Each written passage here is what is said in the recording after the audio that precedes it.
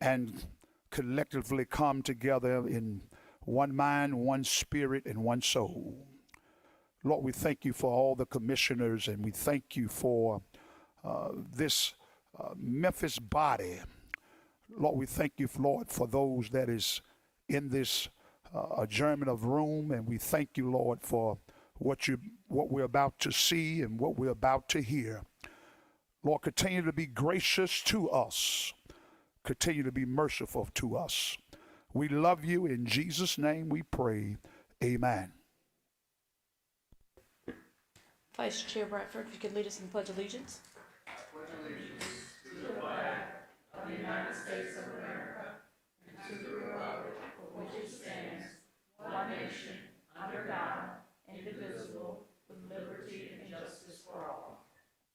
You may be seated.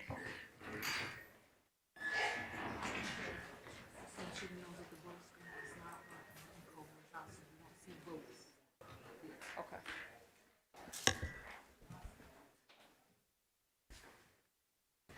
Madam Clerk, if you could call the roll, please. Commissioner Whalen, Present. Commissioner Clay Bibbs, Present. Caswell, Present. Sugarman, Mills, Present. Ford, Wright, Present. Thornton, Morrison, Present. Brooks, Lowry, Present. Bradford, Present. Chairwoman Avent. Present. We have 10 present. We do have a quorum. I want to go first to the approval of the minutes. Can we do that? The November 17th, 2025 minutes, can we do that without objection? Seeing none, the minutes are approved.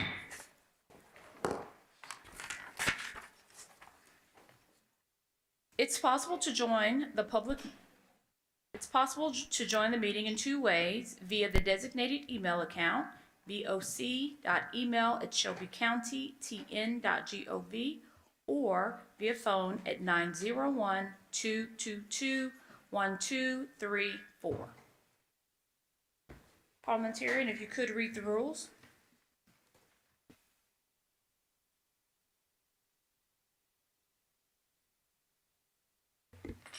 Members of the public who desire to address the County Commission shall request permission by completing an appearance card, which will be given to the chair by a deputy. Members of the public shall be permitted to address the County Commission unless ruled out of order by the chair or denied the opportunity to speak by a majority vote of the commissioners present and voting. Please note that as it pertains to public comment, our rules of order set a limit of no longer than 3 minutes when recognized by the chair.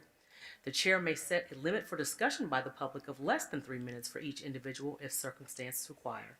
Finally, to the members of the public, if you'd like to express your pleasure or displeasure on a matter before the County Commission, please do so by raising your thumb up, pointing it down, as opposed to applause or other expressions of approval or disapproval. Disruptive members of the public are subject to removal from the Commission chambers by the Deputy Sheriff. Thank you for your attention and in advance for your cooperation today. All right, I'd like to take a moment to recognize both staff and commissioner birthdays for the month of December. Happy birthday to Commissioner Erica Sugarman, who was on December 4th. Commissioner Brandon Morrison, whose birthday is tomorrow. Commissioner Michael Whaley, whose birthday is on the 26th. Audrey Bishop, our staffer, whose birthday is on the 27th. And I'm going to say happy birthday to me. My birthday was yesterday. All the December birthdays. All right, we will now move to the consent agenda items, but we'll begin with a few of our resolutions, memorials, sympathies, and commendations. Parliamentarian, if you could read item number 2. Item 2 is a special resolution honoring businessman, author, and coach Bill Courtney. Sponsored by Commissioner Erica Sugarman, this item was deferred in October 27th, 2025 Commission meeting.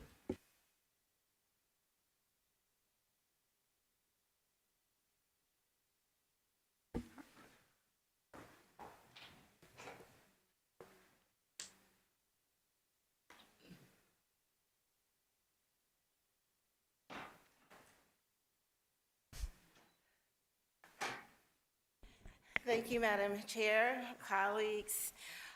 It is an honor, again, to Coach Bill Courtney. He's done so much for our community, and so, again, this is just a token from the commission in your behalf. It's a special resolution honoring businessman, author, Coach Bill Courtney. Whereas the Shelby County Board of Commissioners shall honor individuals working tirelessly to make Shelby County a better place, and Coach Bill Courtney's service, leadership, and commitment to our county proves that he is a candidate for such recognition. Whereas, born in Memphis, Tennessee, one of our own, Coach Courtney graduated with a Bachelor of Arts in Psychology from the University of Mississippi in 1991. During his college years, he worked for the Daily Mississippian as a feature columnist, as a lieutenant commander of Sigma Nu, is co-founder of the Sigma Nu Charity Bowl, which is now the largest Greek philanthropy project in the nation. Whereas Coach Courtney says, every great thing has been accomplished and is yet to be accomplished starts with a dream. One of his dreams, Classic American Hardwoods Incorporated, started in his living room back in 2001. What once started as serving a few states has expanded to 39 states and 27 countries. The company's first international office opened in China in 2007. The same year, it won Memphis Business Journal's Small Business of the Year. And whereas in 2003, 2 years after Classic American Hardwoods Incorporated was founded, he started volunteering as a coach with Manassas High School's football team, the Manassas Tigers. Before Coach Courtney, the team was underperforming and had not won a game in nearly 15 years. With his leadership, the team went from 495 to an 8-2 record. Ooh. The Manassas Tigers and Coach Courtney starred in the 2011 Oscar-winning documentary Undefeated. And whereas Coach Courtney has made numerous television appearances, including Fox News, CNN, and ESPN, he is the author of book Against the Grain, published in 2014. He continues to accomplish more dreams as he currently works on his second book, an executive producer of 2 upcoming films, and whereas today he serves as president and CEO of Classic American Hardwoods Incorporated, with the company bringing in over $80 million in sales annually. He also serves as offensive coordinator for Middle College High School and hosts the podcast An Army of Normal Folks. Coach Courtney would not be where he is today without his biggest dream of all, his wife of 33 years, Lisa, and their children, Maggie, Molly, Will, and Max. Now, therefore, be resolved by the Shelby County Board of Commissioners, we are honored to honor you. Am I supposed to say something? You want to? Very honored. Grew up in this town in apartments.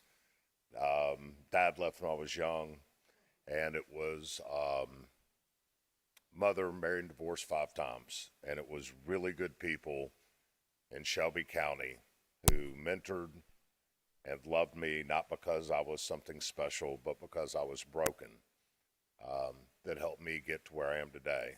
And so I don't see service on any of our citizenry part as something you do to be nice. I see service as a requirement of the gifts God's given us. And so for whatever little bit I've been able to contribute to our county, thank you for the honor. Thank you for what you do. And Godspeed in fairness, service, equality, and love for our county. Thank you. This is your, the main thing, it goes out in public record. Okay. So he'll go down.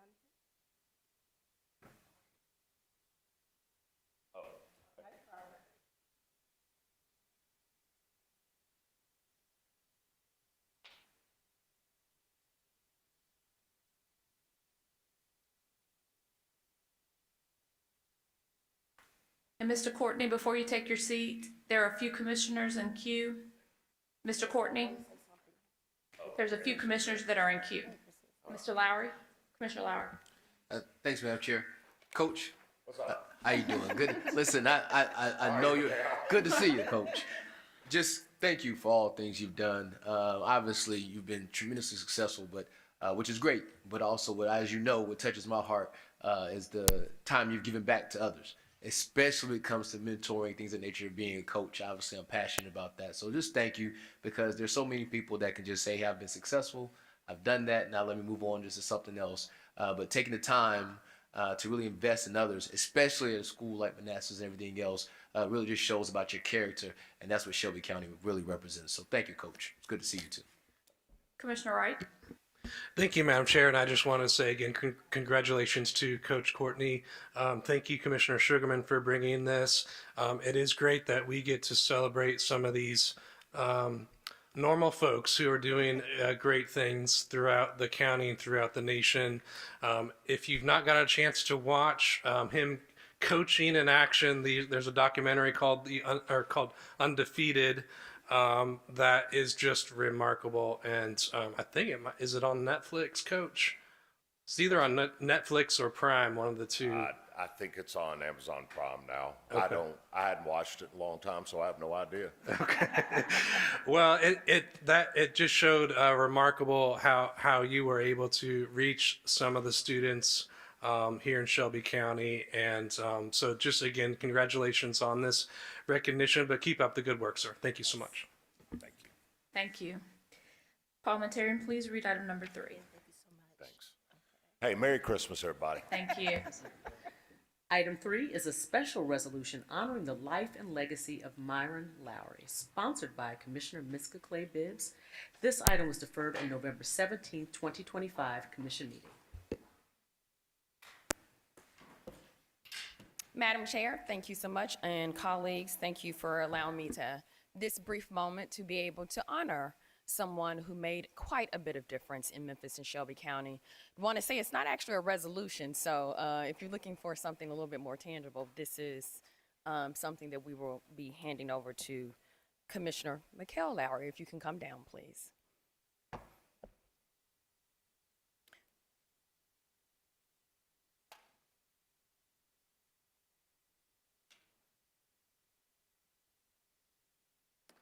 During the time period when we were celebrating the life and legacy of Myron Lowry, both the state of Tennessee, the city of Memphis, and Shelby County had their flags at half-staff.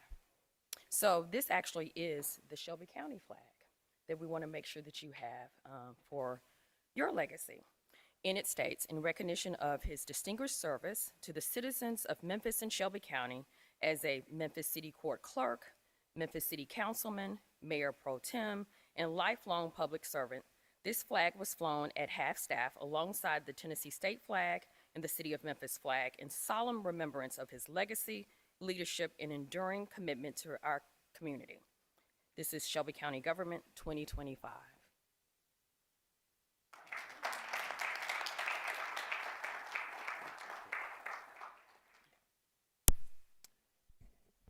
Thank you all so much during this time. My father's birthday, same as yours, Michael Whaley, on the 26th. So it's fitting to be doing it during this month. So I appreciate you all doing this. He loved this county, loved our city, and I just appreciate it. Thank you.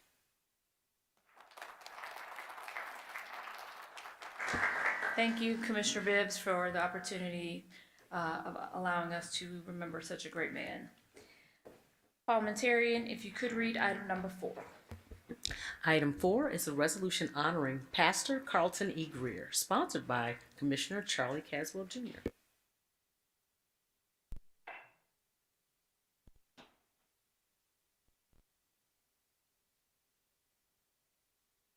Thank you.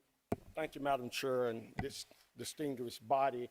It's an honor. I thank Pastor Greer for doing the prayer, opening us in prayer today. But a man I'm truly honored to have here today whose church is doing some amazing work out in the Bartlett. I kind of try to steal him into the unincorporated Shelby County area, but he's right there in Bartlett. And this morning we had the great honor of being in a meeting with the mayor of Bartlett and some other mayors as they are doing some amazing work to bring that community together, not only helping Bartlett, but the surrounding communities. But Pastor Greer here is truly a man of God who is doing some amazing work to help feed and touch so many in our community. I'm just going to read part of this. There's so much to speak about this man of God. Where it is appropriate for this esteemed board of commissioners to honor and recognize distinguished individuals whose tireless efforts and unwavering dedication have made a significant and lasting impact on the lives of others. Whereas Pastor Greer is the respected, blessed pastor of the Holy Ground Church.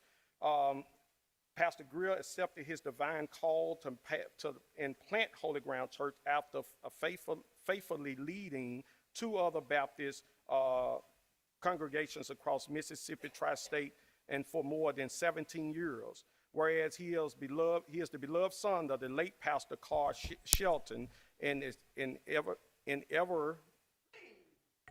Everleen, amen, Greer, his beautiful mother that's here with him, and continues to honor their legacy through a life of faith, humanity, and steadfast services to God and humanity. He is the devoted husband and of First Lady Sheila Greer. Through their spirit-filled union, they are blessed with a beautiful blended family of 4 sons, 2 daughters, and a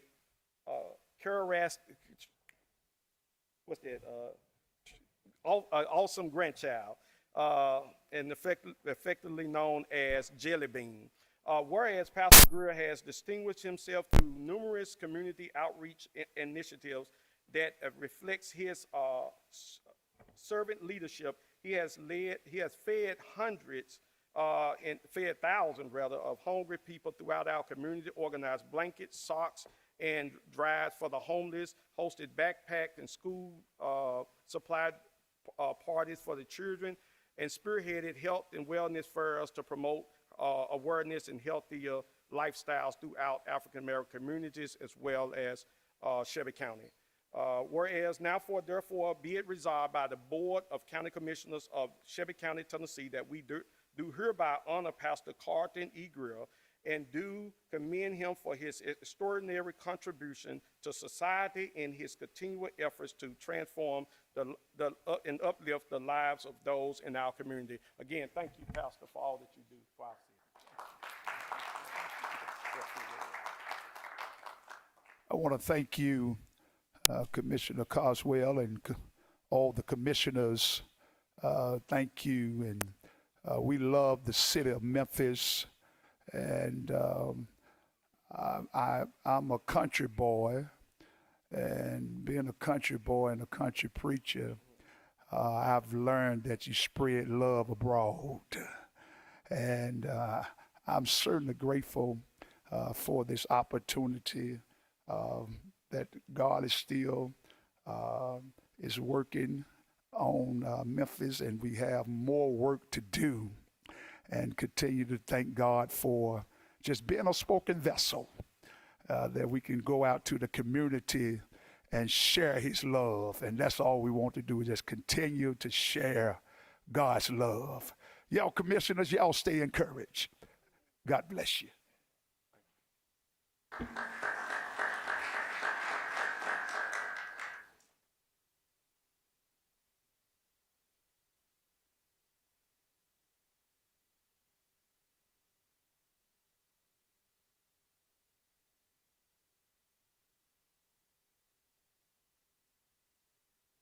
Thank you very much, Mr. Greer, Pastor Greer. Parliamentarian, if you could read item number 5. Item 5 is a resolution honoring Deputy Chief Joe Oakley, sponsored by Commissioner Charlie Caswell Jr. All right. Thank you again, Madam Chair and this board. Come on, Chief Oakley. And thank you for, again, this opportunity to share to both these great leaders. I know I had deferred Pastor Grill to today. But Chief Oakley, again, someone I've been blessed to know for many years, his work in our city and county, just retired from the city of Memphis. It's a lot truly I can say about him and his work. Those we know who know him, I know at the end of his career, he was running the Live Center over there at the city of Memphis. And so when you needed the data around crime and everything in your community, this is the man to make it happen. I know I can call on him again, and I'm just going to read some of this, Chief, because there's so much in your many years of dedicating to our city and our community, you and your wife, who I've known, I think, before you got married, and her great work she was doing in our community, and then and now even your sister-in-law that's here with you, our judicial commissioner. And just whereas Deputy Chief Oakley has an exemplified career with the Memphis Police Department on June 5th, 1989, he inspired by the legacy of his father, who also served as a police officer, following the completion of basic training on October the 20th, 1989. Deputy Chief Oakley was assigned first to the Organized Crime Unit and later to the Uniform Patrol of the North Precinct, serving with diligence and professionalism. Whereas August the 29th, 1986, he earned the rank of sergeant, 1996. My glasses, pray for me. It may not be the glass, it may be my age. He earned the rank of sergeant faithfully serving within the security squad in internal affairs, the Bureau. He demonstrated strong leadership, integrity, and dedication to the accountability of the department. On July the 12th, 2000, Sergeant Oakley was promoted to lieutenant and serving on the central northeast and south precinct, as well as within the Binghamton Coact unit, where he continued to mentor officers and strengthen community partnerships. Whereas on July the 30th, let me make sure I don't leave out here. Whereas on July 21st, 2015, he was appointed to rank of colonel. At the time, he served with distinguished at Airways and Mount Moriah stations. On August the 9th, 2021, Colonel Oakley was appointed Deputy Chief Informational Technology, where he provided invaluable directions in innovation and forward-thinking guidance in advancing technology capabilities across MPD. I'm gonna jump down here. Whereas after more than 36 years of devoted, honorable, and impactful services to the city of Memphis, Deputy Chief Joe Oakley officially retired on October the 31st, 2025. His passion for the law enforcement inspired at an early age by his father as example has shaped a career marked by honor, courage, and unwavering desire to protect and serve the community he loves.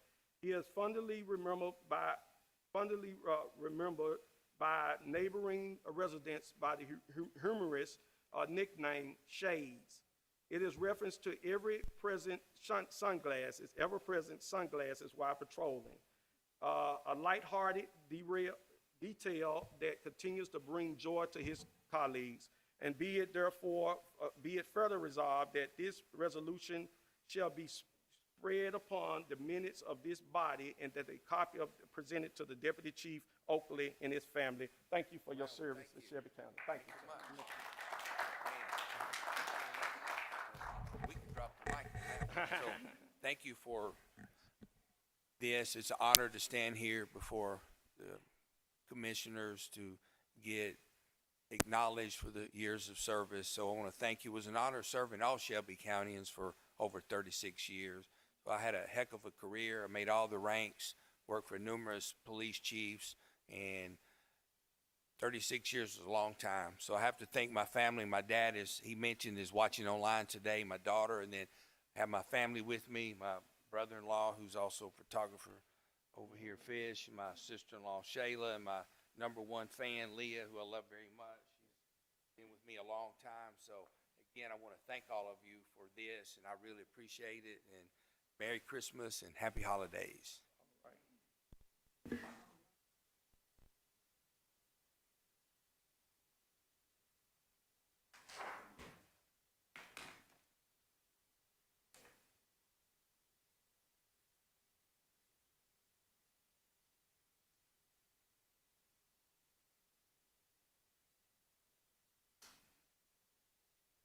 Deputy Chief, before you take your seat, we do have a commissioner in the queue. Commissioner Lowry. Hold on, Chief. Hey, Thank you, Madam Chair. Just want to say congratulations on all the work you've done in our city for the years. I've seen you around for years, known you as well, and you've always been pleasant, but obviously, too, the hard work that you've done for the city of Memphis and just overall community. I want to say appreciate that and thank you. And congratulations on the retirement. I hope you're going to be doing something fun that you look forward to doing and enjoying for the rest of the days. So congratulations. Thank you so much. thank Chief. you. We'll see you at your tournament next year. All right, there you go. I also have a public comment card from Leah Romer Oakley, if you would like to go ahead and speak now. You know, he's law enforcement, so I can't surprise him ever. But I just want to say that Joe has served every district over the past 36.4 years. So when they're going on through all of the details on the proclamation, that really means that he's been a patrol officer all the way up to deputy chief. And not many deputy chiefs can say that they've been through all the ranks in that way. So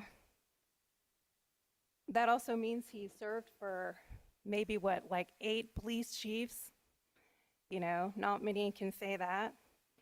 But I would just like to say, not only has he served Shelby County honorably, he has served for over 8 police chiefs. I've watched him over the years respectfully dedicate the majority of his life to protecting and serving the citizens of Memphis and being actively involved in Memphis neighborhoods and faith-based organizations to involve Memphians to become more involved in preventing crime in their neighborhoods.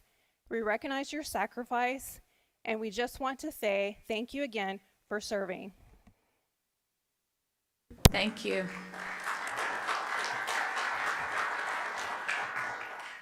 We have a few more other public comment cards. Joe Kent.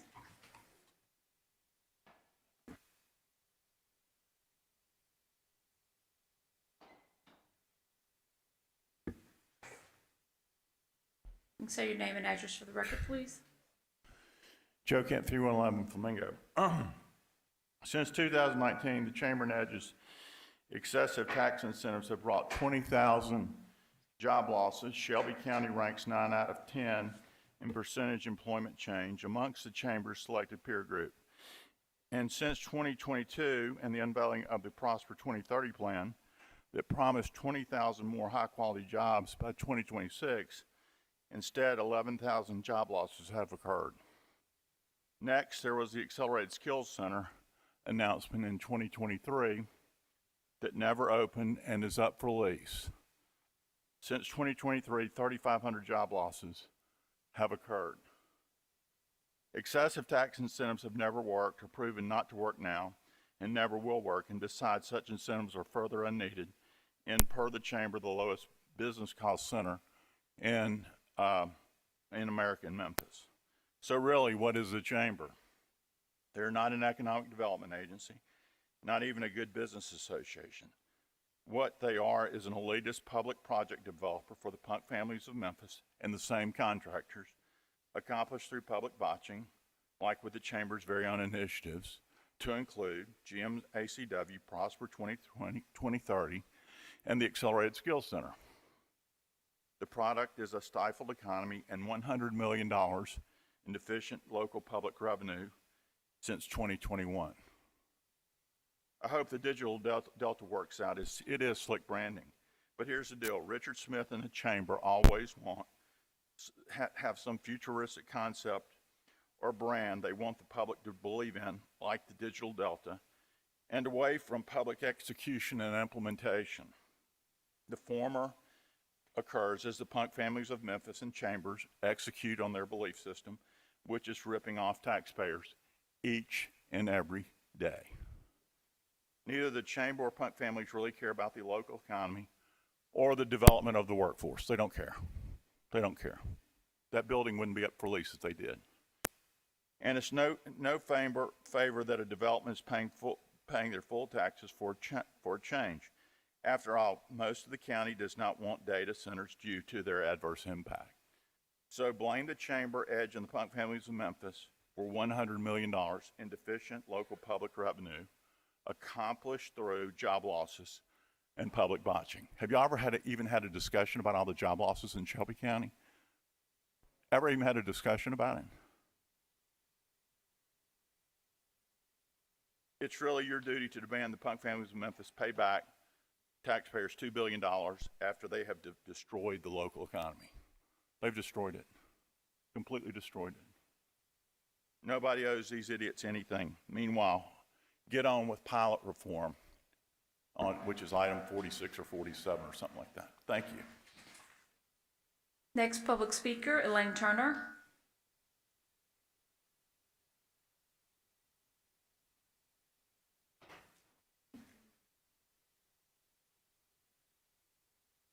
Ms. Turner, if you could state your name and address for the record. Elaine Lee Turner, 1588 East Lawn Street. Good afternoon, commissioners. I am the executive director of Slave Haven Underground Railroad Museum and have served in that capacity for more than 30 years. As many of you know, Slave Haven Museum experienced a fire in January 2024, which caused the museum to be closed for restoration. Although the restoration was completed in June of 2025, we have still not been able to reopen due to complications that are not being properly addressed in a timely manner. As we were preparing the museum for reopening for our Juneteenth celebration, the process was abruptly halted. We have been in a holding pattern since that time. Many of you know that Slave Haven Underground Railroad Museum is a vital part of the history of Memphis, as evidenced by the hundreds of people who visit from throughout the world.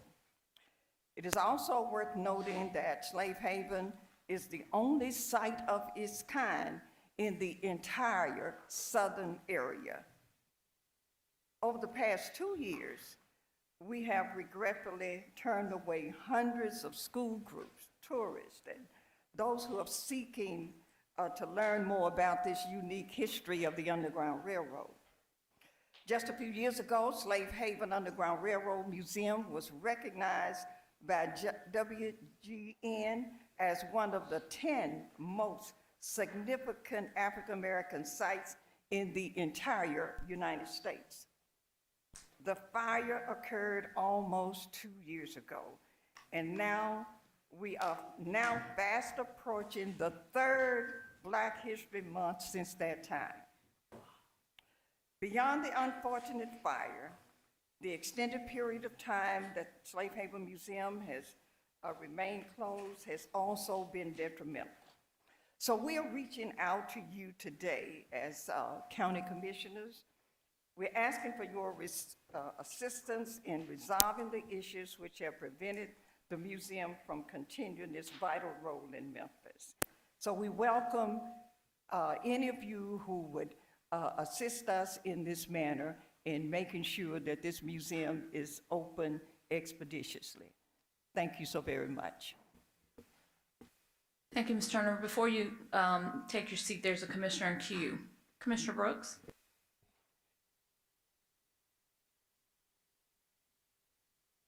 Good afternoon, Ms. Turner. Good afternoon. What are those issues that are preventing you all from going back into business? Yeah, there are several issues that we were told that we had to wait for someone to give approval, and I would like to be able to discuss this further in more detail so that you would have an understanding of what the roadblocks have been. In That's what I'm asking. You need more time. You need to have yes, a long time. and I'm not sure if you In-depth have discussion. that much time. Okay. But I would welcome the opportunity to speak with all of you or whomever is interested. And I know that many of you have supported Slave Haven. in the past years. You've been there yourselves. You have supported us with the 901 passport, with the hundreds of school children who come, and you have been a part of making that happen along with Mayor Harris. So we are just kind of at a standstill now. Are these code issues? They are not necessarily, that is one of the things, but that is, all of that is, the restoration has been complete. But there are some extenuating circumstances that have prevailed that has kept us from reopening. Okay. If you'll call my office and Yeah, my please call assistant, my and we can office. Oh, I call have your a office, conversation. yes. Yes, ma'am. Anybody else? Okay, We thank would you. love to. The phone number is 901-527-3427. 901-527-3427. And we would welcome speaking with any of you and to help us get this resolved, because it is complete. We were about to reopen, we thought, in June, for Juneteenth, as we celebrate Juneteenth every year, but this did not occur, and we have not been able to go into the museum to continue getting the work done in arranging everything and with exhibits and displays that we have in the museum. So I would really love to speak with anyone who can assist us. Thank you so very much for your time. Thank you, Ms. Turner. Our next public speaker is Suzanne Jackson.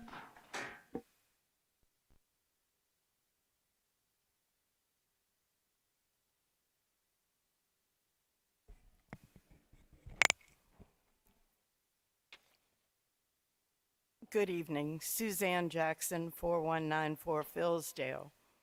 I want to thank the Pilot Ad Hoc Committee and all who participated in thorough consideration of pilots for this holiday gift of receiving the pilot reform recommendations. I want to thank county commissioners for taking these recommendations under thoughtful consideration. I especially commend the intent to encourage a mindset of more community investment that may benefit more of the community than providing tax breaks to corporations and companies. The longest job I held was for more than 11 years in corporate communications at First Tennessee, where I thought I would never last even a day or two. I learned that it was possible to transform some programs, processes, and narratives at the bank by working with teams of folks at the bank and in the community, responding to community concerns by convincing and explaining to bank executives that investing in the community and responding to community concerns was actually of value to them. An example is working along with warehouse staff who had been stalled for at least 5 years. We were able to convince the top executives to begin recycling some of the 2 tons of paper a day that we were using, not because it was the right thing to do, but because recycling would reduce costs and even bring in some funds. I think the recycling is still occurring today. Again, with 10 to 15 community, business, government, school, education groups, we created a collaborative that lasted 20 years, where men and women who were incarcerated built 250 affordable quality homes, cut recidivism by 40%, and participants earned GEDs if they had not yet graduated, and they also said they learned teamwork. Plus, we won national and state and local awards. All of this was possible because we took the time to research, detail, explain, and convince corporate executives that community investment, doing things differently, not only benefits the customers, staff, and the community, but also the corporation itself. I hope as you consider these pilot reforms, you too will convince our corporate and business community that their investment and slightly lesser discounts benefit them more also. Thank you for your consideration.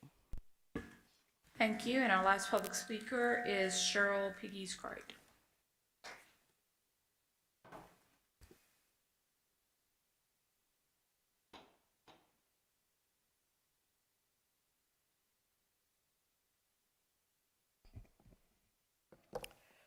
Cheryl Piggy Cright, 856 Paxton Avenue, District 8.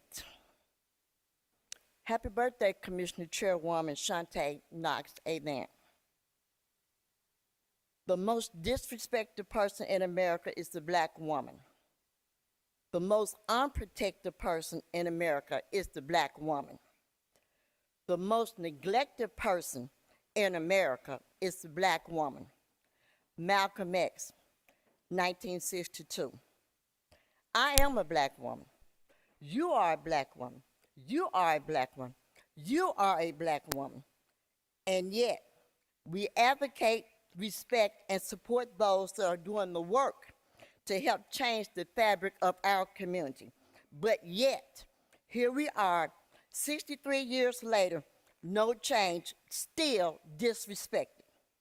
63 years later, still unprotected, still neglected by the leaders of our community, which stings more so than received from others. Let me frame it like this. My numbers may be a little off, but you'll get the point. 922,000 Shelby County is population. 52.6% of the population is the black woman. We're the voting bloc. 43% educated black women. We're the voting bloc. 36.5% black women lead households. 24% of the population is the poverty level. We're the voting bloc. Minimum wage is still $7.25. We can't even get $15 an hour. We're the voting bloc. You just increased the wage of the Shelby County employees to $40,000, which has an impact on that, where my number go, 24% poverty level. Effective, I think, January 26th. The black woman is 64% of the voting bloc. We are your mothers, daughters, sisters, wives, granddaughters, and this is how you treat us. Disrespect from this body, we hired you to represent us. Disrespect from this body, we hired you to make decisions for us. Disrespect from this body that will not even seat an ethics committee to address your own jacked up, irresponsible actions. We say body because we do not see the action taking place to address this unacceptable and deplorable behavior of your own colleagues. This behavior needs to be addressed with swift transition. Shelby County Commissioner, it behooves me to understand as why the decorum of this body continues to be a hot mess. What has been displayed is bad behavior in the workplace. As a community, we do understand that you will not always agree, and that's totally unacceptable. But you have got to play together respectfully. Otherwise, just go to the house. We, the black woman, is the voting bloc that hires. Thank you, Ms. Crichton. We'll now move to the consent agenda items, parliamentarian. Oh, I would like to give a few minutes if anyone would like any items removed from the consent agenda so we can start the clock. I do want to let my colleagues know that we're having some technical difficulties. The voting will not be able to be displayed on the monitors. You will be able to see from your screen, but there will not be a display because the monitors were having some of that technical difficulty. Okay, so we'll add some few minutes on the clock for people to 2 minutes, yes.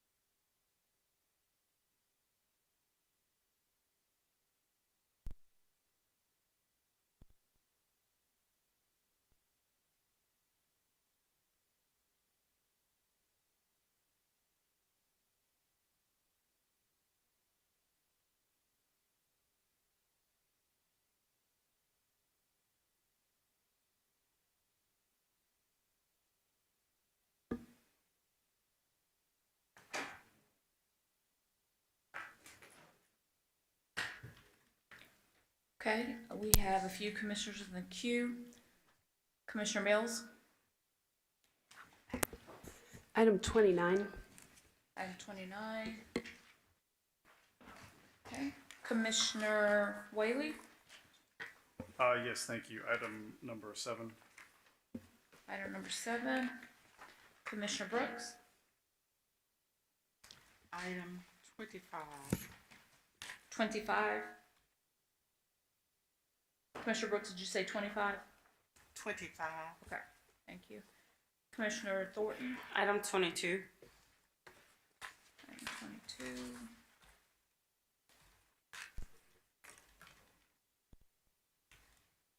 Seeing no other commissioners in the queue, parliamentarian, could you read the consent agenda minus on item number 7, 22, 10, 25, and 29?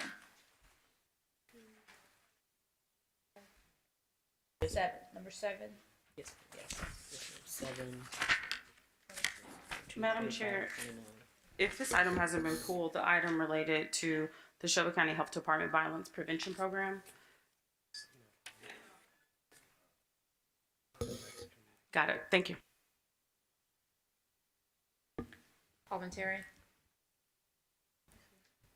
It's on, I think it's on, the item you're referring to is on the regular agenda, correct? It was deferred, per my understanding. Thank you. Thank you. Item 6, 8, and 9 come from the Budget and Finance Committee, which is chaired by Commissioner Whaley. Item 6 is a resolution receiving and filing the October 2025 monthly comprehensive financial update reports entitled Shelby County Government Monthly Commission Division Reports for the year ending June 30th, 2026, sponsored by Commissioner Michael Whaley. Item 8 is a resolution amending the FY 2026 grant budget in the amount of $98,000 to further efforts to secure broadband infrastructure and access to the community in Shelby County, Tennessee through the Broadband Ready Communities Grant Program funding by the State of Tennessee Emergency Broadband Fund. This item requires acceptance and expenditure of FY 2026 grant funds in the amount of $98,000, sponsored by Commissioner Michael Whaley. Item 9 is a resolution receiving and filing the report on debt obligation of Shelby County government for the issuance of the Interfund Tax Anticipation Note, Series 2025, as authorized by the County Commission on November 17, 2025, item number 35, sponsored by Commissioner Michael Whaley. Item 10 comes from the Public Works Committee, which is chaired by Vice Chair David Bradford. Item 10 is a resolution approving contract with A&J True Touch Cleaning Services, LLC, to provide carpet vinyl, VCT, and brick floor maintenance for Shelby County support services in various Shelby County buildings on an as requested, as needed, and where needed basis, commencing upon execution through June 30, 2026, in the amount not to exceed $85,000, with an option to renew for 2 additional one-year periods upon the same terms and conditions. This item requires expenditure of FY 2026 general funds in an amount not to exceed $85,000, sponsored by Commissioner David C. Bradford, Jr. Items 11 and 12 come from the Hospitals and Health Committee, which is chaired by Commissioner Clay Bibbs. Item 11 is a resolution to amend the FY 2026 Shelby County Health Department Grant Fund operating budget in the amount of $23,572 for a total contract amount of $2,560,400 to support the Community Health Access and Navigation in Tennessee CHANT program for the period beginning July 1, 2025 through June 30, 2026. This item requires the appropriation and expenditure of state grant funds in the amount of $23,572, sponsored by Commissioner Miska Clay Bibbs. Item 12 is a resolution to amend the FY 2026 Shelby County Health Department CSCHD Grant Fund operating budget in the amount of $9,000 for a total contract amount of $99,000 to support the SCHD viral hepatitis program beginning July 1, 2025 through June 30th, 2026. This item requires the appropriation and expenditure of state grant funds in the amount of $9,000 for a total contract amount of $99,000, sponsored by Commissioner Miska Clay Bibbs. Item 13 comes from the Hospitals and Health Committee with Commissioner Wright as acting chair. Item 13 is a resolution amending the FY 2026 Shelby County Health Department Grant Fund operating budget in the amount of $6,902,702 for the purposes of approving a grant from the U.S. Department of Health and Human Services for the Ryan White Part A HIV Emergency Relief Grant Program for the period beginning March 1, 2025 through February 29, 2028. This item requires the appropriation and expenditure of federal grant funds in the amount of $6,902,702, sponsored by Commissioner Miska Clay Bibbs. Items 14 through 21 come from the Law Enforcement Corrections and Courts Committee, which is chaired by Commissioner Wright. Item 14 is a resolution to amend the FY 2026 operating budget to expend grant funds from the State of Tennessee Department of Safety and Homeland Security Tennessee Highway Safety Office. This item requires appropriation and expenditure of federal to state grant funds in the amount of $35,000, sponsored by Commissioner McWright. Item 15 is a resolution to amend the FY 2026 operating budget to expend grant funds from the State of Tennessee Department of Safety and Homeland Security Tennessee Highway Safety Office for the Shelby County Sheriff's Office. This item requires appropriation and expenditure of federal to state grant funds in the amount of $500,000, sponsored by Commissioner McWright. Item 16 is a resolution approving the expenditure of Shelby County Sheriff's Office grant funds in the amount not to exceed $86,685.04 for the purchase of 2 laser scanners to document crime scenes using 3D scanning technology. This item requires the expenditure of FY 2026 Shelby County Sheriff's Office grant funds in an amount not to exceed $86,685.04, sponsored by Commissioner McWright. Item 14 is a resolution to amend the FY 2026 operating budget to expend grant funds from the State of Tennessee Department of Safety and Homeland Security Tennessee Highway Safety Office. This item requires appropriation and expenditure of federal through state grant funds in the amount of $25,000, sponsored by Commissioner McWright. Item 18 is a resolution to approve the transfer of 1 Shelby County Division of Correction fleet vehicle to the City of Millington Police Department. This item requires the transfer of county assets with a nominal value, sponsored by Commissioner McWright. Item 19 is a resolution approving a purchase from Allen J. Automotive, Inc. in an amount not to exceed $237,825 for 5 fleet vehicles to provide transportation service for residents of the Shelby County Government Division of Corrections and Youth Justice and Education Center. This item requires appropriation and expenditure of FY 2026 Youth Justice and Education Center general funds in an amount not to exceed $95,130 and correction enterprise funds in an amount not to exceed $142,695, sponsored by Commissioner McWright. Item 20 is a resolution approving the Shelby County Government Applicant Agent Hazard Mitigation Grant application for Generator Project SC99 on behalf of Shelby County Emergency Management and Homeland Security Agency to apply for the Tennessee Emergency Management Agency Hazard Mitigation Grant, sponsored by Commissioner McWright. Item 21 is a resolution approving the Shelby County Government Applicant Agent Hazard Mitigation Grant application for the National Oceanic and Atmospheric Administration NOAA Weather Radio Project SC100 on behalf of Shelby County Emergency Management and Homeland Security Agency to apply for the Tennessee Emergency Management Agency Hazard Mitigation Grant, sponsored by Commissioner McWright. Item 23 comes from the Land Use Planning, Transportation, and Code Enforcement Committee, which is chaired by Vice Chair David Bradford. Item 23 is a resolution approving the purchase of furniture with Space Group in an amount not to exceed $103,195.21 for the purpose of providing office furniture and equipment at the Division of Planning and Development offices located at 125 North Main Street. This item requires the expenditure of FY 2026 enterprise funds in an amount not to exceed $103,195.21, sponsored by Commissioner David C. Bradford, Jr. Item 24 comes from the Education Committee with Commissioner Caswell as acting chair. Item 24 is a resolution requesting the state of Tennessee to mandate artificial intelligence AI education in high school curricula beginning the 2026 through 2027 school year, sponsored by Commissioner Charlie Caswell, Jr. Item 26 comes from the Community Services Committee, which is chaired by Commissioner Caswell. Item 26 is a resolution amending the FY 2026 Grant Fund operating budget and the FY 2026 position control budget in the amount of $74,270 and adding 1 full-time position for the period of October 1, 2025 through September 30, 2026 to utilize federal grant funds from the Office of Juvenile Justice and Delinquency Prevention through the Tennessee Commission on Children and Youth for the continuation of programming at the Youth and Family Resource Center. This item requires the appropriation and expenditure of FY 2026 state grant funds in the amount of $74,270, sponsored by Commissioner Charlie Caswell Jr. Item 27 comes from the Conservation Committee, which is chaired by Commissioner Mills. Item 27 is a resolution receiving and filing the first quarter report of the Shelby Farms Park Conservancy for the year ending June 30th, 2026, sponsored by Commissioner Amber Mills. Items 28,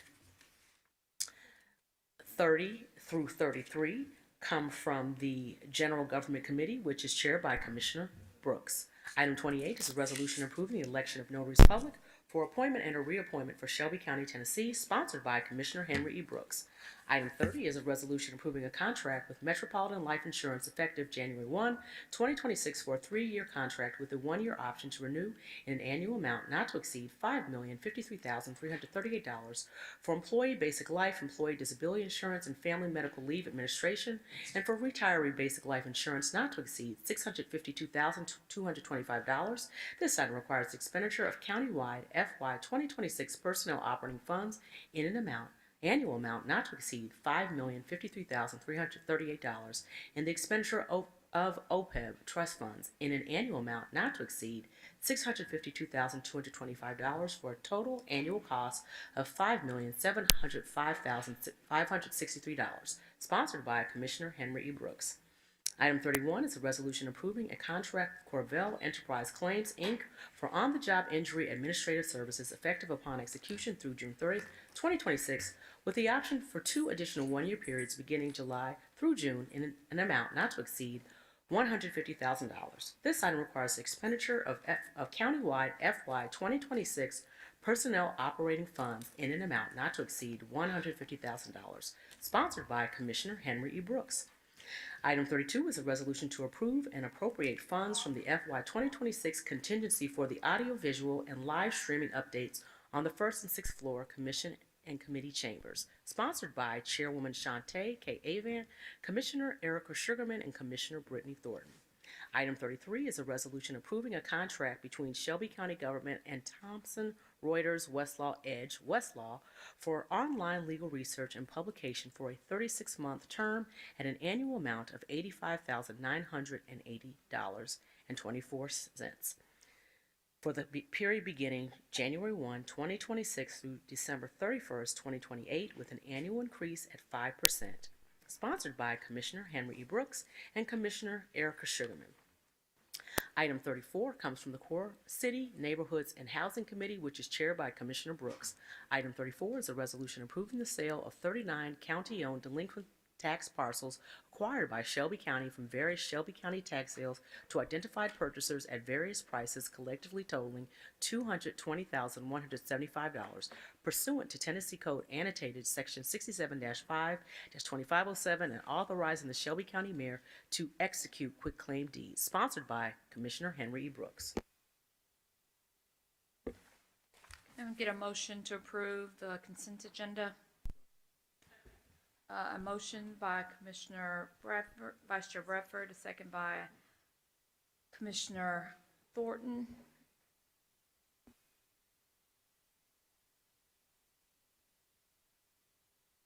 All right. Can you prepare, Madam Clerk, prepare the screens for a vote?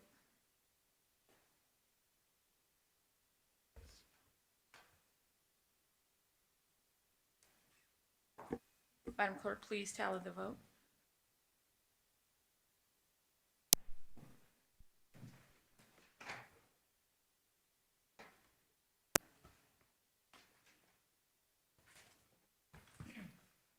We have aye votes from Commissioners Wiley, Caswell, Sugarman, Mills, Wright, Warrenton, Morrison, Brooks, Lowry, Bradford, and Chairwoman Avant. We have 11 aye votes.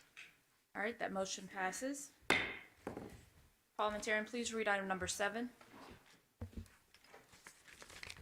Item 7 comes from the Budget and Finance Committee, which is chaired by Commissioner Whaley. Item 7 is a resolution establishing a budget process for the fiscal year FY 27 ending June 30th, 2027, sponsored by Commissioner Michael Whaley. I have a motion by Vice Chair Bradford, a second by Commissioner Whaley. Commissioner Whaley, you're recognized.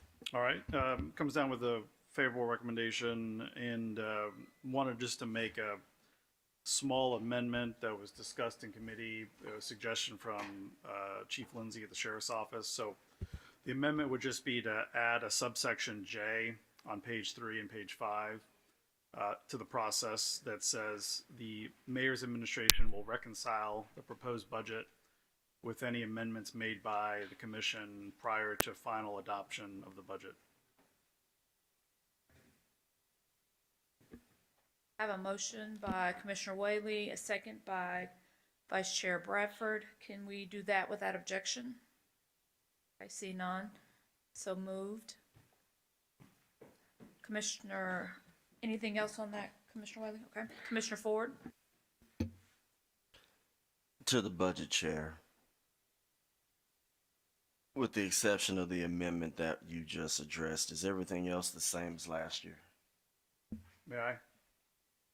Recognized. All right. For the most part, except I did add language around the administration submitting a draft budget to the comptroller prior to submitting the budget. That is new. What letter is that so I can look at it online? It's the one right before this one. So let's see.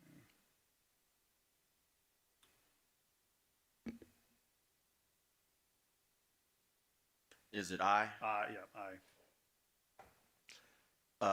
Let me ask you this. We know what the timelines are. I would not want this body as well as this administration to leave the next administration and the next commission in limbo regarding the next budget. So I need a date. Like I know for example, you got a compensation policy being presented by April 22nd, 2026. So are there any dates that need to be addressed for in order to make sure that we have the business taken care of? And I say that because I'm disinterested in what the administration says they want to do. If that was the case, we wouldn't have bad letters for the last 3 years. The comptroller's office stated that it's the governing body that should also be responsible. So as one of the people of the governing body, I'm asking, do we need to make I is good. I agree with it. But do we need to make it a little bit more timeline as far as like putting a date? Because I don't want to leave it out here. Like let's say we get done June 30th, the last day of the budget like we did before. I just believe we need to have a cushion so we can see exactly what they're going to address before it leaves out, and then we don't know what's going on. Yeah. So realistically, what I would recommend is that, it's hard to predict how long we will take in the process. That's obviously up to us. But there are specific structural components of the budget that have to be submitted in order for it to be proper. And so we could, if we wanted to, put a date in here much earlier than the approval of the budget. So essentially, once the proposed budget is submitted, such that the proper amendment or the proper attachments are included. That would be my suggestion. Yeah. But so I'm glad you said that. So okay. Could you take as a friendly amendment for the mayor's administration will submit a draft budget document to the comptroller prior to submission of the adopted budget when the budget is presented to the body.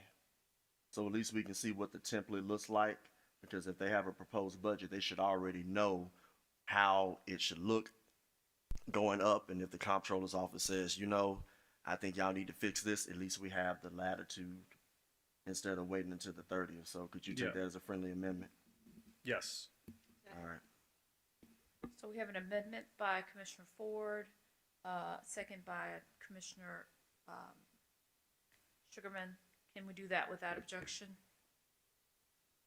Okay, seeing none, so moved. Commissioner Thornton, you're recognized. Thank you, Chair. I just wanted to the public just emphasize that this resolution is kickstarting our budget process. I think a lot of people wait until April and May, which according to the outline timelines is too late. So in section 1B, it says community participation in helping determine budgetary priorities will begin in Q3 of fiscal year 26. That's January through March 2026, in collaboration with the Mayor, Shelby County Board of Commissioners, and the other elected officials. Elected officials are strongly encouraged to include community members, partners, and leaders of local neighborhood associations, community development corporations, block groups, and other relevant persons or organizations in the community-centered budgeting process. And so just to the public, please take note of that. A lot of people make requests throughout the year, but this is a great opportunity for you to get more sizable investment into your initiative that you're looking to do within your neighborhoods. And just to the chair, I know, I mean, it's been 4 years of seeing what is our interpretation of a participatory budgeting process, which has been lackluster at best. And so I'm curious, is there anything that we are consciously going to do differently for fiscal year 27 to be able to get more inclusion and representation in the budgeting process? To the chair. Commissioner Wiley. Yeah, no, it's good. I mean, I think we certainly should always strive for more participation. So, you know, we're obviously going to try to lean on prior partners for getting out the word. We'll have I'll be able to share a full schedule of this at the beginning of the new year, so that you can see when some of these things will be. But I think some of it's up to us to be able to share it with those you think would want to engage in it. We know it's a challenging thing to be able to get people to turn out for, but hopeful that if we work together, we can try our best to get as many people to be a part of the process. Thank you, Chair. I would just say, just to the body and particularly to our PR professional, if we could just be intentional to make sure that we are sharing information and also just producing. I think that Rashad should produce something to notice the public of this particular resolution passing today and just what it means to put everyone on notice about that January through March timeframe. Thank you. Madam Clerk, please prepare the screens for a vote.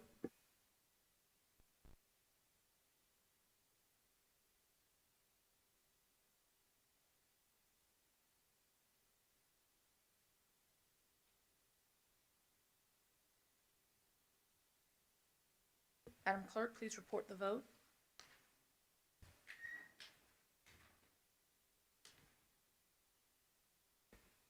We have aye votes from Commissioners Whaley, Clay Bibbs, Caswell, Sugarman, Mills, Ford, Wright, Thornton, Morrison, Brooks, Lowry, Bradford, and Chairwoman Avant. We have 13 aye votes. That motion passes. Parliamentarian, please read item number 22. Item 22 comes from the Land Use Planning, Transportation, and Code Enforcement Committee, which is chaired by Vice Chairman David Bradford. Item 22 is a resolution approving a contract between Shelby County Government and The Works, Inc. in the amount of $254,660.25 for community engagement services for a Mid-South Comprehensive Climate Action Plan as outlined in RFQ number 24-002-16.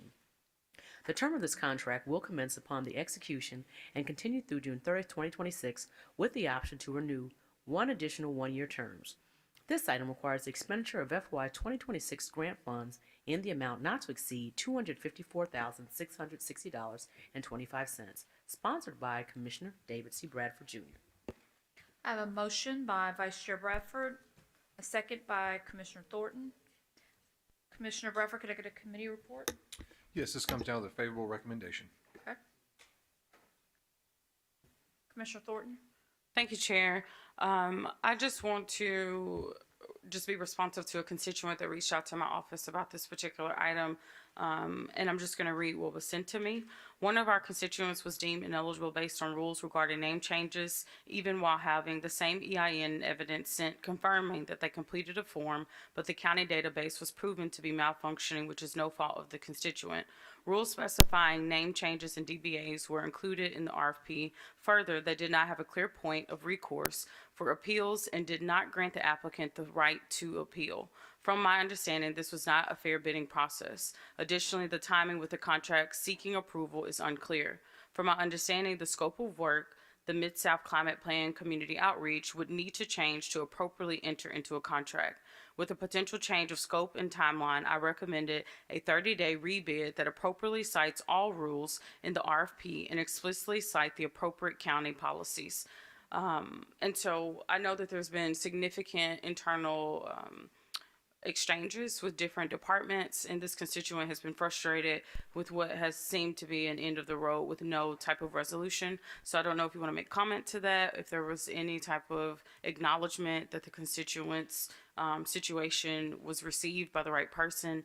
But it was very concerning to see what seems like potentially a preferential bidding process because this particular applicant was not able to participate.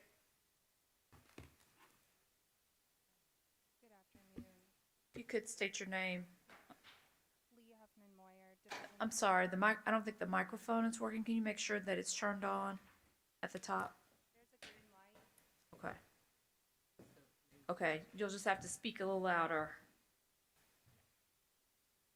Lee Huffman-Moyer, Division of Planning and Development. I believe that this would be a question for purchasing. To my knowledge, I really went through the purchasing process, and all questions of that sort are related through the purchasing department. I only received what they told me were the responsive bidders. We Okay. received 2 bids. Thank you. If purchasing could come down and respond.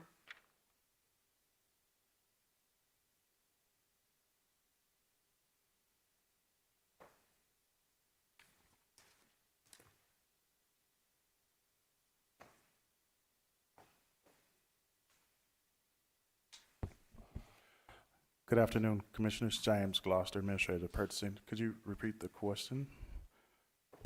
I heard some of it about the process. Right. So this particular constituent feels that this is an invalid bidding process. I'm sure have you been notice of this particular constituent's concern about this contract? I'm not familiar with this particular situation, but if there's an issue or concern, if there's anything that needs to be appealed, talked about, they would reach out to me and I would get back with them about it, but I don't have any specifics on this particular one. And also, if they were deemed non-responsive, there's a joint effort between the EOC department and purchasing to confirm which vendors will proceed within the process that met the minimum qualifications. So this particular, I'm sorry, let me be in order. Chairwoman, am I recognized? You are recognized. Thank you. Not deemed unresponsive, deemed ineligible based off of rules regarding name changes. So so you're saying that there have been no complaints filed in this bidding process for this item? James Gloucester, Administrator of the person, depending on where it was in the process, and I don't want to misspeak or speak for EOC, if they didn't do something within the registration process, it wouldn't even get to purchasing. So you've referenced the EOC. Director Pearson, are you able to speak? I'm just trying to acknowledge from the administration side that you have been aware. I've been CC'd on the communications. So I know for a fact that there have been attempts to reach out. I see Raven Chandler is CC'd on this. Has EOC been noticed of this particular item? Linda Pearson, Office of EOC, no ma'am. Do you mind saying the name of the vendor? Or? This particular vendor is Young, Gifted, and Green.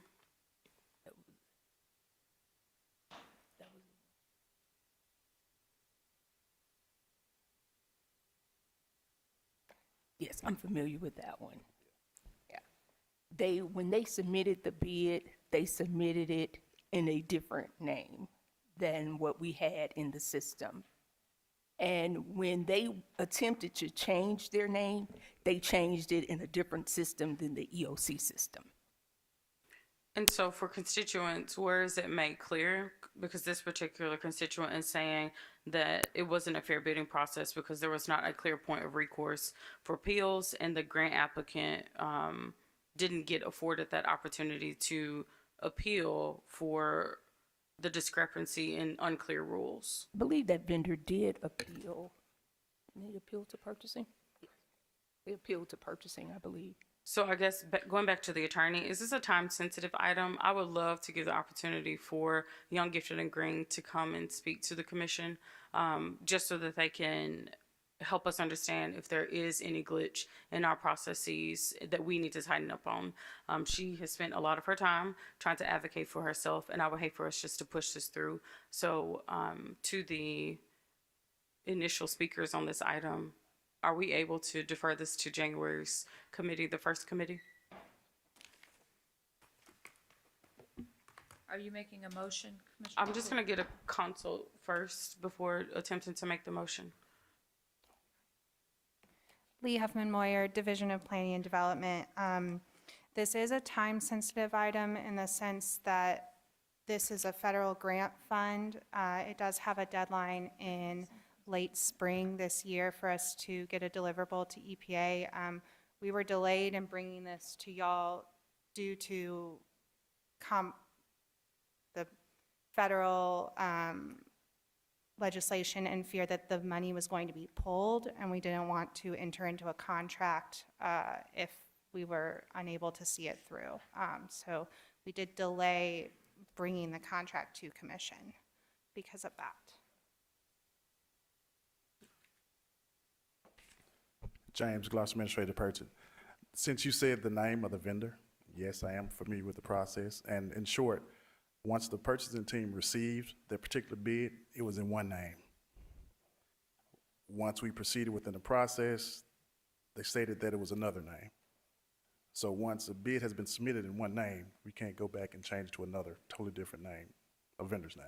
So that was part of the situation. So yeah, that's kind of what happened in that situation. Thank you, Chair. I would like to make a motion to defer this to the first committee in January. I have a motion by Commissioner Thornton to defer January 7th and a second by Commissioner Sugarman. I object. I have an objection by Commissioner Morrison. So we are now on the, we'll need to vote on whether or not we are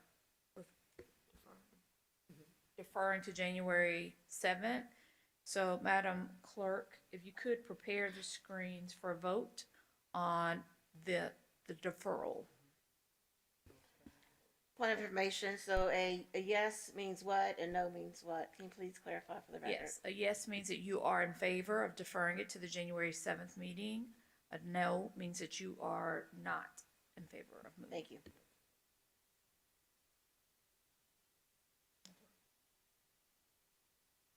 And it's the majority of those present and voting.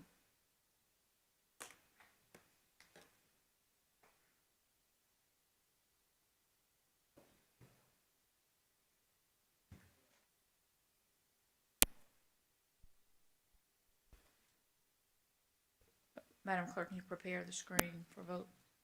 This is on the deferral.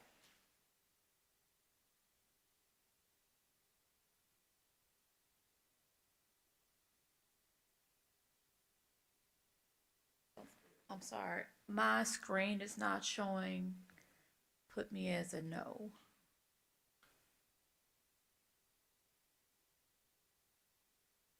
Is there anyone else that would like to vote on this issue?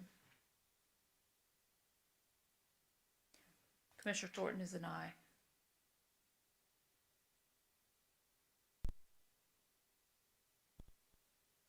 Okay, so the can you report the vote, Madam Clerk?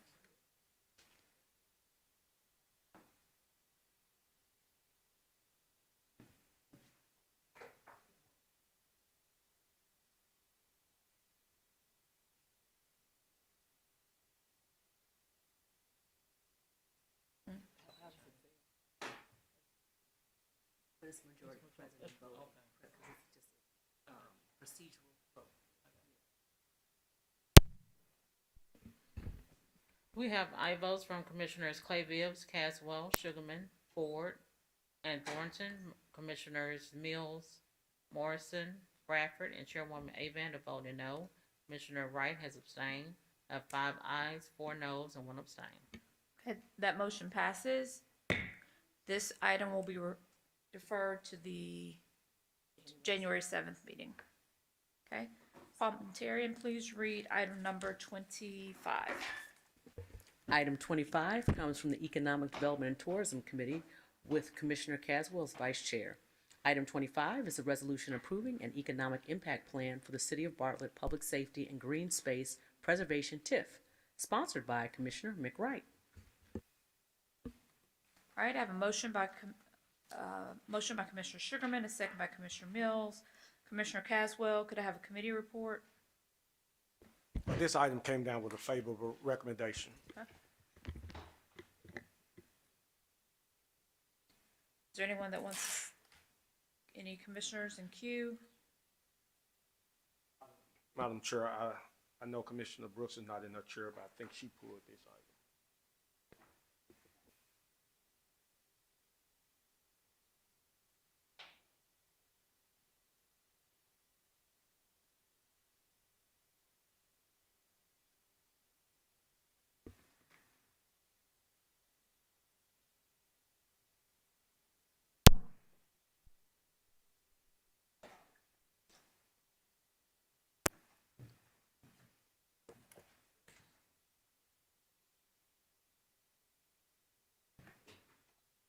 Commissioner Brooks, are you wanting to speak on this item, number 25? Item 25.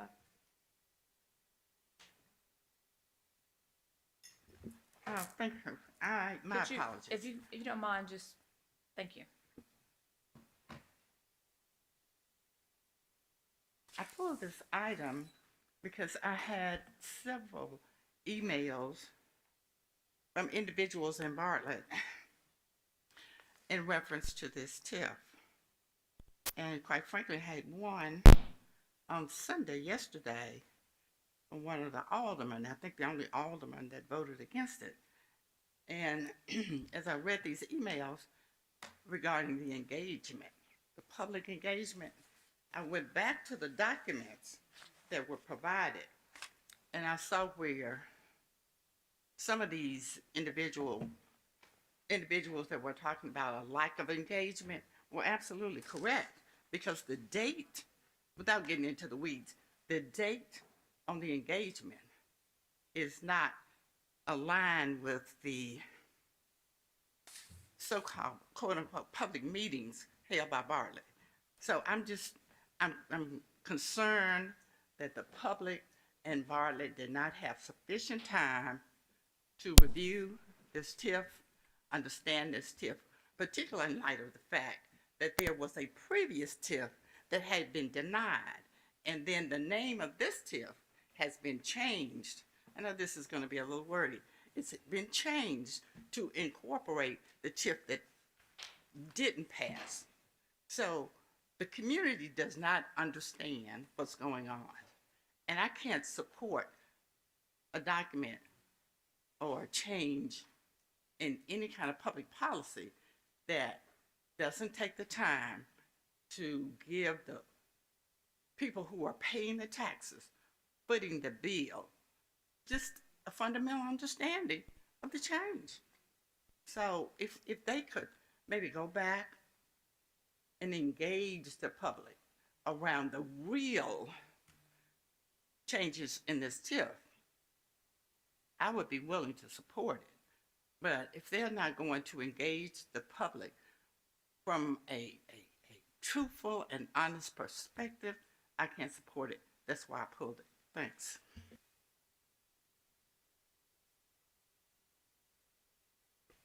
Okay, seeing Commissioner Thornton. Thank you, Chair. Through the chair to Commissioner Brooks. Commissioner Brooks, do you recall when Rashawn Austin came to represent her TIF, when there was opposition? I believe that this body, I don't know if we require additional meetings or documentation. Are you familiar with any previous process that we've done for a TIF that could be applied here? Because I've only seen the support provided by the applicant. If there is objections to this, or if there are objections to this, it would be nice for those just to be recognized and documented as well. Commissioner Brooks.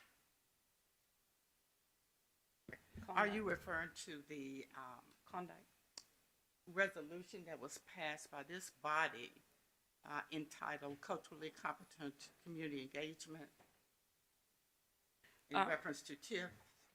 To the chair, to Commissioner Brooks. I'm more so thinking through what would have triggered that particular legislation, and if that legislation speaks to what is a requirement to acknowledge those in opposition to a TIF.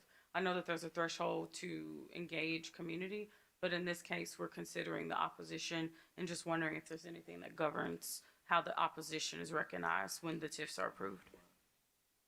Am I recognized? Commissioner Brooks.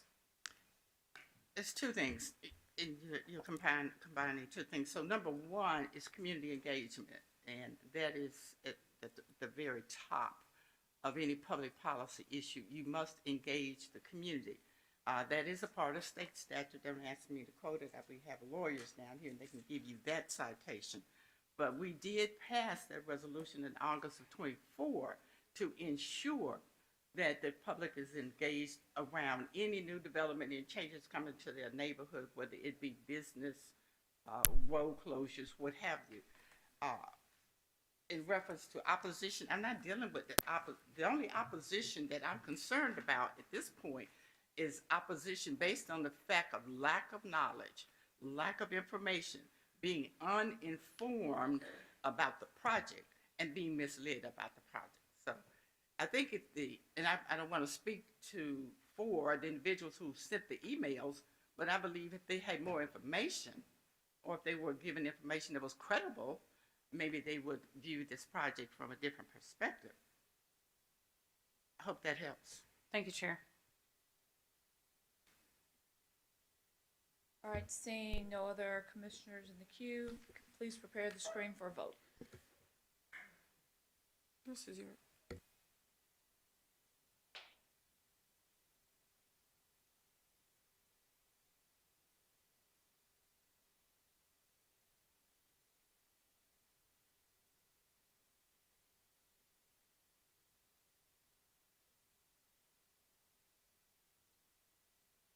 Madam Chair, I know that we're in the process of voting. The screen has not come up yet, but if I could take a moment of personal privilege around this. Ma'am? You're recognized. Thank you.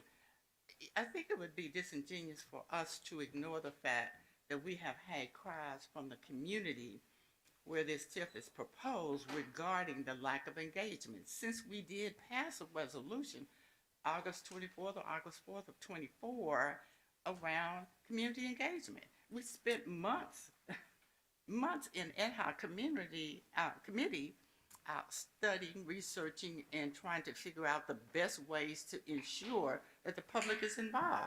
This is our work. This is the work produced by this body. So I think it would be disingenuous for us to have policy that we just passed dealing with this subject matter and ignore it. I think this was discussed in the committee, that process, and at that time they addressed what as part of that community plan. So we are going to go ahead and move forward with the vote. Oh, that's fine. That's fine. But I needed to take a moment of personal privilege so that could be cited on the record because I'm the sponsor of that community engagement resolution. Thank you.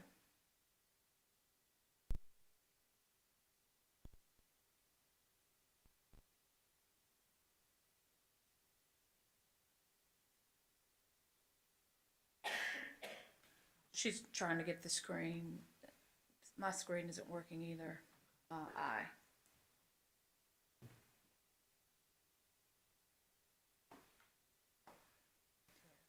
Madam Clerk, please report the vote.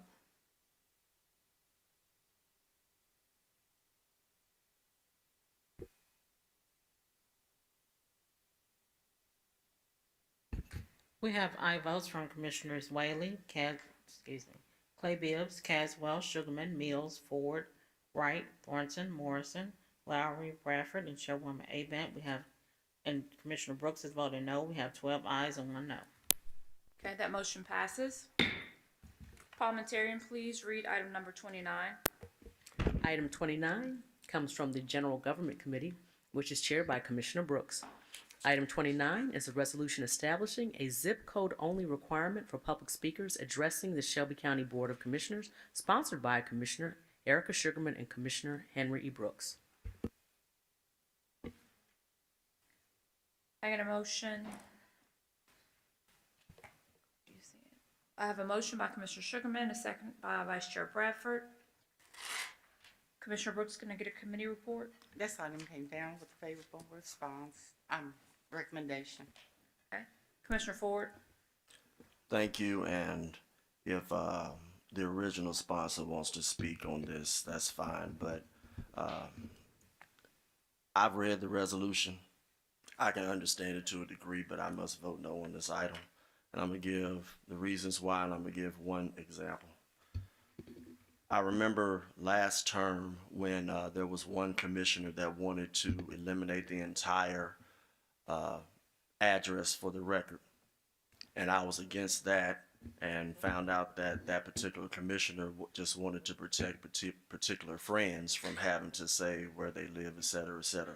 I know there's some crazy people out there. I know a lot of them. But the point I'm trying to make is providing a full address reduces the risk of people actually misrepresenting themselves as residents of the area when they may not be. This could be important on items that we have that have contention where people from outside the community could try to come here and influence decisions. I'll give you one example. When I was on the city council, you had the benefits that came up, and you were basically listening to individuals that stated the same address over and over. So it wouldn't even matter if they said what their zip code was. These people were living in Arlington, Bartlett, Collierville, Lakeland, Germantown, Millington, Mississippi, Arkansas. Some flew in from Missouri. But they made sure they said that Jefferson Street address. And this former councilman was like, wait a minute, I know all of y'all don't live with each other. That might be some Sodom and Gomorrah going on if that's the case. But it was misrepresentation of the people of the city of Memphis. We found out later that 70% of those people who filled out cards misrepresented who they were, and the city council had to change a rule, which I don't necessarily agree with, that basically stated if you don't live in the city of Memphis, you're not even allowed to speak. The reason why I bring this up is because I've seen this type of example where people are not taking what we have in place for what it's worth. We don't have to be like the city council if we don't want to, but I will say this. I did look at the last minutes from the Memphis City Council, and they do put the name and the full address of the people that speak.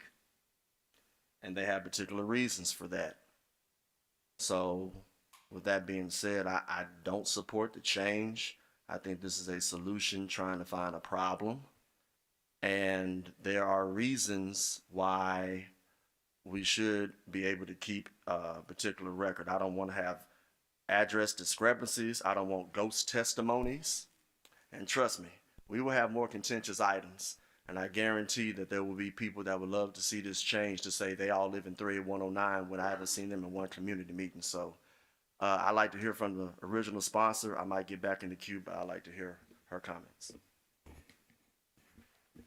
Commissioner Sugarman? Thank you, Madam Chair. And so I just want to state to the listening public, I received emails, I've listened to you all, even at the commission, you all stated that you do not feel comfortable with stating your address. And as a result, I created this resolution. Having said that, on the card, you would still have to disclose your full address. And when you're speaking, you will still state your name and your zip code so that we will know if you are one of our constituents. And so again, public safety is an issue, especially in this time that we live in. People take things personally a lot of times, and it escalates, and it's a safety issue. According to National Crime Prevention research, over 1 in 3 Americans have experienced some form of harassment, and public disclosure of personal information significantly increases that risk. Women, seniors, domestic violence survivors, immigrants, and justice-involved individuals are disproportionately affected by safety risks tied to public identification. There's also the chilling effects on civic participation. Research on civic engagement consistently shows that privacy concerns reduce public participation. I see that in the classroom a lot. When I have students, for example, who do want to participate, but for whatever reason, they decide not to. And so, again, we do not want to go down to this discourse of not being able to support the community who may, in fear, decide they do not want to communicate. Again, all information will be disclosed on their card for our records. The only thing that they will not have to say publicly on the mic will be their address. They will state their zip code. And so, again, we want to protect our people who are coming out to speak, and I encourage more people to come out and speak along this discourse, because that is why we make policy. We listen to the public. We determine, oh yes, this is an issue. We need to address this. And again, my concern is the chilling effect on civic participation. Again, the zip codes will establish residency and relevance. For example, when individuals come up to and speak on the mic, and I recognize certain zip codes that we all have asked for zip codes, again and again, when people are giving reporting, again, we can determine whether or not these are our constituents. And again, this is a response to the public outcry about they do not want to say publicly on the mic their address. Their address will be recorded in the records on the card as usual. Thank you, Commissioner Sugarman. Commissioner Thornton. Thank you, Chair. I don't know if this is more appropriately addressed to the parliamentarian or legal as it relates to the rules around stating your address. Is that legal or is it you? Had this been addressed to me, I probably would have recommended a rule change. I mean, resolutions are typically like an agreement between the legislative body and the executive body. Something of this nature, where it's typically something that we would require the public during public comment, and how that is to appear would seem to me to be more relevant to be incorporated into the permanent rules. However, you can proceed. In either way would be effective, but I would suggest maybe if you do continue to take this up, that there may be some component or some other resolution that comes forward to amend the permanent rules in accordance with this resolution. Okay, I'm just going to ask my question. So, is it appropriate for our speakers to use their home or work address? I would defer that question to the county attorney. So there's two things. One, it's not in you all's permanent rules at all. That's just kind of what happens. And so the proposed resolution, I do agree with the parliamentarian that it should be a change to the permanent rules, but there's nothing that states that it has to be on the record. And so for the purposes of record keeping, what the resolution proposes is that the address is given to the clerk or written on the card that is presented by whoever wants to do public comment, and they can provide their zip code on the record. So we're establishing a rule that currently doesn't have to be enforced because it's just a customary practice to state your address. Right, it's not in the rules. Right. And so with that being said, just to my colleague, I think that makes this just a mute resolution. Anyone that doesn't feel comfortable doesn't have to state their address currently, as it's not stated in our permanent rules that they have to. Thank you. Thank you, Commissioner Thornton. Commissioner Ford. My last comment on this, and I understand again what the original sponsor was saying. I just believe that this opens it up to groups that if the study says whatever it says, okay. I've seen some reality. Let me go back to the example. 70 or 80 cards with the same address / zip code. 70% of them did not live in the city. 100% of them did not live at that address or zip code. That had nothing to do with safety or anything whatsoever. It's published on the city council site after the fact so that all 13 council members can actually see who those people were, and it's public record. The way that this resolution is written is it will not be published in the minutes, and unless a commissioner up here gets all of the cards to inspect themselves you wouldn't know if those folks were from Memphis, Tennessee, or Memphis, Indiana. You wouldn't know. I believe that, yeah, there is a public safety factor, but I don't believe that it is the most significant factor. I think that around election time, people are going to have contentious items that they want to get passed. I'm not saying anybody in particular, but I'm saying 2026 is next month. We have a lot of items. We got people that want to come down here saying they live in 38116, and I'm be like, you know, you live in North Memphis. There are going to be some people that say they live in 38109. You know, you live in Batesville, Mississippi. I just think that the integrity of the process is going to be taken away if we make this particular change. There's a reason why the city council made their one change of you must live in the city, because people took advantage of not following what was in place. Let the votes fall wherever they may.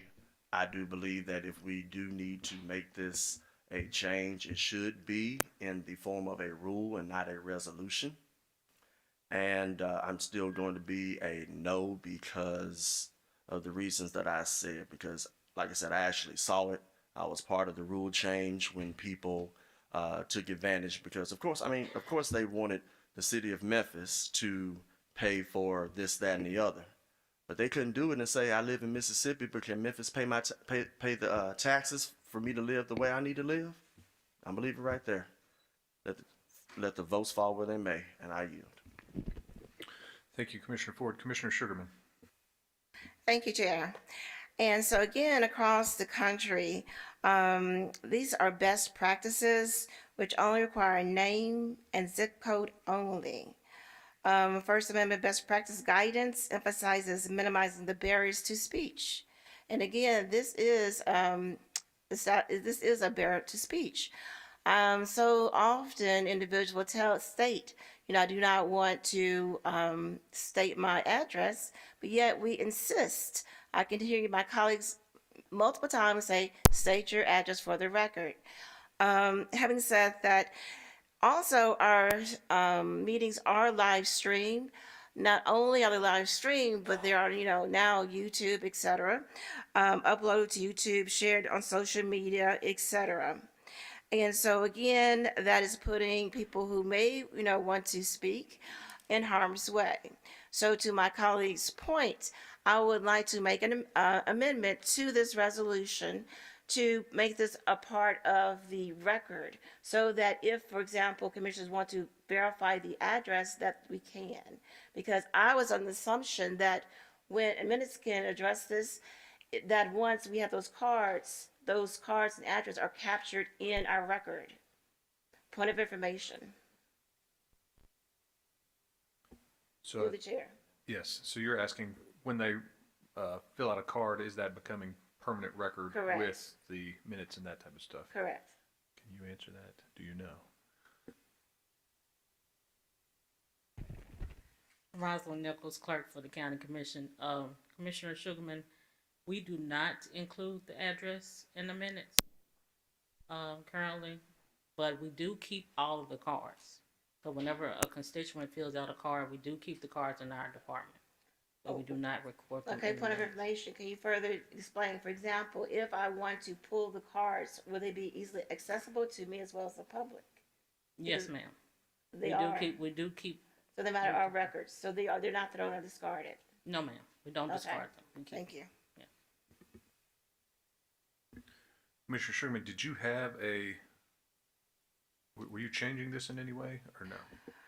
According to the minutes clerk, she just stated on record that these are a matter of records. Because my concern was that they would not be part of the record keeping, so that we can go back later on and pull those names to verify their addresses. But she just stated on record they are kept. Thank you. I just want to make sure I didn't miss an amendment there. All right, Commissioner Wright. Thank you, Mr. Chair. So I know just from listening to previous discussion that sometimes the speakers give us inaccurate addresses intentionally, or they'll cite an address maybe that they're associated with, but that is not their address. If it's not in our permanent rule, that's news to me today that it's not in our permanent rules. It does seem to me that we need something in our permanent rules if we're going to continue requesting that of people. I guess I would just, give voice to the fact that we're not, that this is all on the honor system. We're not checking anyone's IDs when they're at the mic or when they're filling out a card. So I'm not sure what we're going to accomplish by trying to enforce something that we're not really taking measures to verify. So, yeah, I just wanted to give voice to those things. I'll support the resolution because I think it could be a little bit more streamlined in the way that we do it. But I do think now that we've heard about this, that it's not in our permanent rules, that perhaps it should be adjusted, or this, I don't know if the sponsor would like to make that change to make it an amendment to our permanent rules. Thank you, Mr. Chair. Commissioner Sugarman, I think this is the third time you've spoken on the item. I do know it's your item. Can I get a motion to suspend the rules? So moved by Thornton, second by Ford. Go ahead, Commissioner Sugarman. Thank you, Chair. And again, it's interesting that whenever I speak, it's always called out how many times I speak. My colleagues speak over and over again, but it's not time. But again, they're not called out. And so there's so much inconsistency. That's just one example. The second example is that many times we have speakers, for example, and we're just telling them, yes, you need to say your address. Please state your address.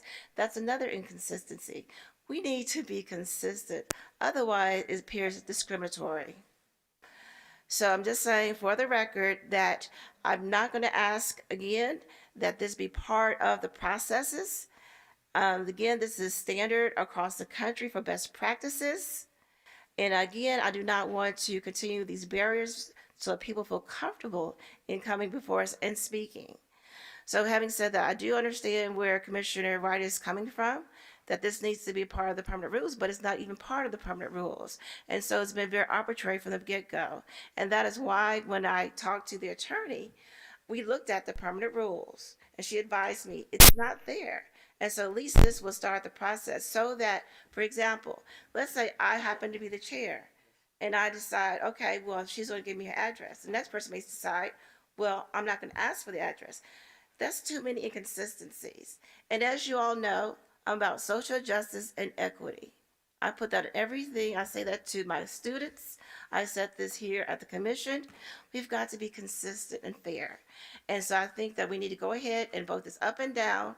And if you want to vote it down, that's fine. Having said that, again, we need to be consistent because the next person that comes up and says, I don't want to give my address, we as a body should not require them. The second thing, the next body might decide, okay, everybody's going to have to, state their address. And again, no, we're not verifying addresses, but again, we need to take away that barrier because some people don't know the processes and they're confused and intimidated.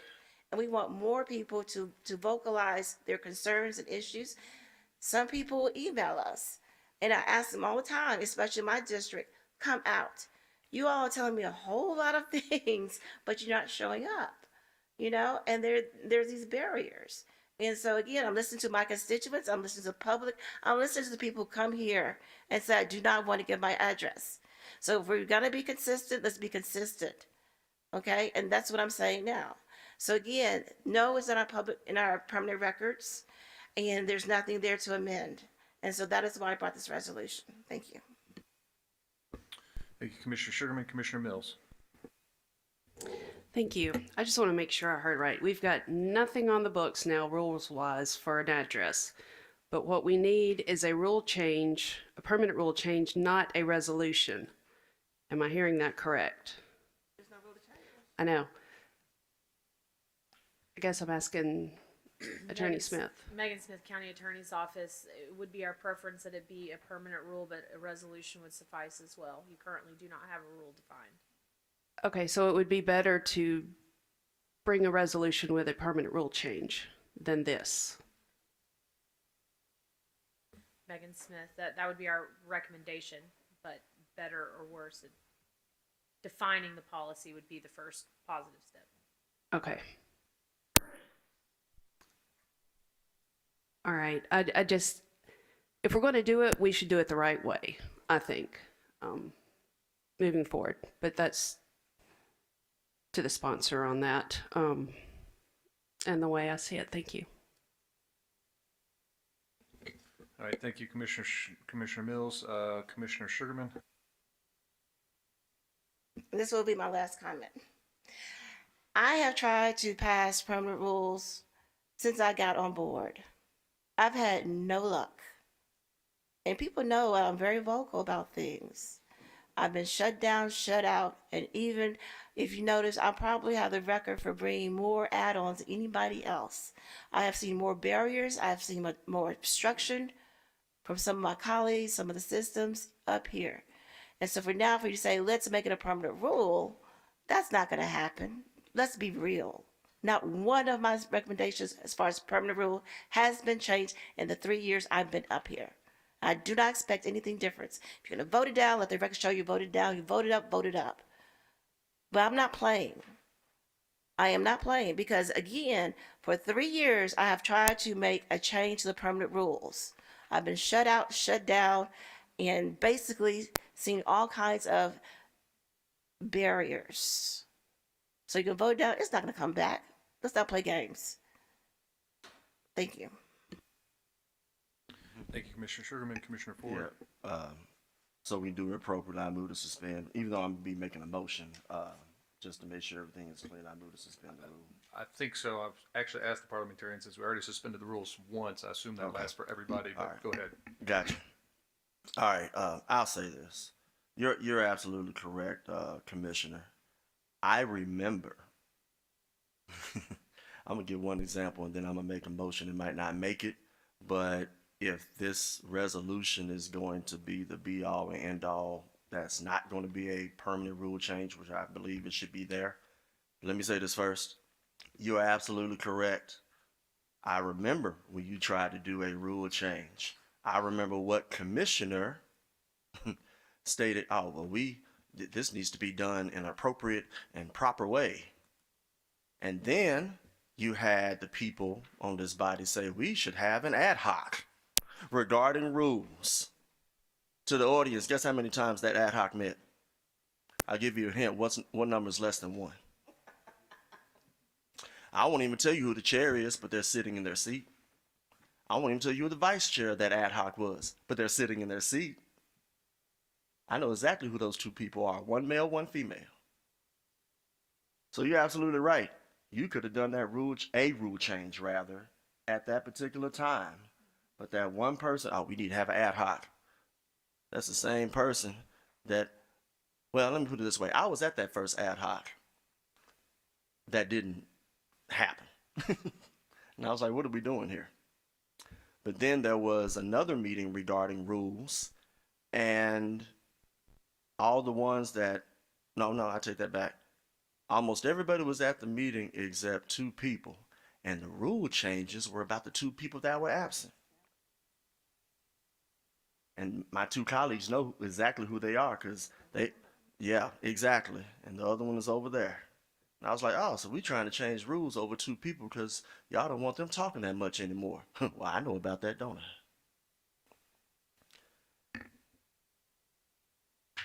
I don't know if this motion will make that I'm about to do, but I want there to be at least some consistency with what the city does for a reason. I still think that even though one thing might be resolved as far as safety is concerned, I think it's going to draw some other challenges. And I just want to make sure that we do have something in record, because I sincerely doubt that there will be individuals asking minutes, can I get all the cards please to verify? But there will be others that I would want them to be afforded the opportunity to see the address. So my motion is, I would like to modify number 3, where it says omit. I would like to strike the word omit and put the word include. So at least it'll still be on the minutes instead. All right, Commissioner Ford has made a motion, has been seconded by Commissioner Sugarman. Any objections to that motion? All right, hearing none, that will pass. All right, back on the main item, the queue appears to be clean, so let's take the main item to a vote.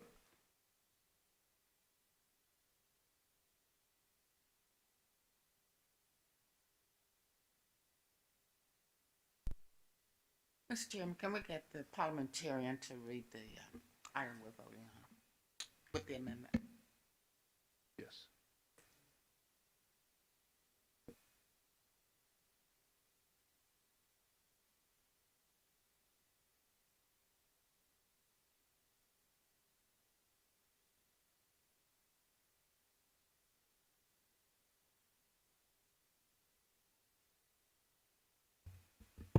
Let me find, where's the omit include and what, where?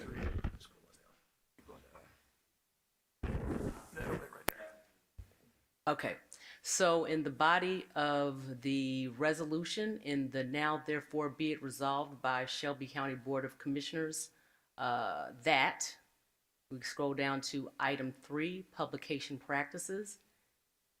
Meeting agendas, minutes, and speaker lists that are publicly posted shall include, rather than the word omit, street addresses of speakers. All right, thank you. Let's prepare the screens for voting.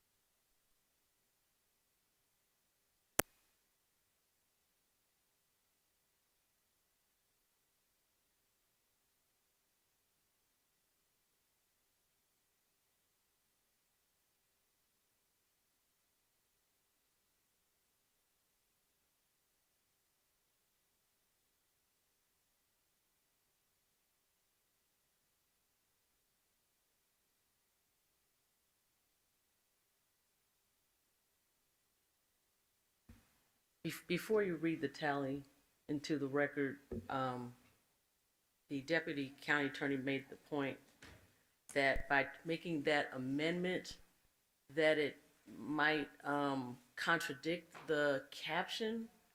No? Do you want to? No?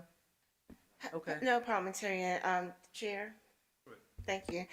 Again, it's because people, what I'm hearing in the emails that I addressed in this resolution with the attorney when we discussed it, how the city council versus how we do it, it was a fear of vocalizing it and it having been repeated over social media and all these different forms, that if it's a matter of public record, that's different.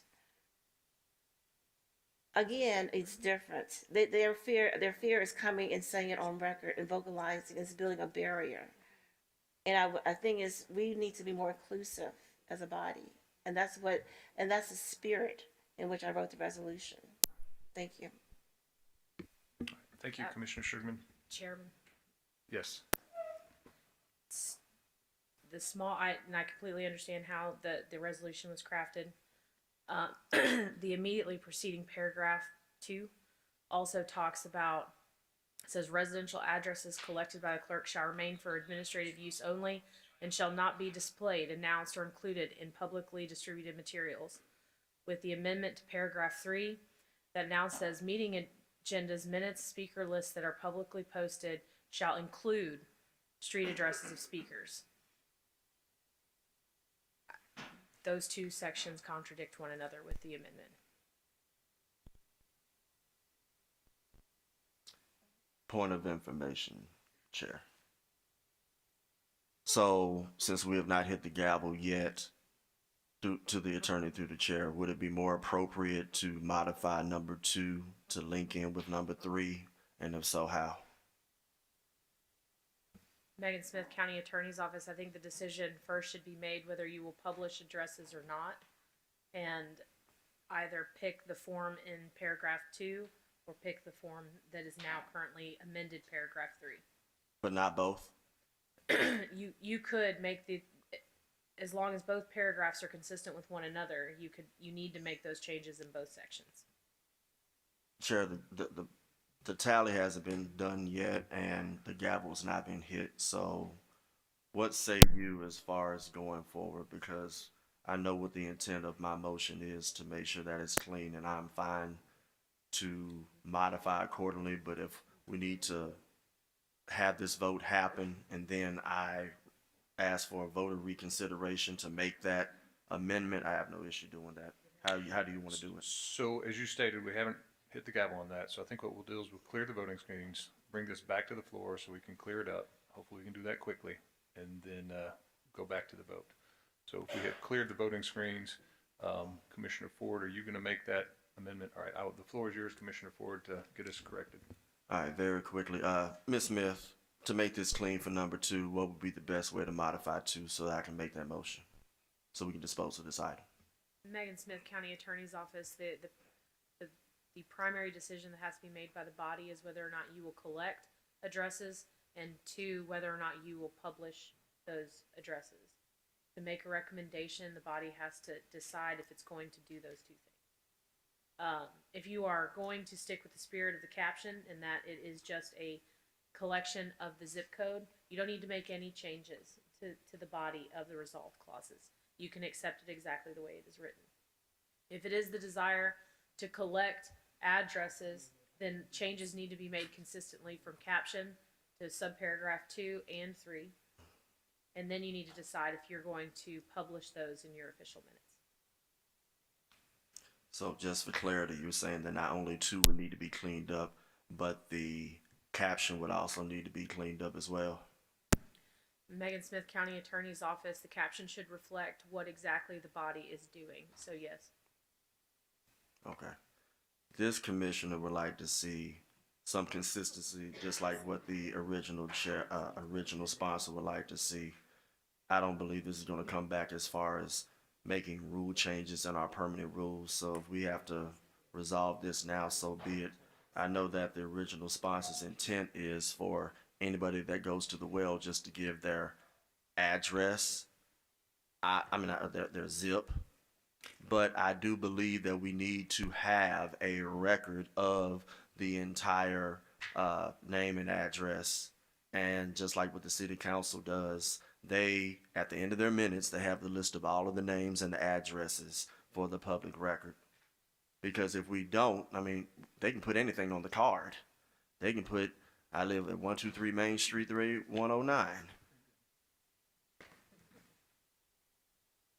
And we don't need to have that. We need to have some type of consistency. So I would ask through the chair to the sponsor, would you be fine with those 2 changes that the attorney stated, so that we can have the consistency? It might not be everything that you're trying to do, but at least we'll have the consistency for the purposes of getting us somewhere. Chair, may I respond? Yes, you're recognized. Thank you. The idea, the resolution, as far as what the caption reads, is correct in the sense that the idea is for people who vocally come in to just state their name and zip code. I also agree that we do need to keep some type of record. So again, in my opinion, humble opinion, the point of the caption captures the spirit as far as the requirement for public speakers addressing the Shelby County Board of Commissioners. So again, they're addressing us, but we can keep records. And that is in the spirit of what I'm stating, that we need to be able to identify them. But again, we don't need to have these barriers where people feel uncomfortable to state just their name and zip code verbally. Okay, so Ms. Smith, you heard that, and I don't disagree. So it feels like the sponsor wants, if they just want to put articulate their zip here, then they can do that. But they would know that when we do our due diligence, when the minutes are out, all their information would be there. So I would agree with the sponsor that we wouldn't have to necessarily change the caption. We could just modify number 2 so that if the people still want to come to the well and just give their zip, we still have the records that we need. So can we just do the modification to 2 as we did with 3? Because I actually agree with the sponsor on that. I see what the intent is, but we both want to make sure that the public record is still there. Megan Smith, County Attorney's Office. To be clear, we have no objection with the way that this is written, which I believe is how the commissioner and sponsor and commissioner are describing it. If You talking about without the amendment? without the amendment, correct. There's no objection from this office about how it's currently before the board. If you choose to amend to publish street addresses, then you would need to amend 2 and 3, subparagraph 2 and 3.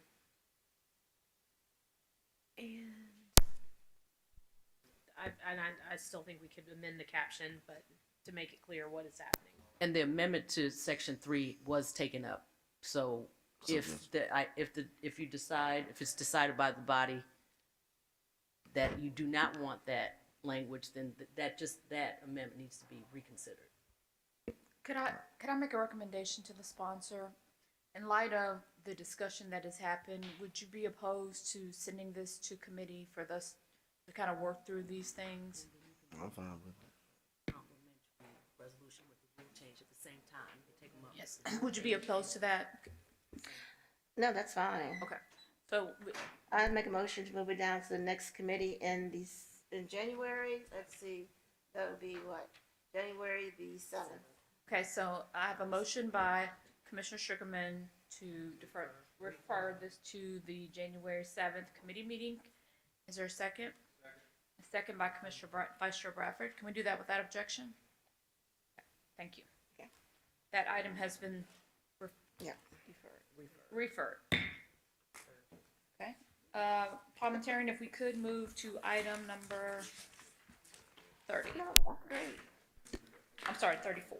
You have a comment card on this. Oh, yes, we do. Ms. Watson, we have a comment card from Ms. Watson. The item that you wanted to speak on was on consent, so it's already been approved, but I wanted to give you an opportunity if you wanted to come and make a comment.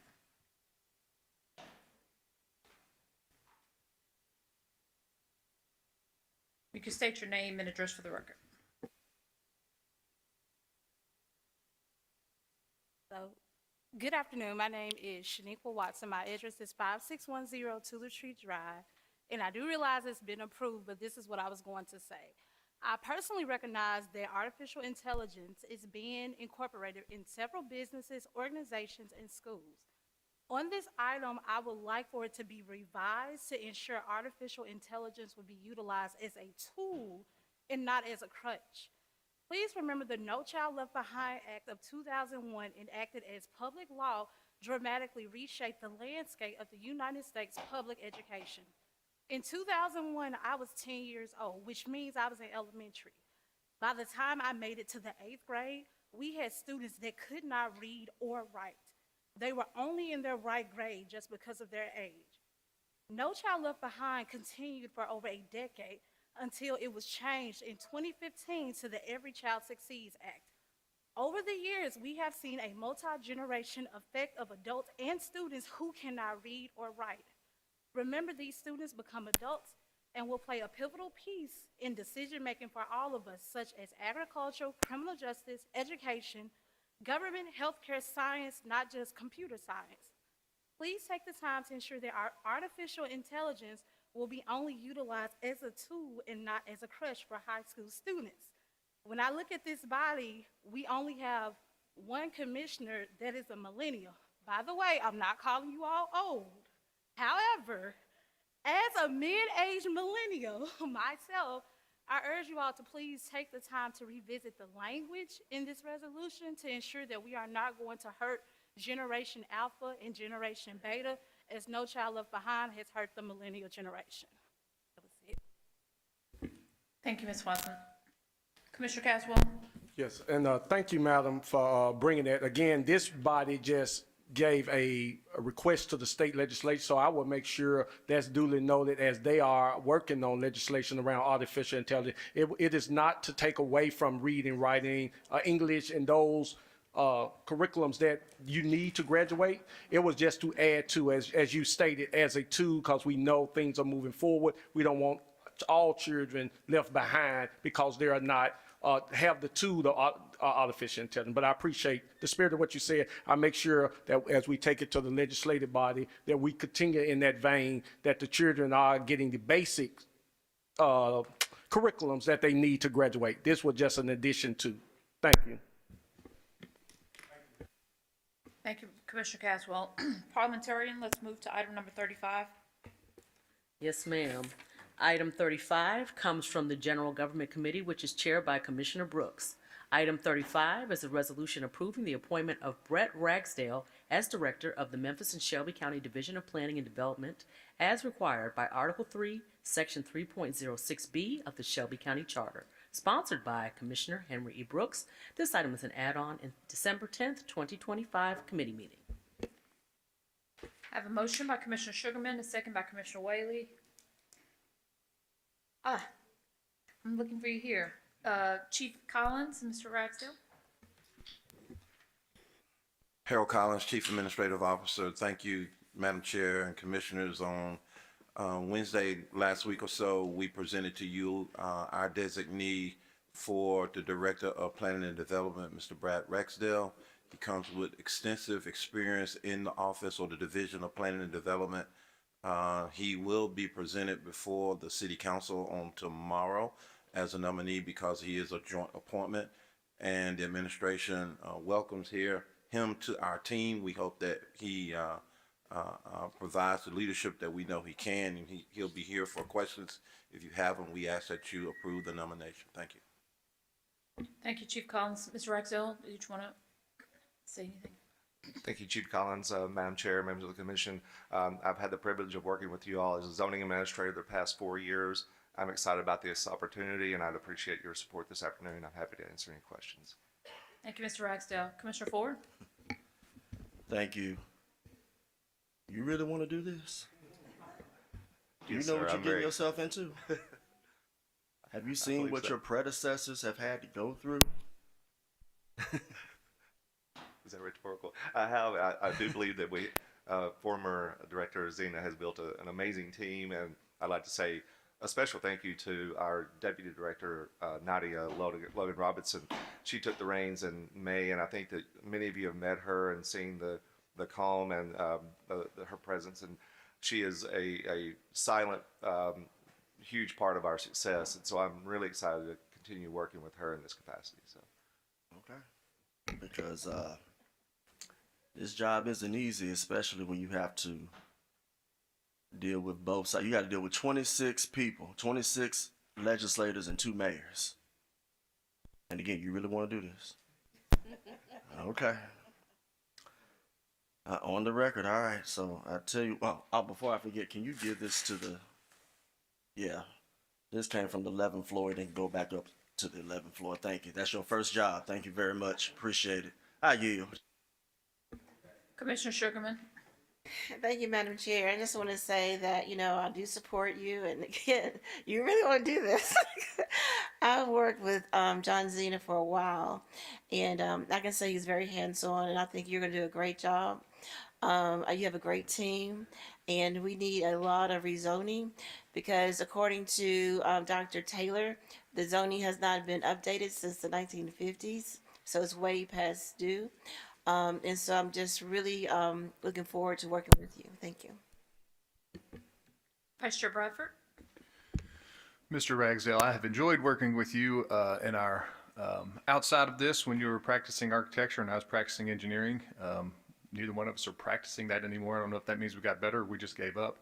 But I appreciate your service in your current capacity. You've always been very responsive to all of my questions and made sure that me and others understand what's going on and understand the laws and regulations. I really appreciate that. Congratulations. This is well deserved, sir. Again, thank you, Mr. Ragsdale, for offering yourself for this service. appreciate, and I've had the opportunity of working with you as well, and so definitely support this appointment. And thank you again for all of the hard work working with a pretty dynamic team. And I know that that doesn't happen overnight, but you all have done a great job in creating a very comprehensive office. As Commissioner Sugarman said, I know there's a lot of work ahead, especially when it comes to some of the zoning, but I think that we have the right man for the role, so thank you. Madam Clerk, please prepare the screen for a vote.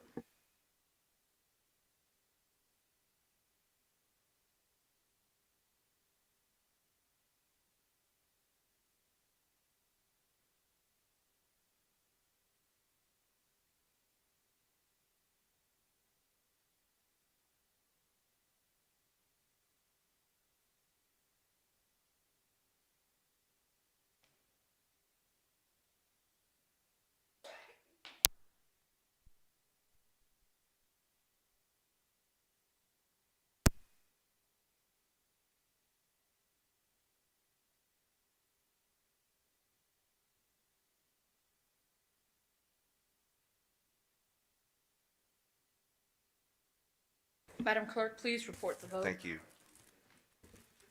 We have aye votes from Commissioners Whaley, Clay Bibbs, Caswell, Sugarman, Mills, Ford, Wright, Morrison, Lowry, Bradford, and Chairwoman Avant. We have 11 aye votes. That motion passes. Congratulations, Mr. Ragdale. Parliamentarian, please read item number 36. Chairwoman, item 36 is an ordinance on third reading. So I ask that once it's properly before us, that you allow me opportunity to read the summary into the record. Yes.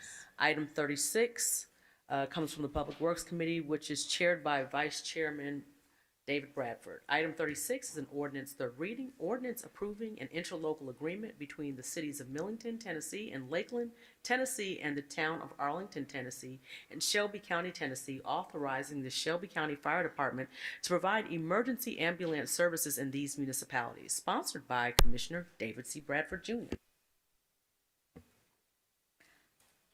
Can I have a motion? Second. Okay, and I'm sorry, my computer screen is frozen, so if you have, I have a motion by Commissioner Sugarman and a second by Commissioner Caswell, who I see in the queue.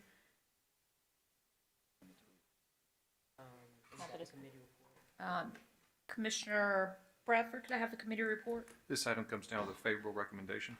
Okay, parliamentarian. Yes, ma'am. This is an ordinance to approve an interlocal agreement between Shelby County, Tennessee, and the town of Arlington, Tennessee, city of Lakeland, Tennessee, and city of Millington, Tennessee, for providing a fire department-based emergency ambulance service in the unincorporated areas of Shelby County, Tennessee, and within these three cities. The purpose of this agreement is to provide for the joint provision of countywide emergency ambulance services, the cost of which are to be shared pro rata among the county and participating cities. This ordinance requires passage by a 2/3 vote of the members of the Board of Commissioners under the requirement for interlocal agreements established in the Shelby County Charter. Any revenue collected from this agreement will be recorded in the Fire Department account 954-300-801-4432. Okay. Seeing no commissioners in queue, Madam Clerk, please prepare the screen for a vote.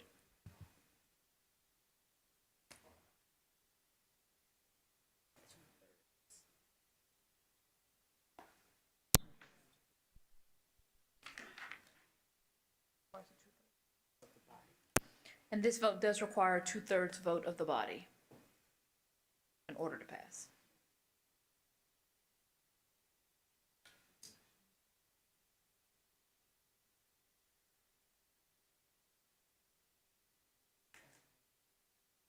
Madam Chair, I don't know if we're voting yet. Oh, now we are maybe. Yes. My screen is out. If IT could please help. Your screen, is it working now? Sorry, my screen is off. Yeah, let me vote yes. Yes. Okay, thank you, Commissioner Wright. Madam Clerk, please report the vote. We have aye votes from Commissioners Whaley, Clay Bibbs, Caswell, Sugarman, Mills, Ford, Wright, Morrison, Brooks, Lowry, Bradford, and Chairwoman Avant. We have 12 aye votes. That motion passes.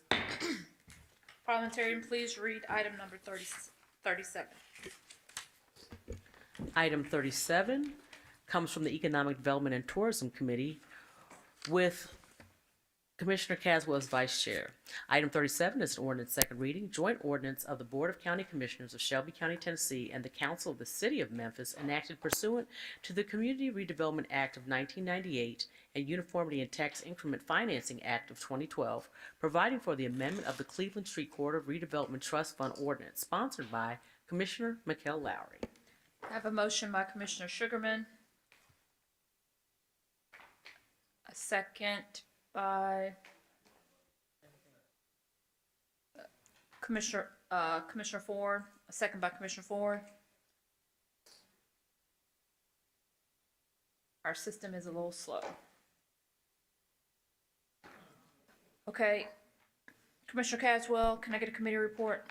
Yes, this item came down with a favorable recommendation. Okay. Seeing no commissioners in the queue, please prepare the screen for a vote.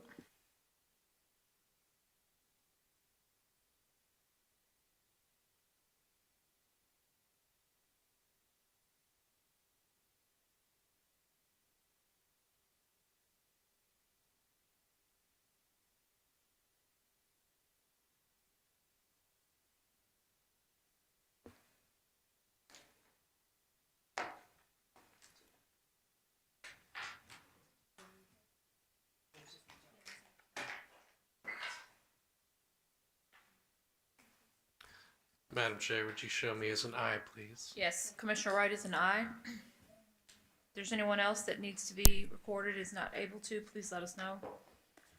Not, Madam Clerk, please report the vote.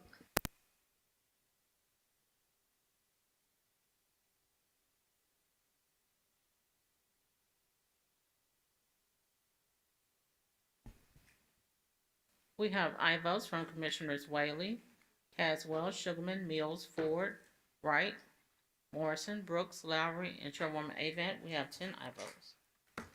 That motion passes. Goes on to third reading. Parliamentarian, please read item 38. Item 38 comes from the General Government Committee, which is chaired by Commissioner Brooks. Item 38 is an ordinance third reading, ordinance to amend the Shelby County Code of Ordinances by amending Chapter 30, Article 6, Division 2, to create a new Section 30-234, creating rules for solitary confinement in the Shelby County Division of Corrections and prohibiting its overuse, sponsored by Commissioner Charlie Caswell, Commissioner Erica Sugarman, Commissioner Henry E. Brooks, and Commissioner Brittany Thornton. Again, Chairwoman, this item is on third reading, so once it's properly before us, you allow me to read the summary. I have a motion by Commissioner Sugarman. A second by Commissioner Caswell. Commissioner Brooks, could I have a committee report? This item came down with a favorable recommendation. Parliamentarian? This ordinance establishes limitations on the overuse of solitary confinement in Shelby County Division of Corrections. This ordinance will codify the executive order regarding the same, which was signed on June 19, 2025. It establishes clear limits, oversight requirements, and reporting standards to ensure that separation is used only when necessary for immediate safety and for the shortest duration possible. This item requires a majority vote by the Board of County Commissioners for adoption. Seeing no commissioners in the queue, Madam Clerk, please prepare the screen for a vote.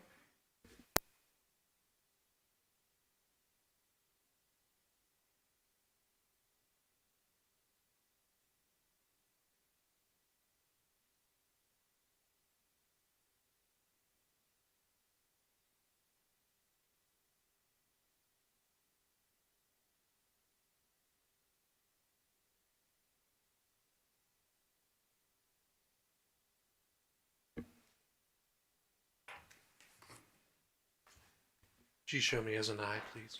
Commissioner Wright is an aye.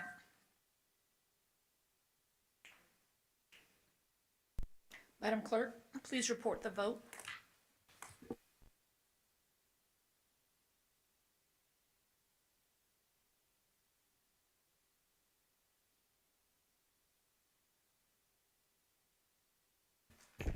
We have aye votes from Commissioners Whaley, Clay Bibbs, Caswell, Sugarman, Wright, Thornton, Brooks, Lowry, and Chairwoman Avant. Commissioners Mills, Ford, and Morrison have abstained.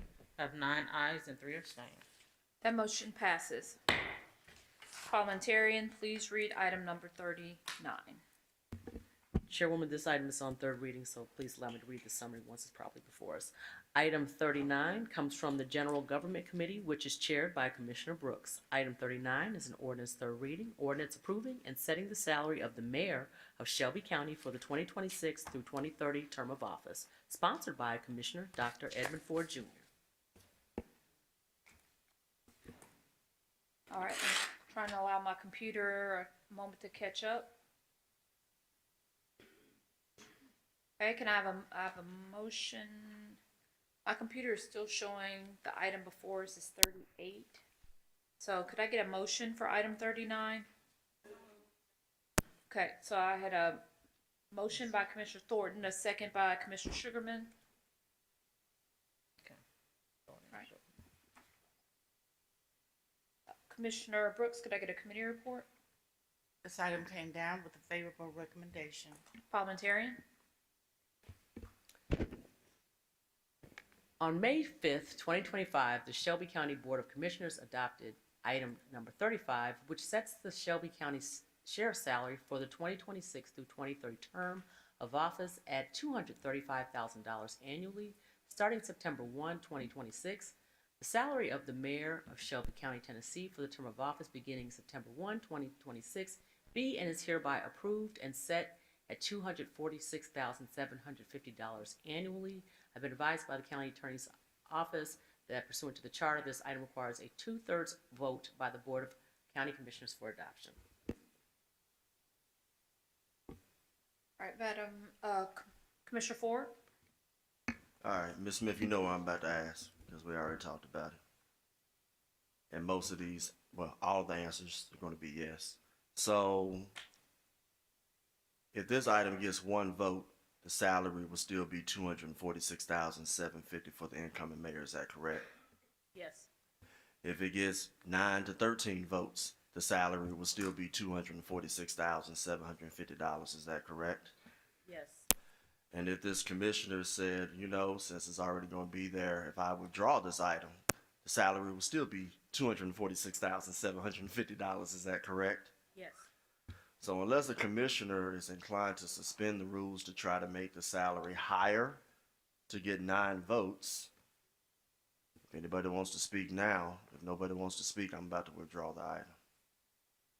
I don't think anybody wants to speak, so since the salary will be established at $246,750 for the incoming mayor and no commissioner seeks to increase that, show me making the motion. Well, I yield to the next person in the queue.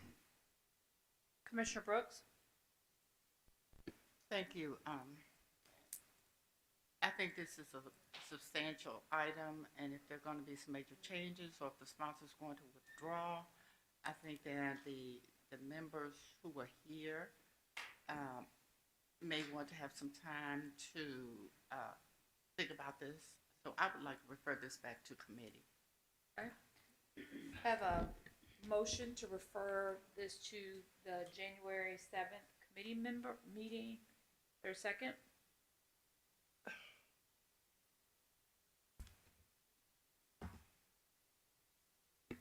Okay. Point of information. Yes, Madam Chair. Commissioner Lauer. Since it's on the, just what implications does that have if it goes back to committee since it's already on our third reading? And then also too, if it's just a question, maybe if it's about, because it's substantial change, we should vote on what the mayor's salary should be. Hate to be talking about it, but we should have a vote. This body should speak on what the mayor's salary should be. So, anyway, thank you, Chair. Was that a second? After my question, then I'll second. Okay. All right, so the item, the referral to committee died for lack of a second. Madam Chair. Yes.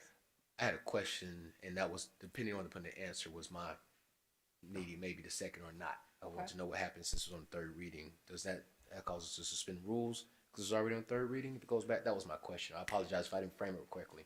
And I was determined that I was going to second that. Okay. Yeah. You're seeking to make an amendment? No, parliamentary chair and parliamentary. My question is simply, if this is going back to committees on the third reading, right? Does that require anything since it's already on third reading? Does that No, have third any in our rules from having this in rules? And because it's now, does this consider the third reading? If it goes back to committee, now we're going to be in the fourth reading? That's my question. Any amendments made at third reading required to have additional reading, or you can suspend that rule. Okay. But sending it, referring back does not require suspension of the rule. Commissioner Brooks. Point of clarification, this is not an amendment. The sponsor indicated that he planned to withdraw. Yes, and so the sponsor can withdraw if there's no objection, but if there is an objection, then we would need to vote on that. Okay, so maybe I should have objected, but what I said was, as opposed to withdrawing it, I'd like to refer it back to committee, because there may be some other commission members who have some different thoughts, but this is not the place to have a discussion about it. So it needs to go back to committee. Okay, so there is a motion from Commissioner Brooks to refer this to committee. Is there a second? There's a second by Commissioner Lowry. And we have it. There was a motion and then a second, and we have an objection for Commissioner Ford. Commissioner Ford, are you wanting to speak on the Yes. objection? And this is the reason why this commissioner put it as first reading in October. I'm about to answer the question that could not get answered, and Ms. Smith, you can make sure I got this right.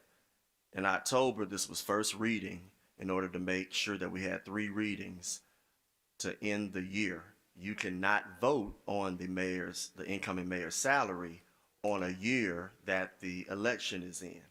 This is why you have to do it now.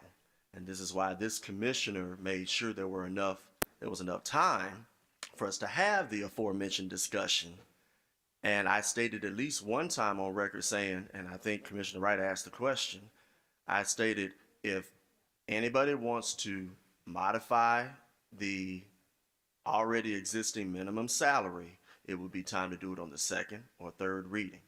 I stated about 3 or 4 minutes ago, if a commissioner is inclined to now on the third reading modify the salary, just know you have to suspend the rules as well as have 9 votes. And I asked that twice, and not seeing anybody in the queue until recently, I stated that if there was no desire to increase the salary higher than $246,750 and suspending the rules and getting 9 votes, me withdrawing the item keeps the $246,750 as is. So now, since those questions have been answered, and I know we're on the objection, that is my primary reason why I objected, because you can't take it back to committee in January because you can't vote on it then. And this has been on since October. So I'll yield to see if that motion to refer, which won't help this out, is still there. So I yield. Commissioner Whaley, you recognize? Yeah, thank you, Madam Chair. That was also the point I was going to make around this had to be, if we're going to do it, it had to be done in the calendar year before the election.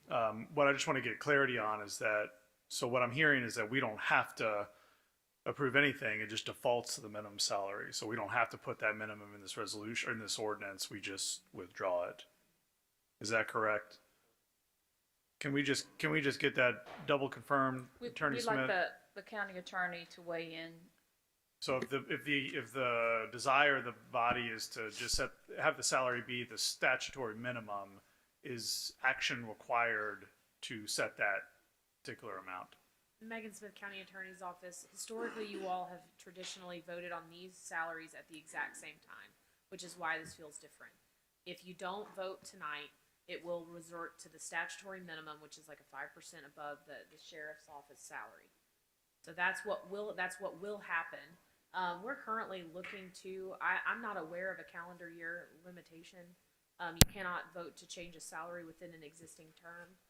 So to the extent that you defer this to January, I don't see an issue with that. But we are currently looking at that particular question as well. Okay. Yeah. Well, that was assumption I had, so it'd be good to confirm that because I believe that came up 4 years ago. As far as we can tell, the limitation is that you cannot vote to change a salary within the term that, within an existing term. That is the limitation we see right now, but we are all looking right now. Right.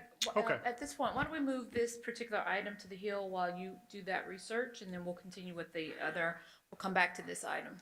Parliamentarian, if you could read item number 40.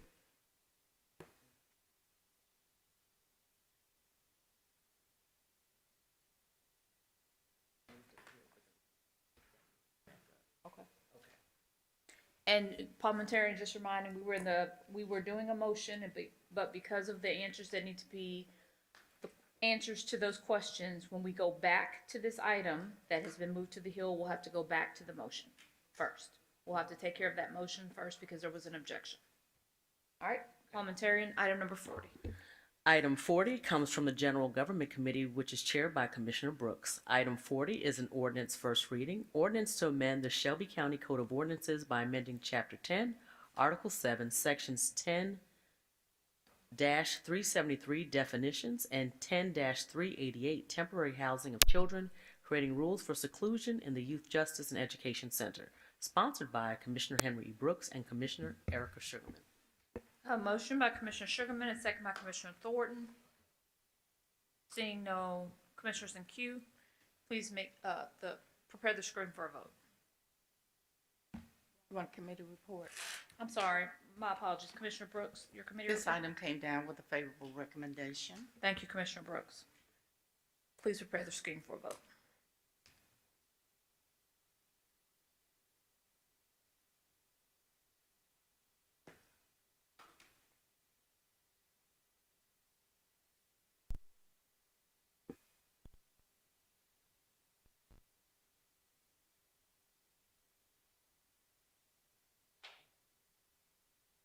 Madam Clerk, please report the vote.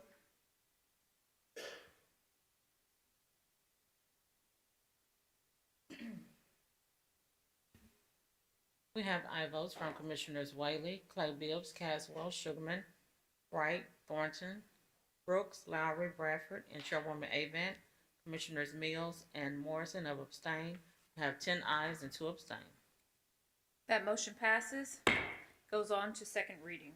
Parliamentarian, please read item 41. Item 41 comes from the General Government Committee, which is chaired by Commissioner Brooks.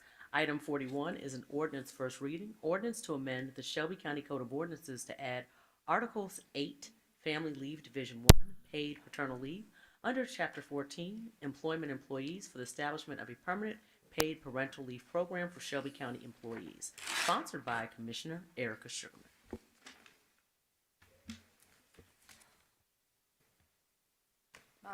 Sorry, I'm waiting on my computer to. Motion by Commissioner Whaley, second by Commissioner Sugarman. Commissioner Brooks, could I have a committee report? This item came down with a favorable recommendation. Thank you. Commissioner Mills? Thank you. I had asked a question in committee as to how many employees had partaken of the $900,000 that was set aside for this program, and how much did that cost? If I may, Chair. Yes, you're recognized. Jerry Green, Deputy Chief of Staff for Mayor Lee Harris. Thank you, Commissioner Mills, for that question. I went back to look through my research. I had 3 years, but they were not the most recent 3 years. They varied from 76 to 83 to 106. The average was around 90, which is, again, what I told you in committee, that were participants that are taking paid parental leave under the policy as it exists now. Again, this is something that has been in place for 3 years, and we expected more than that, so we have always come under budget when it comes to this. But we do hope that many people take advantage of this and bond with their children in those early days. Okay, so 90 employees? That's the average over the Average. years that I have the information for. And the cost of that, roughly? It was under 90,000. That's the report I got from benefits. Under 90,000 a year? Yes, Okay. ma'am.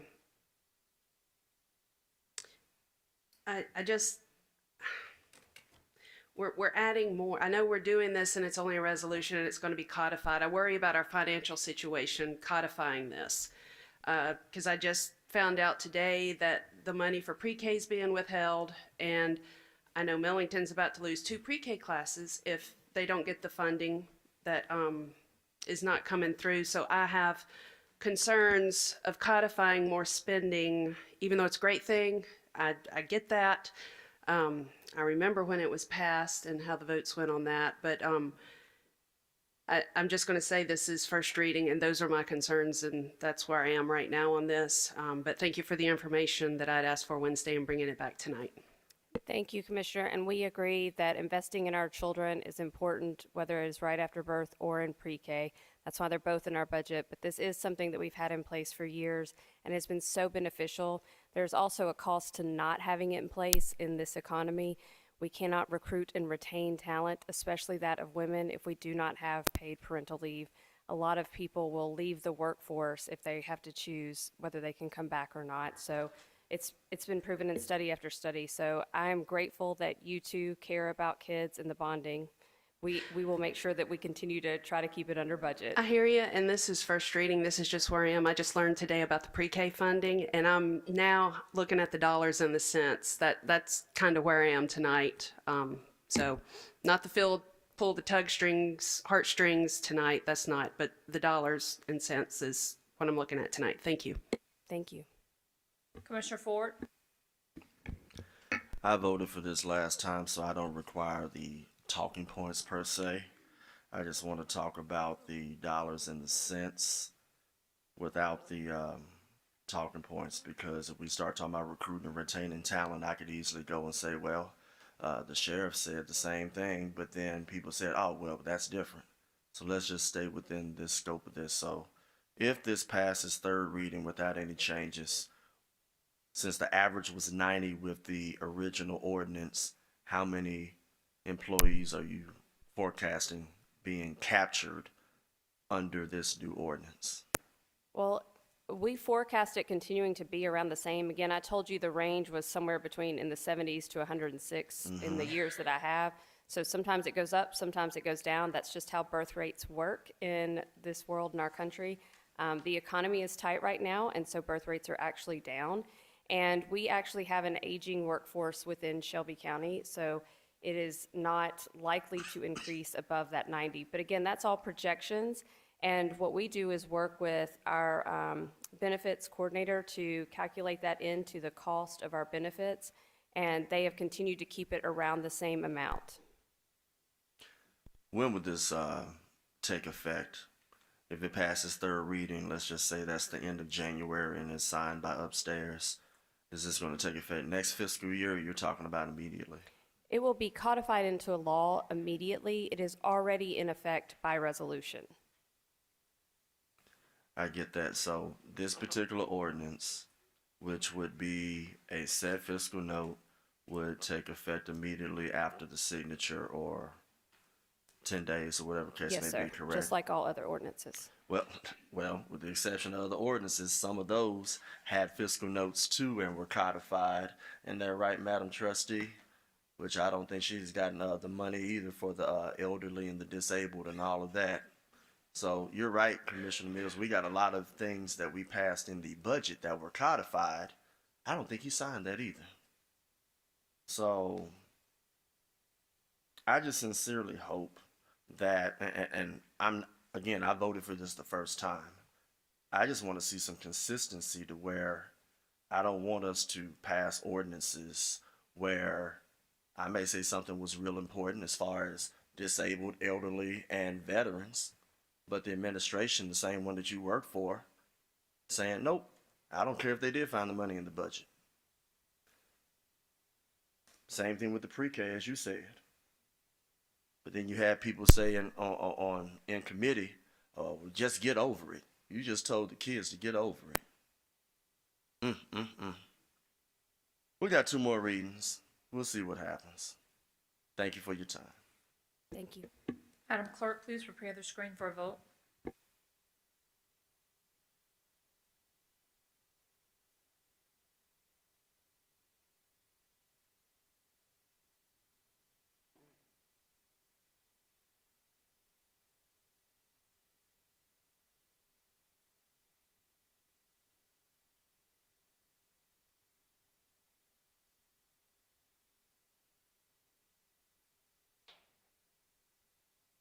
Madam Clerk, please report the vote.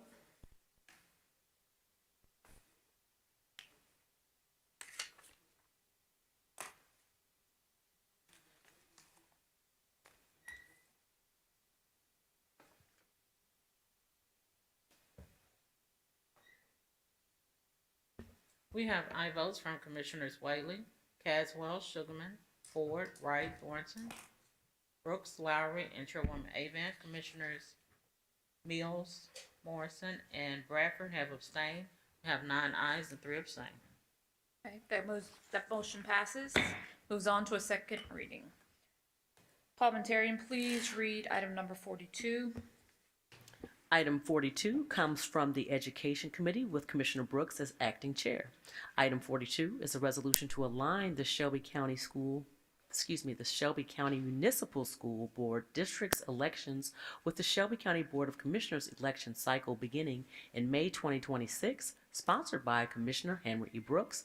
This item was deferred in November 17, 2025 commission meeting, and this item does not meet requirements of permanent rules. I have a motion by Commissioner Sugarman, a second by Vice Chair Bradford.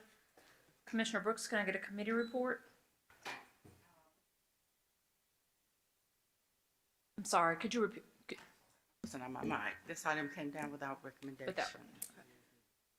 Okay, we would need to get a motion to suspend the rules in order to. So moved. There's a motion by Commissioner Brooks, a second by Commissioner Sugarman. Can we do that without objection? Okay. Commissioner Brooks, you're recognized.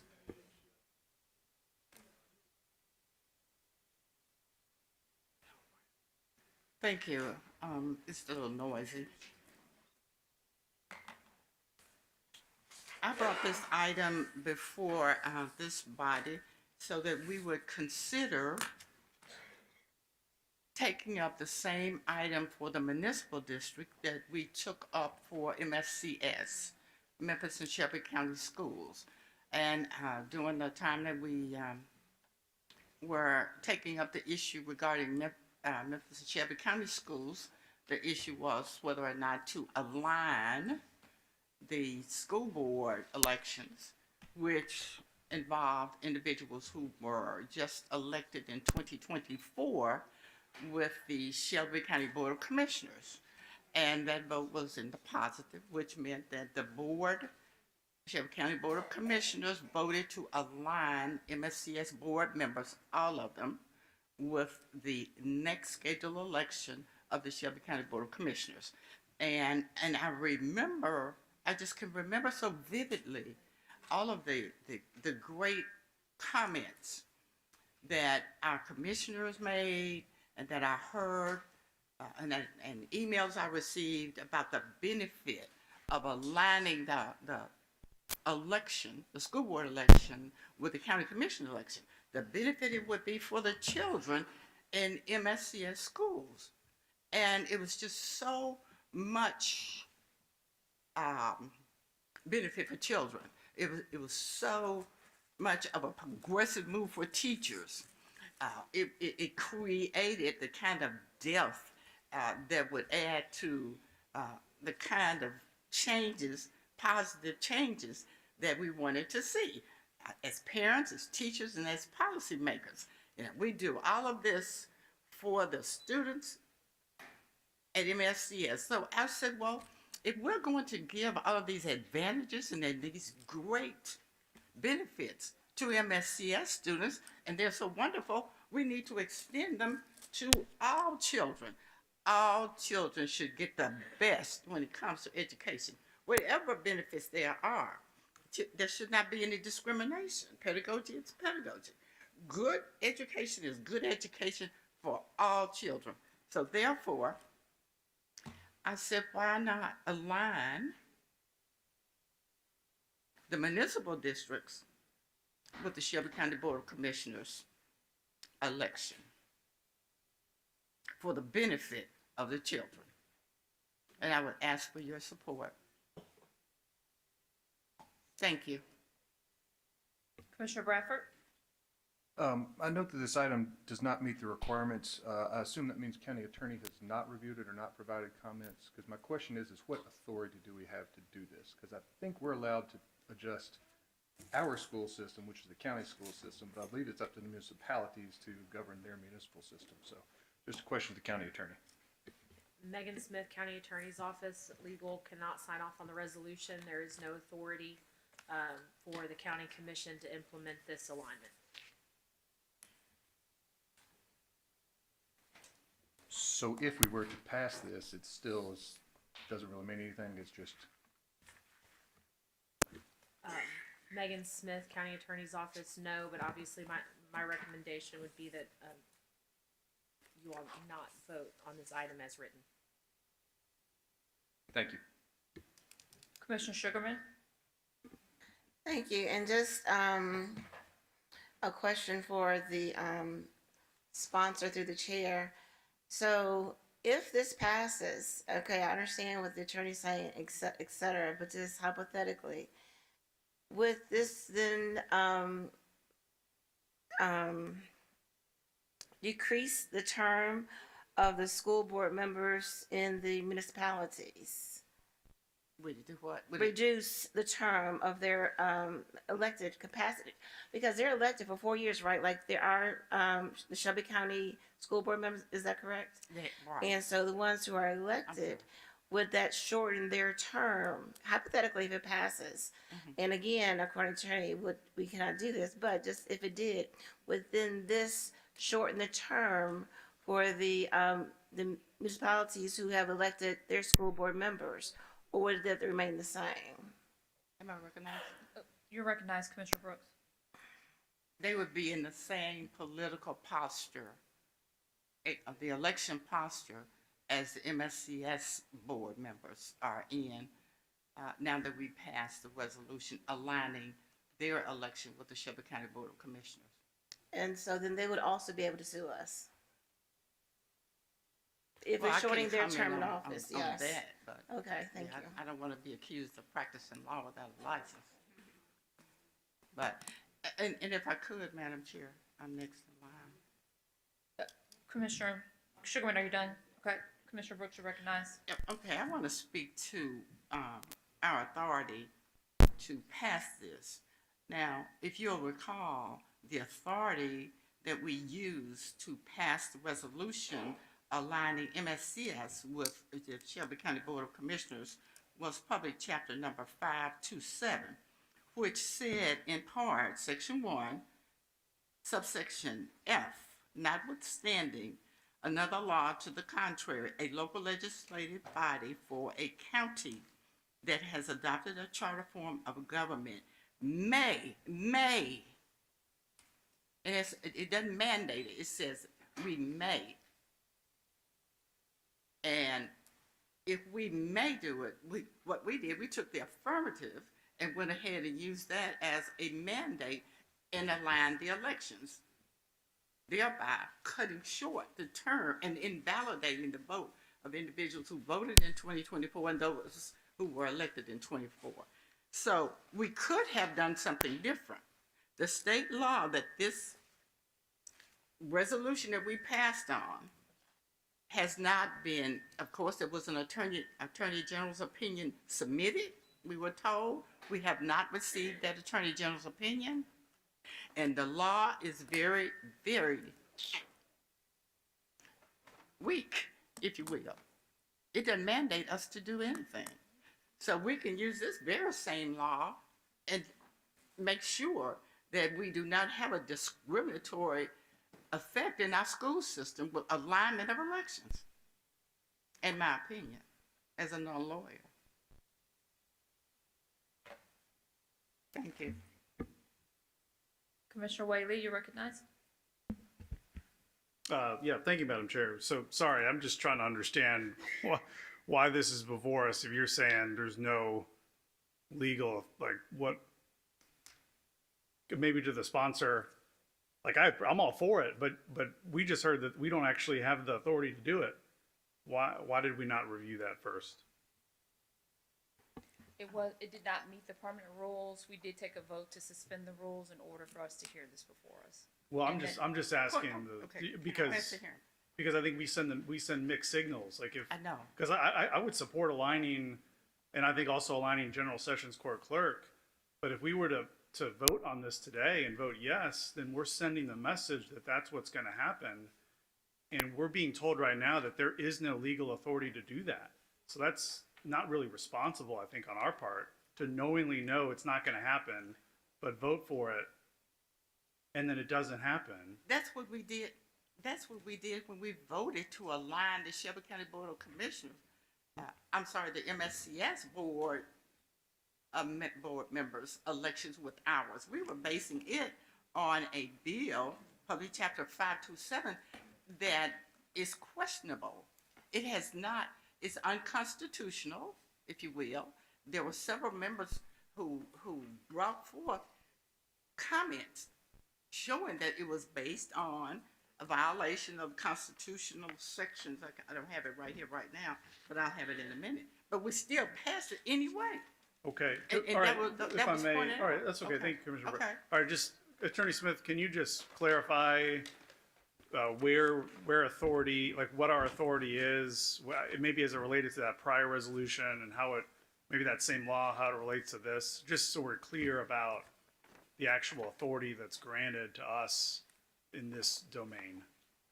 Megan Smith, County Attorney's Office, Statute 49-201 was amended in the General Assembly's legislative session to allow this particular body or anyone like it with a charter form of government to implement, and you may require, the body chose to, align elections for the County Board of Education on the same election cycle as members of the local legislative body. That was one part. The second part was you could also choose to have term limits for those offices that align also with the term limits that may be imposed on your own offices.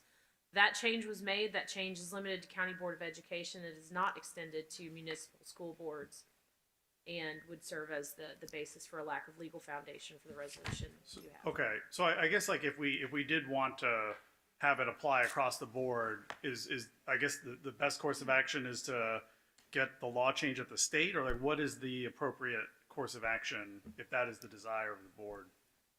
Megan Smith, County Attorney's Office, yes, the General Assembly would have to authorize you all to have that authority to act in that capacity. It has not done so. Commissioner Caswell? Thank you, Madam Chair. And again, I know my colleague to my left here asked a question about would this impose on any constitutional capacity of those who already voted for these individuals. Because where I stand is I didn't support it when it happened to the Memphis School Board, because people just elected these people into office. And I'm going to stand on that I didn't support it because of that. I don't want to go into any other district and say, you all elected them, but now I'm going to support this because I don't care about your vote, but I cared about those in Memphis City's Shelby County Schools. So that's just where I am. But County Attorney, if you do have knowledge of, did an election just occur in these municipalities that just elected these individuals, or are they on their way out and it won't impose on shorting any terms of those municipalities? Megan Smith, County Attorney's Office, I'm not currently aware as I sit here, but would also reiterate that substantively it would not matter because the board does not have the authority to implement these changes. Thank you, Madam Chair. Commissioner Brooks? Thank you. So, since we are still not clear about the legality of Public Chapter 527, based on the constitutional issue, Article 11, Section 9 of the Tennessee Constitution, which prohibits shortening the terms of elected officials, and we still do not have the Attorney General opinion currently on review, and it's been a while, we can either pass this or we can go back and pull the item that was passed based on this public chapter that is possibly a violation of Article 11, Section 9 of the Tennessee Constitution. That has not been settled. That is not settled. Yeah, we bulldozed ahead, just went full steam ahead and passed it. And I would prefer not to send a discriminatory message to our children, MSCS children, versus the children outside of MSCS boundaries. So if you're going to do something, let's do it for everyone. And it's particularly based on something as flimsy as 527. It's weak, unproven. And the Attorney General is not going to opine on it.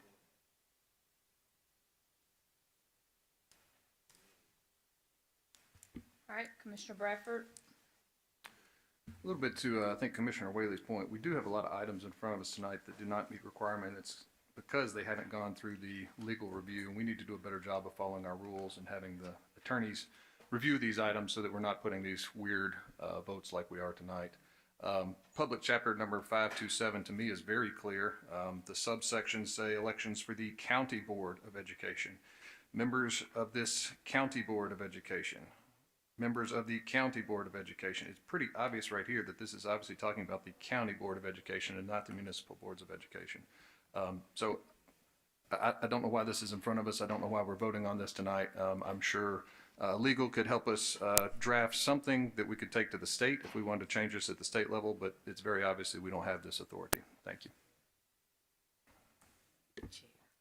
Okay, Commissioner Brooks, this will be your third time, so we will need to suspend the rules in order to do that. There's a motion by Commissioner Brooks, a second by Commissioner Sugarman. We do that without objection. Okay, let me just say that,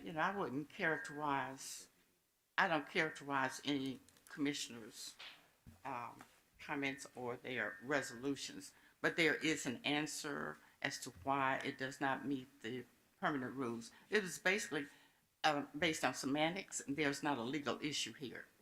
And when we talk about how Public Chapter 527, it says may. Yes, it does say may. And it does say county. Yes, it does say county.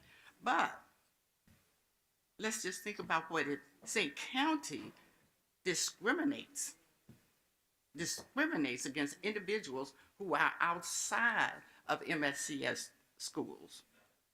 So just because it came from the legislature does not mean that it's valid. Only a court can rule on that. And you haven't even we don't have an Attorney General's opinion. He has failed to, not opine on it.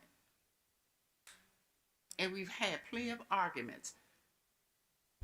If we're all for children, we want to make sure all of our children, all of our schools adequately financed, funded, and resourced. And we're doing we're creating policy that we think is in their best interest. Why would we have to pull out a subset? Why not give it to the entire body within our boundaries, within our jurisdiction? They're in Shelby County. And again, this is a public chapter that came from the state legislature.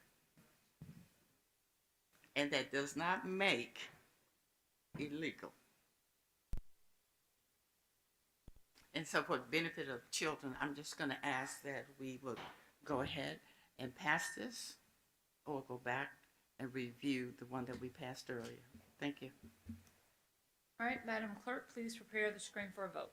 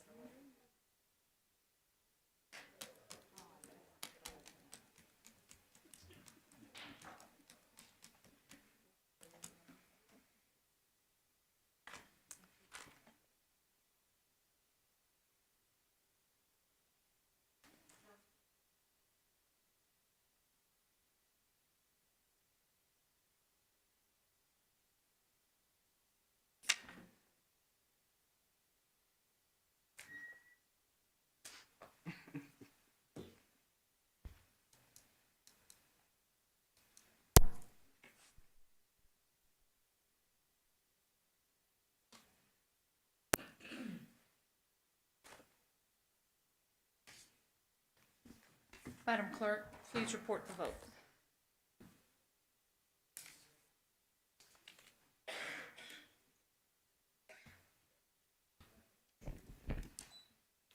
We have an aye vote from Commissioner Brooks, Commissioners Whaley, Clay Bibbs, Caswell, Sugarman, Mills, Wright, Thornton, Morrison, Lowry, and Bradford are voting no. Chairwoman Avan has abstained. We have one aye vote, 10 noes, and one abstain. That motion fails. Parliamentarian, please read item number 43. Item 43 comes from the Legislative Affairs Committee with Commissioner Mills as acting chair.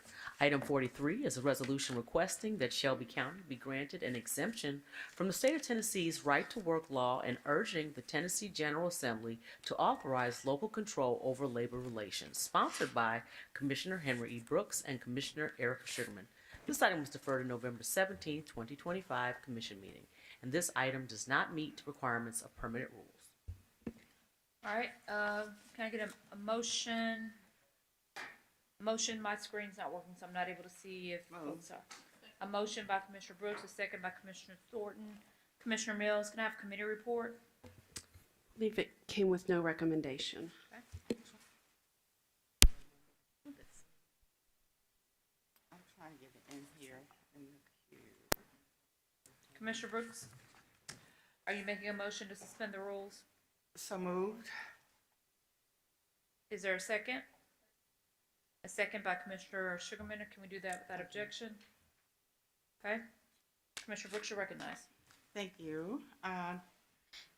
Excuse me. The purpose of this resolution is to request that Shelby County be granted an exemption from the state of Tennessee right to work law.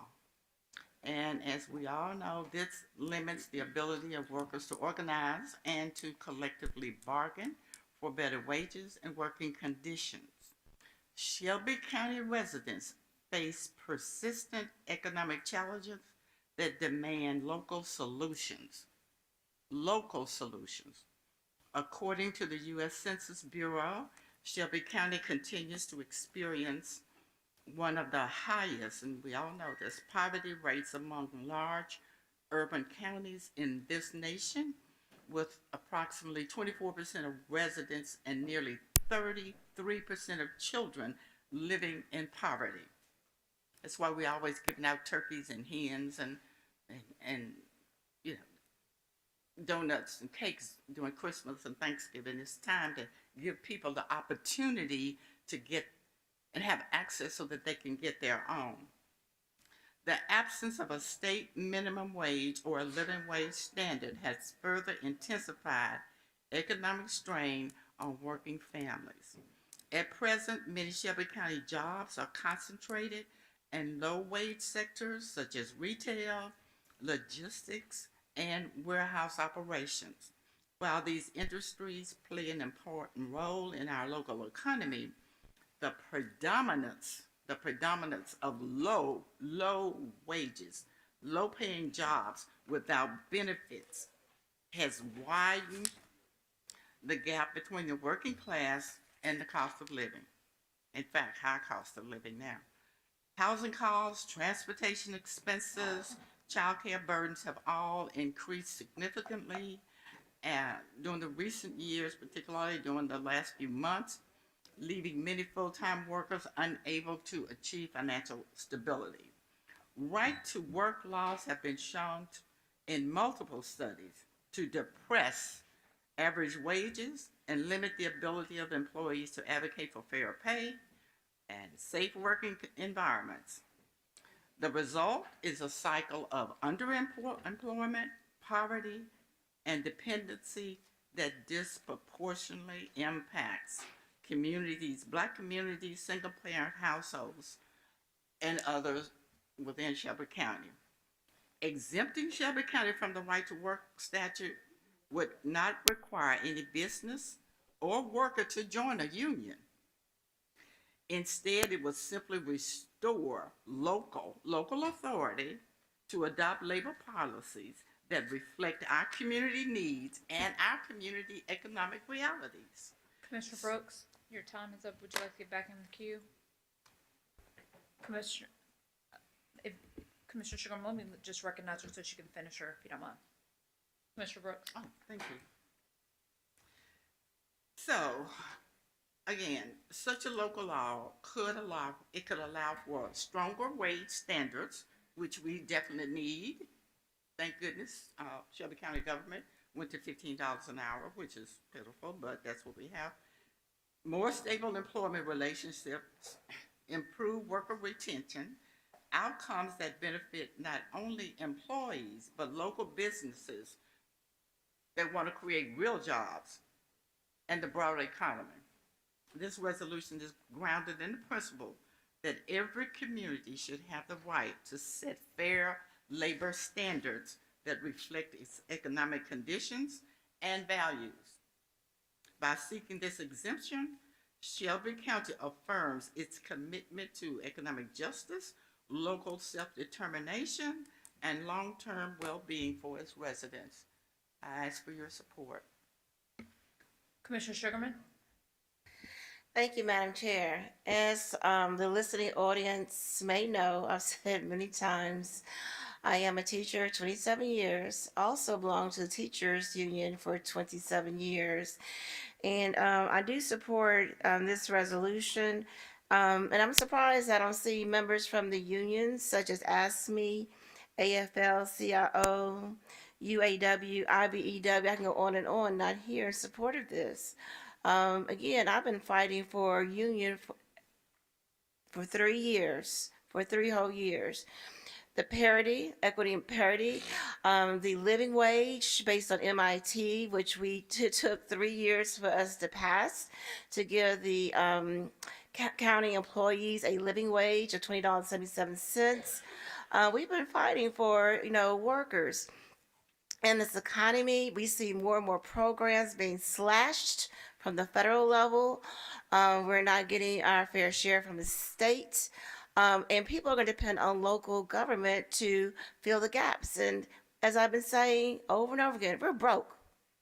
We are broke. We are broke. We are broke.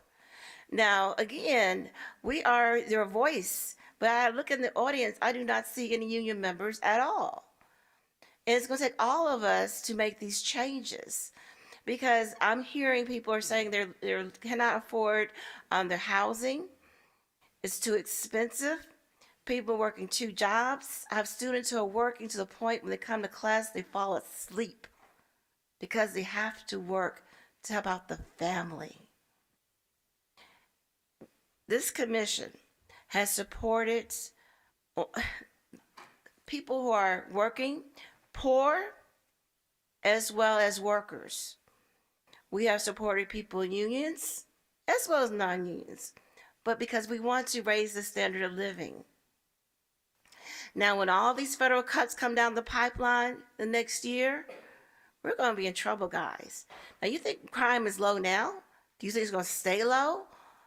Now, I'm telling you, as a mother, a grandmother, and if I have to do what I have to do, I'm going to do it, period. Because my baby's going to eat, period.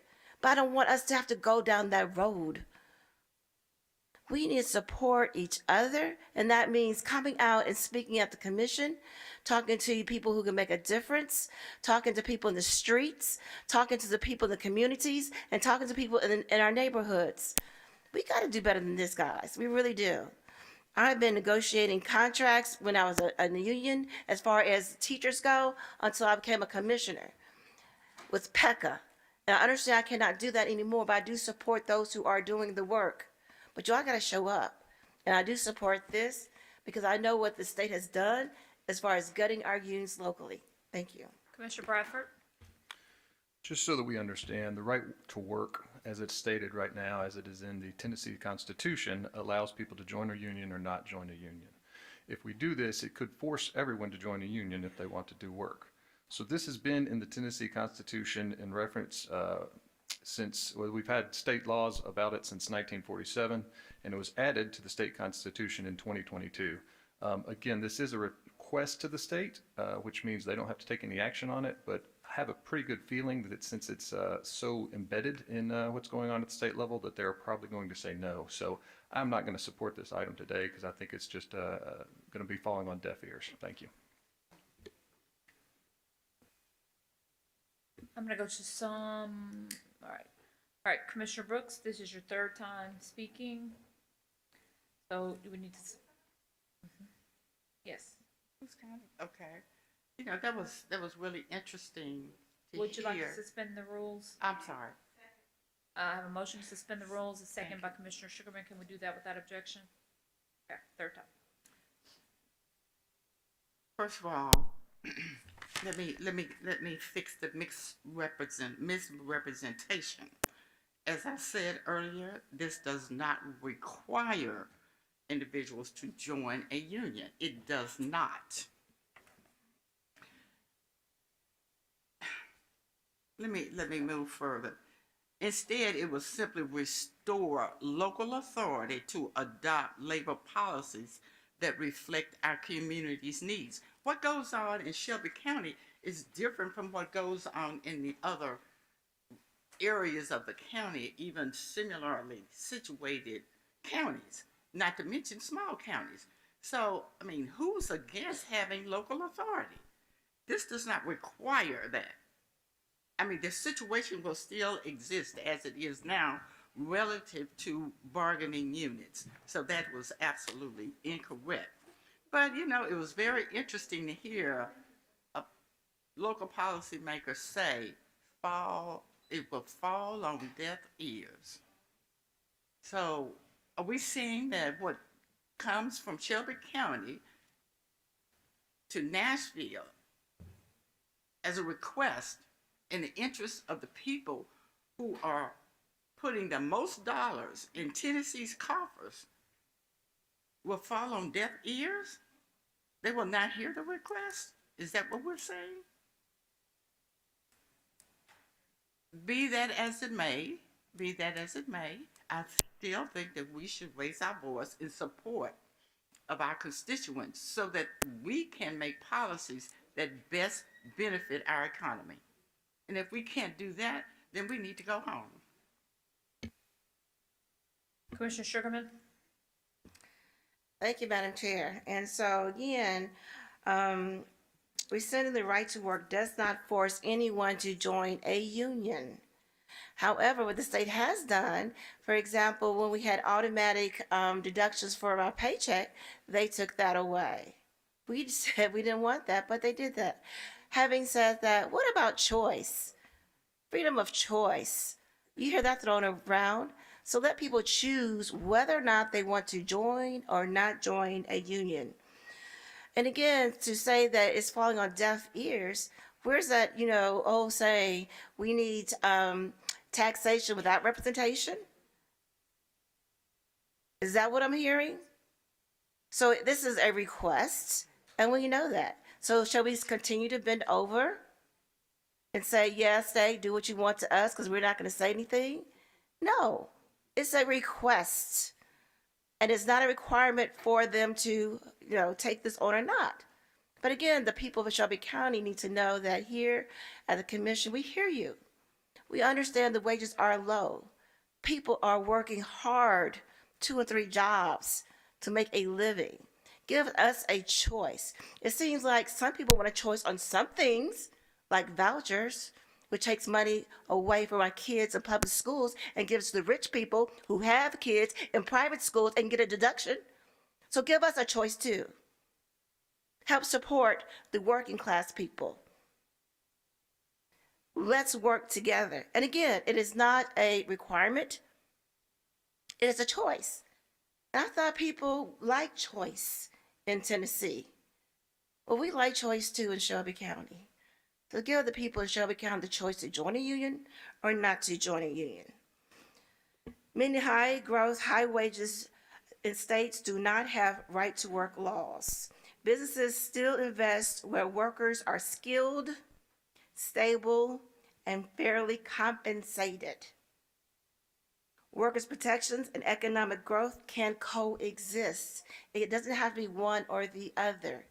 It can be both. And again, according to data, the right to work states impacts women and workers of color.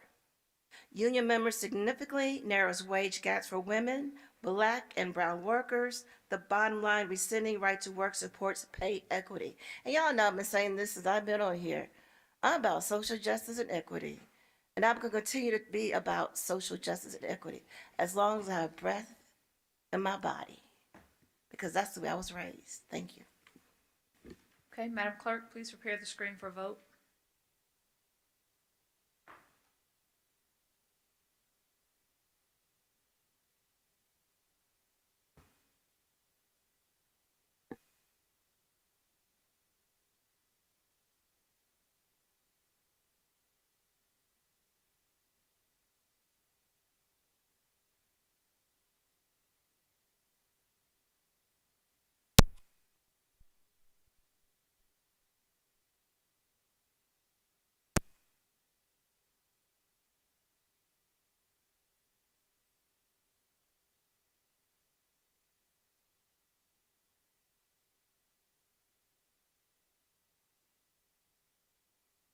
Madam Clerk, please report the vote.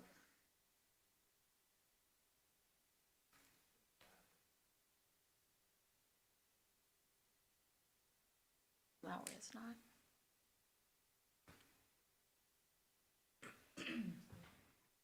We have aye votes from Commissioners Whaley, Clay Bibbs, Caswell, Sugarman, Thornton, Brooks, Lowry, and Chairwoman Avant. Commissioners Mills, Wright, Morrison, and Bradford have voted no. We have 8 ayes and 4 noes. That motion passes. Parliamentarian, please read item number 44. Item 44 comes from the Budget and Finance Committee with Vice Chair Bradford as acting chair. Item 44 is a resolution receiving and filing the first quarter report of the Memphis Shelby County Schools for the year ending June 30th, 2026, sponsored by Commissioner Michael Whaley. My computer is still catching up. Can I get a motion? A motion by Commissioner Thornton, a second by Commissioner Bradford. Commissioner Bradford, could I have a committee report? Comes down to a favorable recommendation. Okay. Madam Clerk, please prepare the screen for a vote.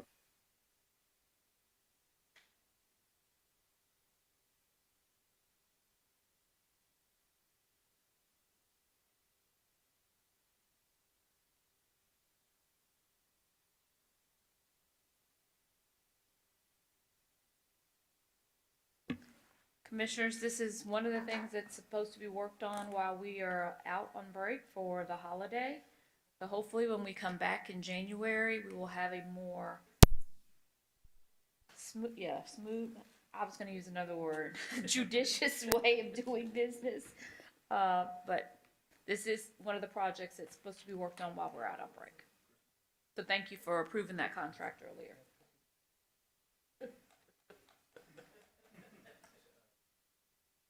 Aye for Commissioner Lowry. Madam Clerk, please report the vote.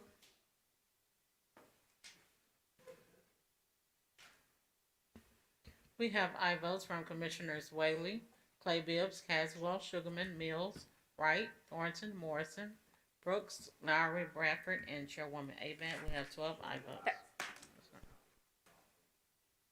Correction. We have aye votes from Commissioners Whaley, Clay Bibbs, Caswell, Sugarman, Mills, Ford, Wright, Thornton, Morrison, Brooks, Lowry, Bradford, and Chairwoman Avant. We have 13 aye votes. That motion passes. Parliamentarian, please read item number 45. Item 45 comes from the Budget and Finance Committee with Vice Chair Bradford as acting chair. Item 45 is a resolution to amend the Shelby County District Attorney General's Office FY 2026 Grants Fund operating budget in the amount of $142,780 to expend funding made available from the State of Tennessee's Office of Criminal Justice Programs. The grant is for the period of July 1, 2025 through June 30, 2028, sponsored by Commissioner McWright. This item does not meet requirements of the permanent rules and was sent down without recommendation in December 10th, 2025 committee meeting. Okay, can I get a motion? A motion by Vice Chair Bradford, a second by Commissioner Sugarman. Can I get, in order for this to be before us properly, can I get a motion to suspend the rules? So moved. A motion by Vice Chair Bradford. Is there a second? A second by Commissioner Sugarman. Can we do that without objection? Commissioner Bradford, can I get a committee report? This item comes down without recommendation. Commissioner Brooks? So, I'd like to know, this item does not meet the requirements of permanent rules, so can we get an explanation as to why we're getting this item that we probably should not be voting on since it doesn't meet the requirements of permanent rules? I'm gonna ask the county attorney if you could specify. Megan Smith, County Attorney's Office, I would defer to the Attorney General's office for why it didn't complete the circuit. I'm sorry, your microphone's kind of low. I would defer to the District Attorney General's office on where it got stopped in the process. Ms. Indagaro? I'm Jessica Indengaro, the Chief Administrative Officer for the DA's office. Finance did not complete its review in advance of the deadline to get it into on-base and to get it before this body. And the deadline for this to be signed is December 31st. And so it was critical that it be in front of the commission. And so we submitted it without their sign-off. They have since signed off, and there is a substitute resolution that can be considered.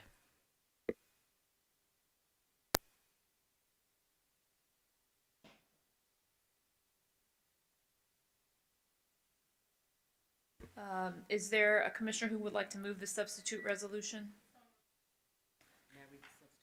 I have a motion by Commissioner Thornton, a second. Second by Commissioner Bradford. Can we do that without objection? All right, parliamentarian will read the substitute resolution. The changes to the caption are the dollar amount. So the amount was previously $142,780, and the substituted amount in the caption is $87,780. In the first whereas clause, the language and fund a vehicle purchased by the DTF has been removed, and I think that Jessica Indengaro can explain further the substitute. You recognize Ms. Indagaro. Thank you. I'm Jessica Indengaro, the Chief Administrative Officer for the District Attorney's Office. On the advice of Shelby County Finance, the vehicle purchase is no longer going through its Fund 110, which was how I had drafted it. Instead, it's going to be paid directly out of the trustee interest-bearing account that will be holding that money. So that means that it will still be audited as part of the annual audit, but it just is not going through Shelby County Finance. The reason for that is because the vehicle is going to be titled in the name of the West Tennessee Drug Task Force and not Shelby County. If it went through Shelby County Finance, it would look like an asset that the county had acquired. And for insurance and liability purposes, it's important that that not happen. The vehicle is instead insured through the state of Tennessee, just like all of the other Drug Task Force vehicles in the state are. So that is the reason for the reduction of $55,000, which was budgeted for that vehicle. Commissioner Whaley? Thank you, Madam Chair. I'd like to just propose a amendment to this that just ensures that the amendment to the position control budget is based on these grant funds specifically and not any other sort of general operating funding source. So would add a additional "be it further resolved" on the second page after the second "be it further resolved." That ends in itemized in Exhibit D, that would read, be it further resolved that this amendment to the position control budget is contingent on receiving these grant funds in Grant Fund 110 and should not be replaced with any other funding source without prior approval by the Board of Commissioners. I have a motion for an amendment by Commissioner Whaley and a second by Commissioner Ford. Can we do that without objection? Okay, so moved. Commissioner Whaley, is there anything else? Okay. Commissioner Ford? Thank you, and I see Ms. Tipton. Good to see you back. I got a couple of questions for you.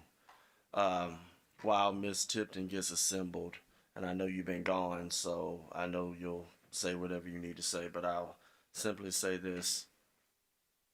In committee, I did ask Ms. Indegaro, as I have stated, especially with the DA's office, You were right here with the DA, and I stated on record, I'd rather you have it without meeting the requirements so that it can be published on record so that the public can see it, et cetera, et cetera.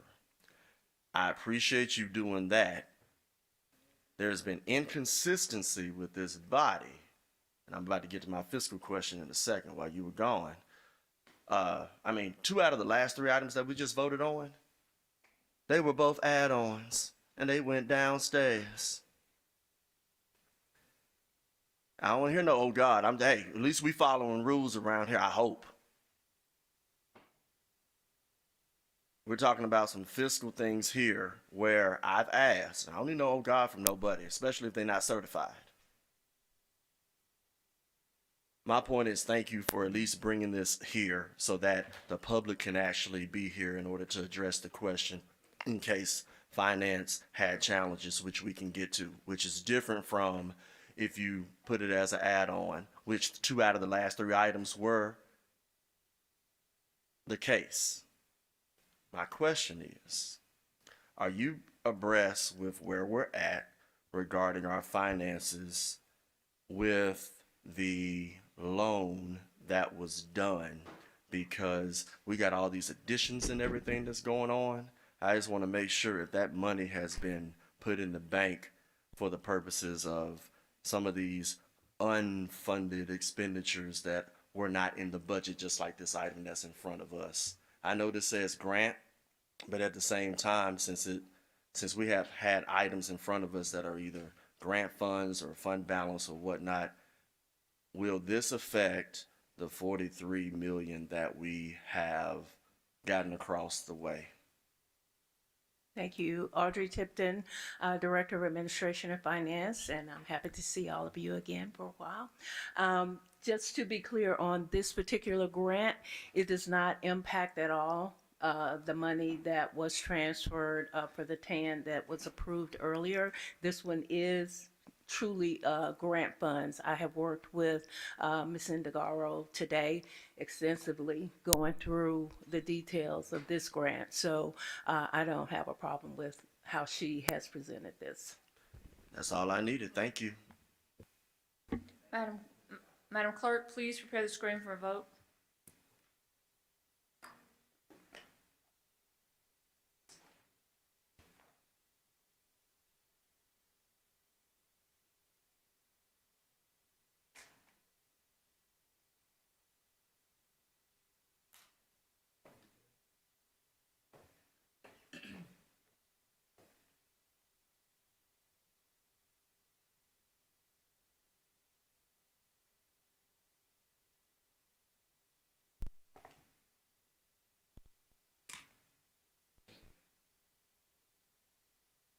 Aye for Commissioner Lowry and myself because my screen's frozen as well.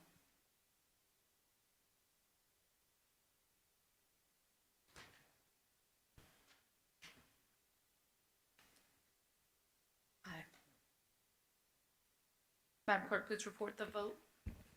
We have aye votes from Commissioners Whaley, Clay Bibbs, Caswell, Sugarman, Mills, Ford, Wright, Thornton, Morrison, Brooks, Lowry, Bradford, and Chairwoman Avant. We have 13 aye votes. That motion passes. Parliamentarian, please read item number 40. Before we do that, did we get questions answered? Were you able to find research so that we could go back to the item that was on the Hill? Megan Smith, County Attorney's Office specifically, we're talking about the ordinance setting the salary of the mayor, correct? That's correct. Okay. So the issue that was remaining was whether or not there was some requirement imposed on you to get that done before January, and we do not see it. We do see evidence that it might have existed as a requirement in the past, but it does not exist now. So parliamentarian, we're going to go back to item 39. And if you could read that back into the record, and then we're going to go back to the objection vote. Yes, ma'am. So item 39 comes from the General Government Committee, which is shared by Commissioner Brooks. It's an ordinance third reading.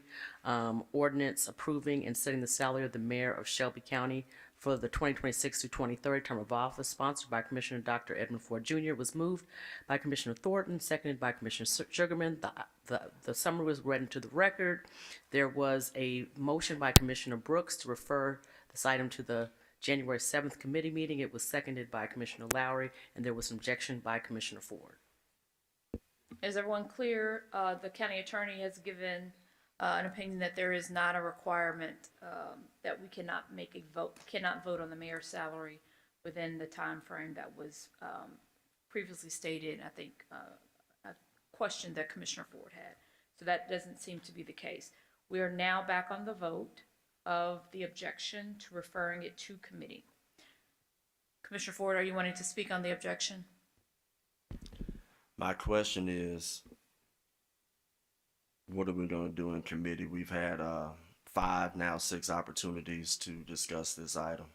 2 in October, 2 in November, 1 last Wednesday, and 1 now. So what's there really to discuss? I mean, unless 9 people are inclined to increase the salary and suspend the rules, I don't see any reason for us to entertain another meeting since we've had 6 opportunities.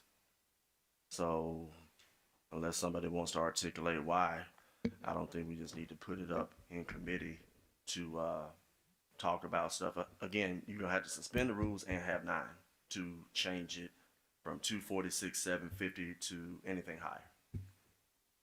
So unless somebody wants to explain what we're actually going to do in committee, I don't see a reason. I'll leave it right there. Okay, we are now going to vote on the objection. A yes is referring it to committee on January 7th. A no is not referring this to committee, and we'll go back to the main item. Everyone clear? We're voting on the objection. Madam Clerk, please prepare. I'm sorry, the referral. On the referral. Madam Chair, I wish to withdraw my motion. So we have a withdrawal of the motion. There's no need to now vote on the referral. We're back on the main item. Commissioner Ford, you recognize? Unless there is a commissioner that wishes to make a motion now, which I gave opportunity for, I'm going to move to withdraw this item so that the 246, 750 will be the minimum required salary for the incoming mayor. Okay, so we have a withdrawal from the sponsor. Can we do that without objection? All right, so moved. Parliamentarian, please read item number 46. Item 46 comes from the Economic Development and Tourism Committee with Commissioner Caswell as Vice Chair. Item 46 is a resolution receiving the Pilot Ad Hoc Committee's recommendations to the Board of County Commissioners on reforms to the payment in lieu of taxes pilots process, sponsored by Commissioner Henry E. Brooks. This item does not meet requirements of permanent rules. A motion by Commissioner Sugarman, a second by Commissioner Caswell. Get a motion to suspend the rules. I have a motion by Commissioner Ford and a second by Commissioner Sugarman to suspend the rules. Can we do that without objection? Seeing none. Commissioner Caswell, can I get a committee report? This item came down with a favorable recommendation.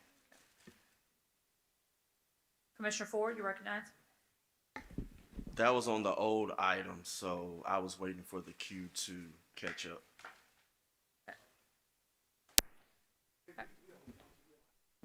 We are.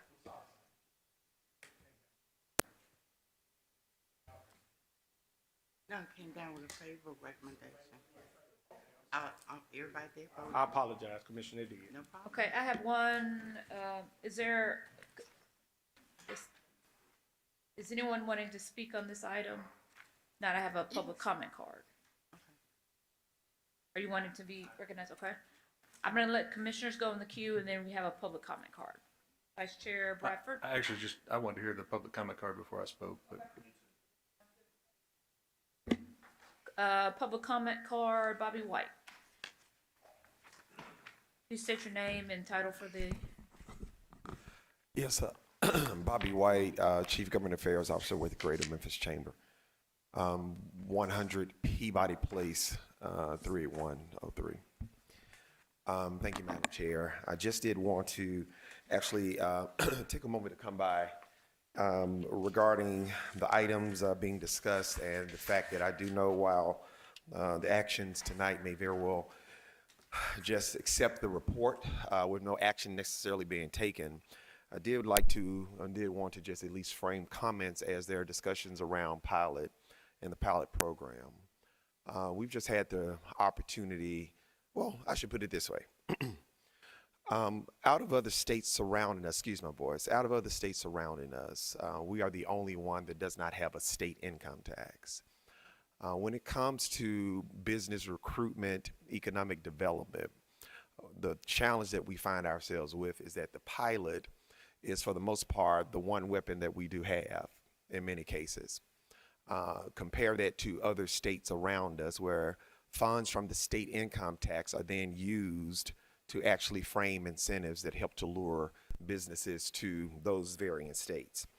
And in those cases, we think along the terms of things like cash grants, things that you may not have even been aware of.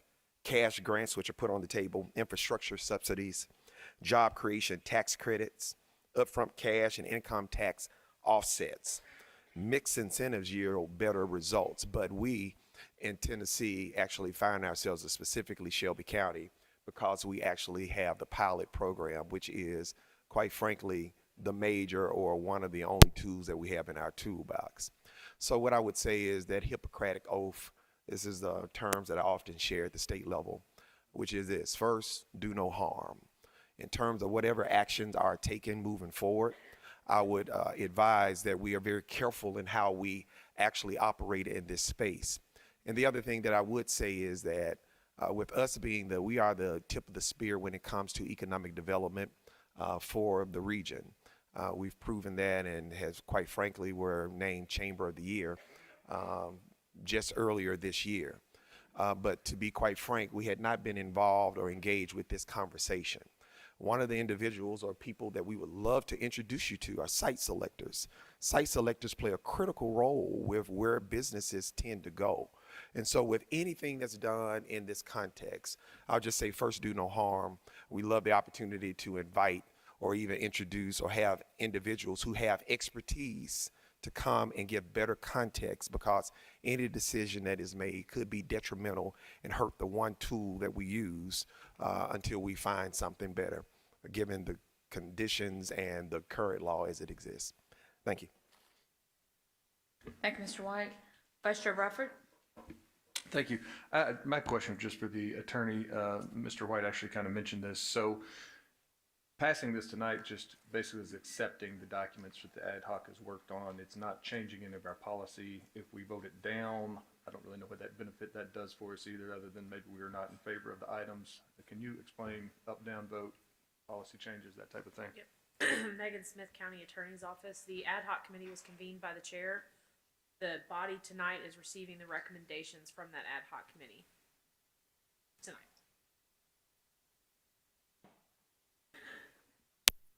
Commissioner Ford? I'm looking at the document, and it went away. I'm trying to bring it back. Hold on 1 second. I won't need my whole 3 minutes. I just need to bring the document back to resolution. Okay. I got it back up. Yeah, this is just to receive the recommendations. I would hope that any ad hoc that we have, we could receive their recommendations. Receiving recommendations and actually acting on policy are two different things. I have a committee, and that committee met, and there'll be some recommendations that we're going to be bringing. So I would just ask that if we do have recommendations, we just make sure that we present them like this accordingly with the ad hoc. Two reasons why I'll be supporting this item. Number one, when you look at the whereas that talks about keeping legislative authority in place, it is the whereas on page 2, the full whereas where it says, the pilot application and or extension is subject to local legislative approval. I've been on record saying that we need to preserve our legislative authority. This resolution actually states preserving legislative authority. And looking at from the past, and I will say this, and Mr. King, you already know where I'm going with this. I will simply say again on the record, without the use of a pilot in 2018, there is an area in my district off of 3rd and Bells that would not have a grocery store. They would not have a pharmacy that is run by Regional 1, and they will not have a clinic that is walking distance from the cash saver. So I know that there are challenges and there are things that are said, but a pilot actually helped my constituency from having to go to Arkansas to go get money. Get groceries. For them having to go out east to get groceries. And some of them having to go down 61 to Mississippi to go get groceries. Nobody who lives in Memphis proper should have to go to another state just to eat. Unless they want to. And that was like a $6 million pilot. So I appreciate the work that the ad hocs do. I think when we get to the point to where we start talking about legislation, if it is legislation that starts taking away that legislative authority or the authority from what that commissioner believes is best, then I would not vote for it, but I do support this item as is. Thank you. Commissioner Brooks? Thank you, and I won't be long. I just want to make clear that the ad hoc committee, and I'm very grateful to them that met for over 18 months, we are not about removing pilots. We are about pilot reform, not about removing pilots, and you have the packet in front of you. So you have plenty of time to look over it and digest it. But let me just say one other thing to the gentleman who came up representing the chamber. And we have evidence whereby we invited all pilot granting entities an opportunity to come before the ad hoc, and you could select your time slot, an hour and a half or more if you like. But I don't recall, and I guess one of the members that's in the audience can correct me, that the chamber, I know they are not a pilot granting entity, but they do have a great influence in economic development, which is one of the conditions of the pilot, never showed up. So we'll have an opportunity to engage with you, and we look forward to working with your little site manager, site person. But please understand, this is about reform, not removal or removing. And we do definitely want to engage. We want to have your input because we are open door. We are transparent. We want to be accountable to the public because we're the stewards of public dollars. And as such, we keep our doors open. Thank you. And I'd like to refer the rest of my time to the mayor since he's sitting out there.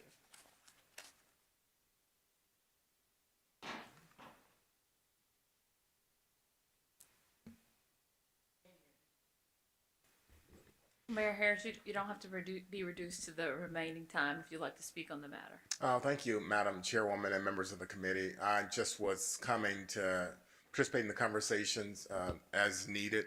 I will say just that I have watched as Commissioner Brooks has shepherded the work of the ad hoc over the course of many, many months, and they have dealt with folks who are subject matter experts and formulated a variety of reforms that she has shared with me as well as with members of the ad hoc. Most of those reforms I am in support of, and I am looking forward to further conversation on the matter. That's it. Thank you, Madam Chair. Thank you, Mayor Harris. Commissioner Caswell? Thank you, Madam Chair. And just to Dr. Bobby White, Dr. White, if you can help me out on just a matter issue around XAI, did they receive a pilot to come to Memphis?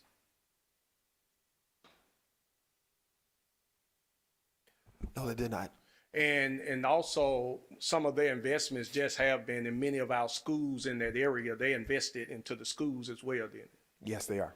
So I think that when we talk to the chamber, when we talk about pushing out, we have a blueprint of an entity, organization that's coming here, that's making investments, that's not seeking pilots. And even when I talk to, I can't think of the gentleman's name who's running XAI, he made that mention that let the dollars go into the community. We want to invest into the community, because when you think about, as we push the resolution about XAI or AI at the state level, that we know if we're going to move this community forward, we got to invest into the children, invest into the future so that they happen. So again, to my colleague, Commissioner Brooks, I know I've been giving you some hearts on some of this, but I appreciate all the work that you all did to this. But I believe we have a model that can say to business that you can come to Memphis and prosper and invest in Memphis and still be effective to prosper in our community. So I just want to say, in light of that, I support this item. Could I mean, to the point raised, Yes. XAI is not normal. What we see with them as a startup, normally a startup, for instance, that we are trying to lure, that company is a startup, but again, behind it is the founder, the richest man in the world. They're not normal. Normally a startup, for instance, benefits from being in another place where they can get another type of incentive, because pilots don't work for startups because they don't have a lot of property. So I think what I'm saying is that I'm still wanting us to be sensitive, and this is no disrespect because I have not read all of the document. It's just the idea that at the end of the day, other communities have more incentives than we do to lure businesses. We have the pilots. So I just say handle with care in terms of how we move forward, because again, those site selectors play a critical role, and we love to engage more. I just want to make that statement. And we appreciate, and I know Commissioner Brooks and that committee will appreciate the engagement. I know that even in that same building, the XAI, I worked at Electrolux when we gave a lot of incentives to them, and that didn't work out in our favor at the end. So, but I appreciate you. Okay, thank you. Commissioner Whaley? Thank you, Madam Chair. I guess my hope is that, we don't sort of fall into the false narrative of being either pro-pilot or anti-pilot. And I can see that easily happening, as it does with many, many issues. But this, for one, I think we've always historically accepted the recommendations of all the ad hocs that we've had over the years. So I think that's a normal activity and should not be read into any specific policy. But at the same time, I do think it's certainly an opportunity where multiple things can be true at the same time, right? We can say, look, this is a pretty powerful tool when used well, because we do want to attract high quality business, right? Grows the tax base and it helps create more jobs. Like, that makes sense. But at the same time, it's hard to believe that it's perfect as it is, right? And maybe it is, and let's have some confirmation. I mean, that's great, but I think in general, it's always good to have another set of eyes on any particular system. And if this does that, I think that's a net positive for business development.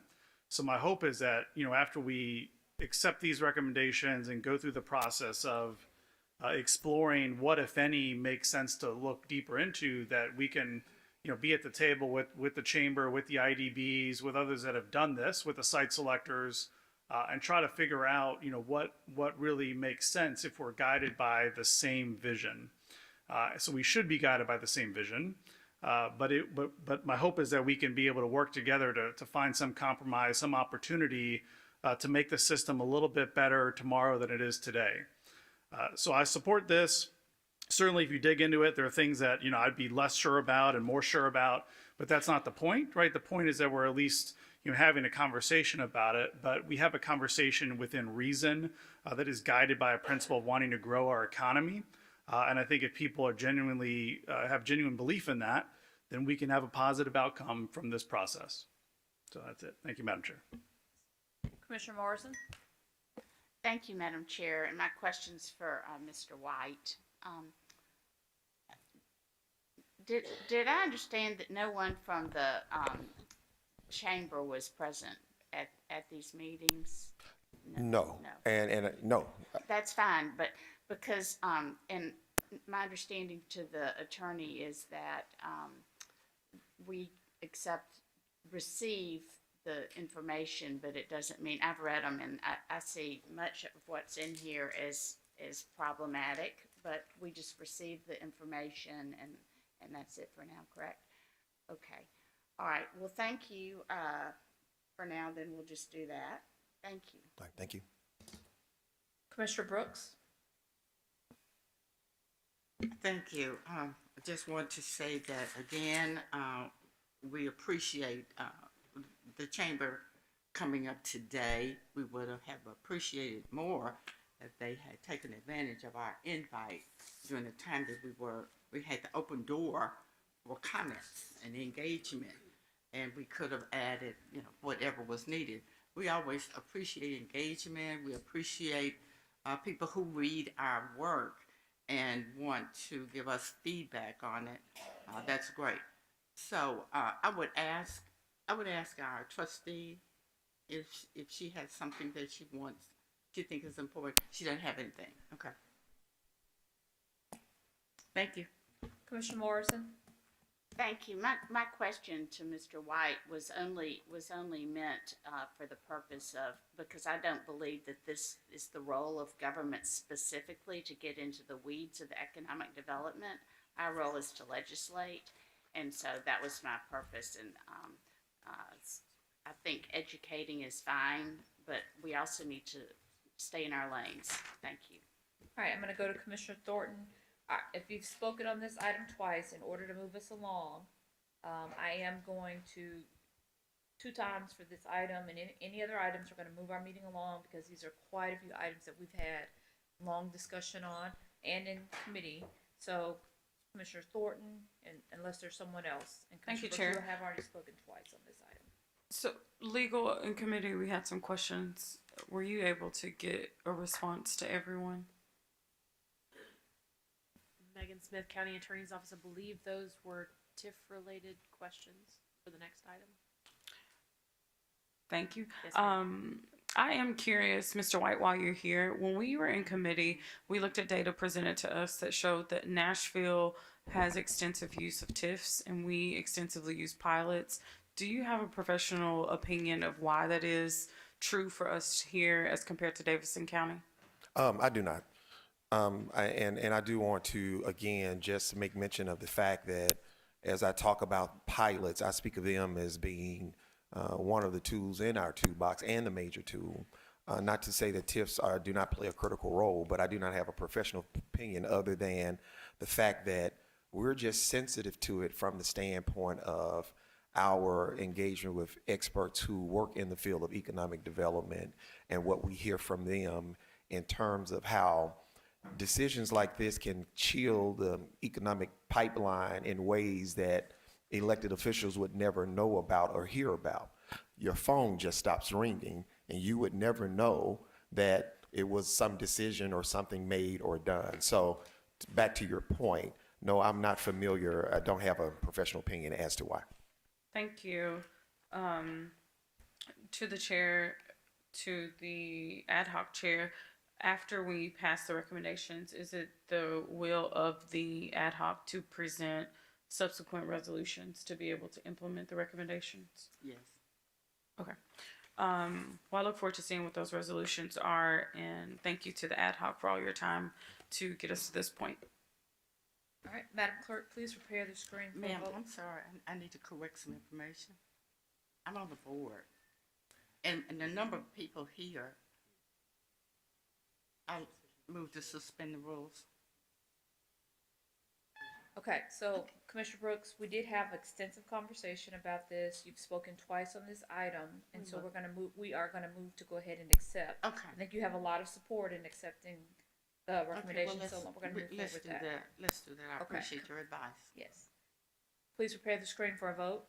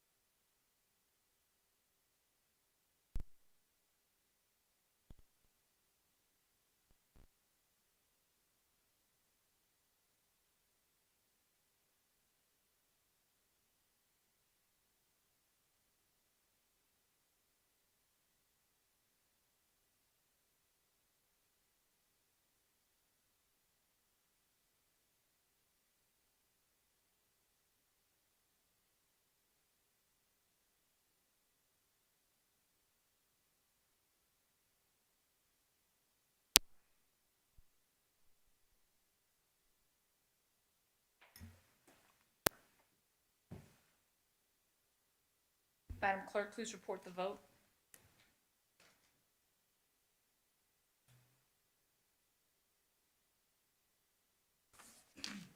We have aye votes from Commissioners Whaley, Clay Bibbs, Caswell, Sugarman, Ford, Orton, Brooks, Lowry, and Chairwoman Avant. Commissioners Mills, Wright, Morrison, and Bradford have abstained. We have 9 ayes and 4 abstained. That motion passes.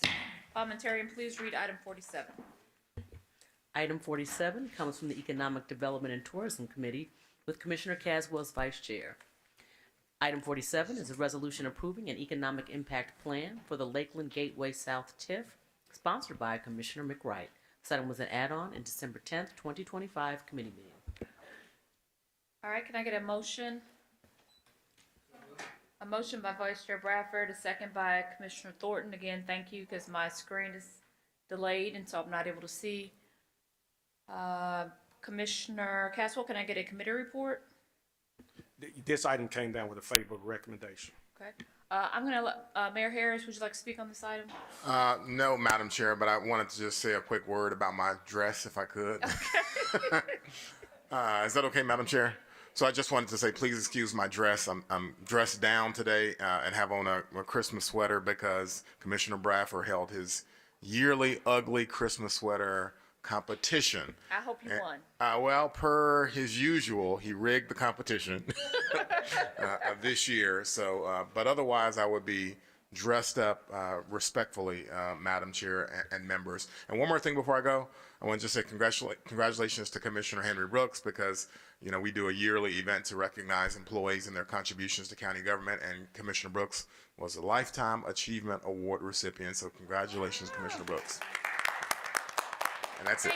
Thank you, Mayor Harris. I appreciate that. Congratulations, Commissioner Brooks. All right. Let's see. Are there any? Is there a presentation for this item, or if not, we are going to move forward.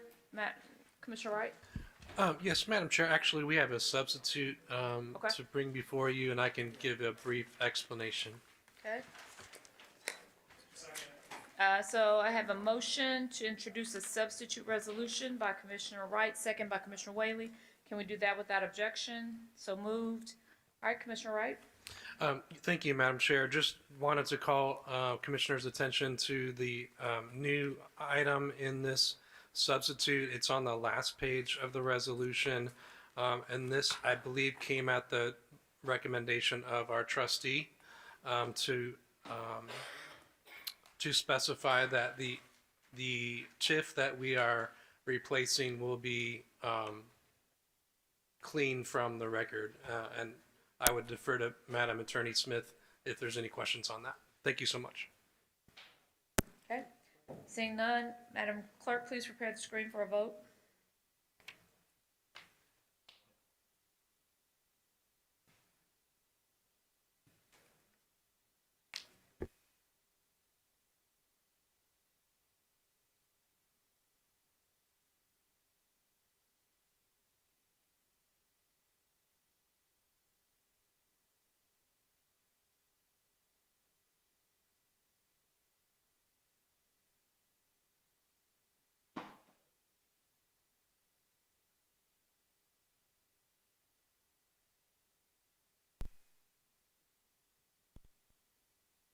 Madam Clerk, please report the vote.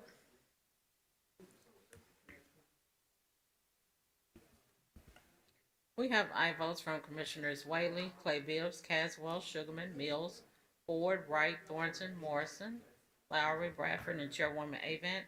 Commissioner Brooks has abstained. We have 12 ayes and 1 abstain. That motion passes. Parliamentarian, please read item 48. Madam Chair. Yes. Josh Roma, Mayor of Lakeland, I just want to say thank you, and on behalf of the citizens of Lakeland, your trust in us to build value for Shelby County, I want to say thank you. Thank you for being here. Yes, ma'am. All right, Parliamentarian, please read item number 48. Yes, ma'am. Item 48 comes from the Audit Committee, which is chaired by Commissioner Whaley.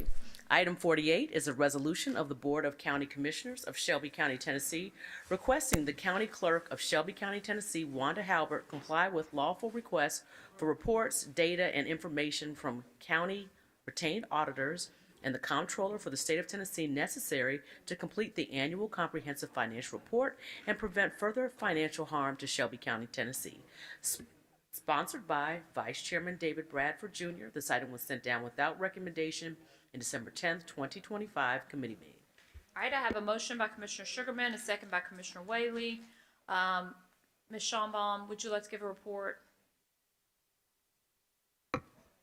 Danielle Are there any- Schonbaum, I Deputy guess really Director. just first to see if there's any updates from our time together on Wednesday. Yes. So Danielle Schonbaum, Deputy Director, Administration and Finance.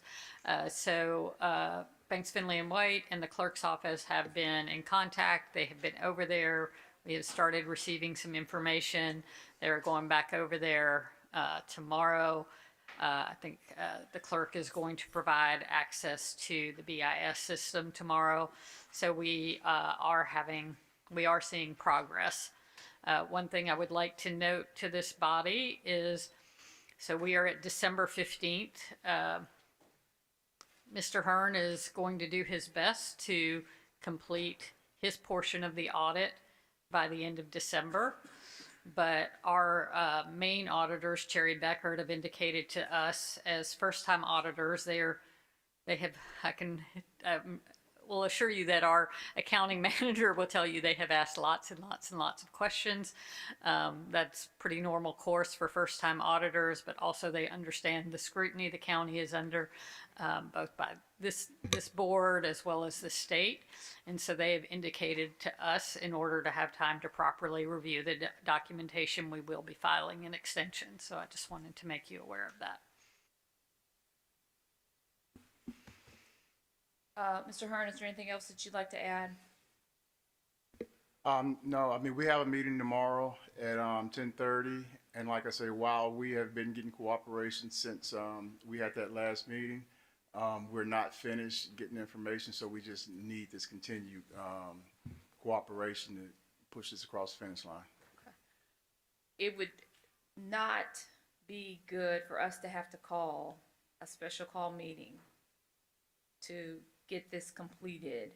So I just want to make sure that Clerk Halbert is aware. I am not beyond calling a special call meeting if need be in order for us to get our audit completed. I'm making my colleagues aware of that. I am not beyond us doing that, hopefully with enough folks to be present, because this is too important to the financial health of the county. Vice Chair Bradford. I just wanted to thank Mr. Hearn for his time and patience in this. I know this is a abnormality in your daily line of work and getting involved in all of this. So I just appreciate your time, appreciate you being down here, and fingers crossed we can get this resolved. Thank you. You're welcome. Commissioner Fort. Okay. This resolution, is it administration driven or is this commission driven? To the sponsor. Yeah. Sorry, Vice Chair Bradford. Honestly, it's a mix. I reached out about a whole different item, and then when I started talking to the CAO and others, they started explaining the issue, and so I kind of worked jointly with them in order to get this item in front of us. Okay. So probably like 70-30 since it's fell in your lap. Got it. All right. My next question is, are these the same auditors where we had to pay more because our initial auditor couldn't do the work? Ms. Schonbaum, through the chair. Danielle Schonbaum, Deputy Director. Cherry Beckert are the auditors we engaged this year. The cost is higher. I would note that it would have been higher regardless of who we had engaged in a new audit, as the prices have significantly changed in the last half decade. But I don't believe it a 50% uptick. I mean, if you want to show me data that around all over the place, 50% is the uptick. That's what it was with the resolution that we passed. All right, my next question is, are there any other electeds that are having challenges bringing in reports, data, and information? And the reason why I asked Ms. Schonbaum is because you were at the well a couple months ago, and you stated that this office, as well as one other office, were not reporting, which was making us subjected to possibly not bringing in all the revenue. Do you remember that conversation? I do. Okay. So as I noted at committee last week, we do have a second office where the data has been slow to come in. The difference was, and the reason we didn't include them in the resolution, is that they were participating. They did submit everything by last Friday. As they were working towards resolution, we did not include them in the resolution. Is that the General Sessions Court Clerk? It is. Okay. Just wanted to make sure, because if it's very similar, my question would be, regardless of them cooperating, because I see the CAO who could easily say that cooperation is happening now if he wanted to speak. Just to be fair, I would say that the other clerk should be included in this resolution as well, if there were challenges. But since this was mostly administration driven with a partial of this body, I see why one clerk, I tell you what, nobody else is in the queue, and I don't need another whole 3 minutes. Let me know when I can. Thank you. The reason why I said that, Ms. Schonbaum, is because you're very familiar on how our ACFR is, and you know in the very back of our ACFR, it states which entities are the ones that kept us from having a clean audit. And sir, this is your first time here, so first of all, welcome. We have had challenges with our ACFR being on time. If you've looked at our last few ACFRs, you would see that the first page that deals with whoever does the auditing, usually we try to get that done before February. We've had issues March and April, but it's not been exclusively this office. The clerk is leaving August 31st with half of us. Some people don't want her to get vested by February 28th. That's the 7.5 year. Let's just put that on the record. Some people don't want her to get there for personal reasons. Some people don't want me to get anywhere for personal reasons. 2026, oh, that's all I got to say on that. But to go back to this item, it is on record through other ACFRs that there have been other entities that have not taken care of their reporting and information. And 1 year, it was finance. So I just want to make sure that with this resolution that's on the table, that we are fair to where if it's any division that is not taking care of their business, we be fair to where if I had this resolution, I would have Wanda Halbert and Tammy Sawyer. However, we know how politics is, and we know that some people will get a full pass. And that's exactly what I'm going to do on this item. I'm going to pass because I know what's involved. However, I do know that there are some individuals that have they have an issue with the lady that's on here. They do. Some are going to say I represent constituency, but hey, some people got an obsession.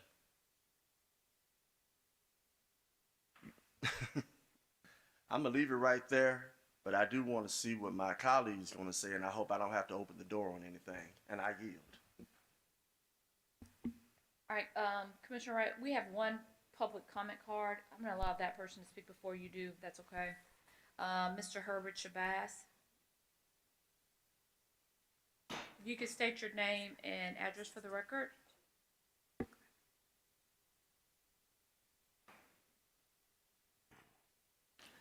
My name is Herbert Shabazz. My zip code is 38126. And I'm here to request from the entire board that former county attorney, Brian L. Cohn, and his crooked brother, Philip E. Cohn, Shelby County Sheriff, come before this board and explain to the board and to me, taxpayer, about matters that they done as public officials, as county officials, as relates to my retirement and their retirement plans. I understand that Brian Cohn worked for Shelby County for over 25 years. Did a lot of things while he was in office. He brags to me that the only somebody could make him do anything was the county mayor. At that time, it was County Mayor Morris. So we're going back years and years. We're going through A.C. Warden, we're going through Jim Rout, and maybe a few others that I can't think of right off the top of my head. He committed, I have evidence, I had told Commissioner Brooks that I would deliver it to her in reference to my allegations, which I plan to do. But email would not be proper. Some of the evidence tax-wise software with official documentation transaction that was done by Coon, and Coon PC, which is a Shelby County agency. 2/3 of the firm was public officials, okay? So that makes them a county agency. When they retired, their retirement plan and my retirement plan was convoluted together. I have proof that they committed several flagrant misappropriation of funds as it relates to our relationship, both as my private attorney and as public officials. So I'm requesting that this board, it shouldn't be hard if they receiving retirement benefits from the Shelby County to have them come before this board and give an explanation about certain transactions. One of the transactions is a Shelby County school, a nonprofit LLC at Fisher Steel Road in East Memphis. That's just one in the portfolio. All right, thank you. Okay, wait a minute, I got some more. Mr. Shabazz, I'm sorry, your time is up at this point. I just started. But anyway, will you consider my request to get Brian Cohn, former county attorney, and his brother, former Shelby County sheriff? And by the way, you need to, I don't know, do you know it or not, but the Shelby County sheriff got a frozen bank account Okay, with thank you, my Mr. name on it. Thank you, Mr. Shabazz. Thank With you. my name on it now. Thank you. Thank you, sir, ma'am. Appreciate it. Okay. Let me know something, how would I know, what you are? Yeah. Thank you. Commissioner Wright? Thank you, Madam Chair. Just a quick question to you, Mr. Hearn. You've been involved in previous audits for the county, right? Yes. Okay, I just want to clear that up. So this is not your first rodeo with Shelby County government? It's not. It's not my first time auditing the clerk's office either. All right. Just want to make sure I wasn't hallucinating there. So I will say that I've been one of the voices that have been quick to be critical of the clerk's office, and certainly have been very vocal in response to the feedback that I get from constituents very frequently. But I also want to be quick to say thanks. So it sounds like clerk's office has been responsive since last week, and that's extraordinarily great to hear. I'm appreciative of Clerk Halbert for being responsive, and also to CEO Mike Williams, who's with us. So thank you, sir.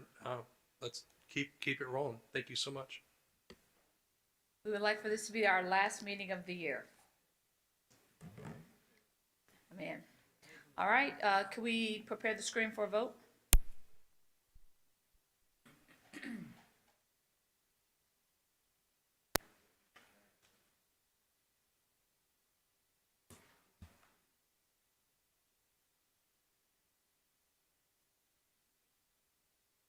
Mr. Hearn, thank you for sending the information as well. It should have been emailed to all of the. We're so close. Come on, computer. Come on. We're so close.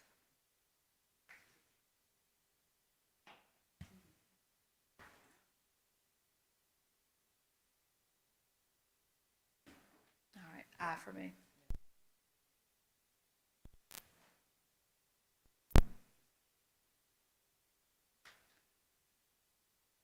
Commissioner Lowry, is yours working? Aye for Commissioner Lowry. All right, Madam Clerk, please report the vote. We have aye votes from Commissioners Whaley, Clay Bibbs, Caswell, Sugarman, Mills, Wright, Thornton, Morrison, Brooks, Lowry, Bradford, and Chairwoman Avent. Commissioner Ford has abstained. We have 12 ayes and 1 abstain. That motion passes. We now come to the end of our meeting where we have, if there are any announcements or we'll clear the queue in case there's anyone with any announcements.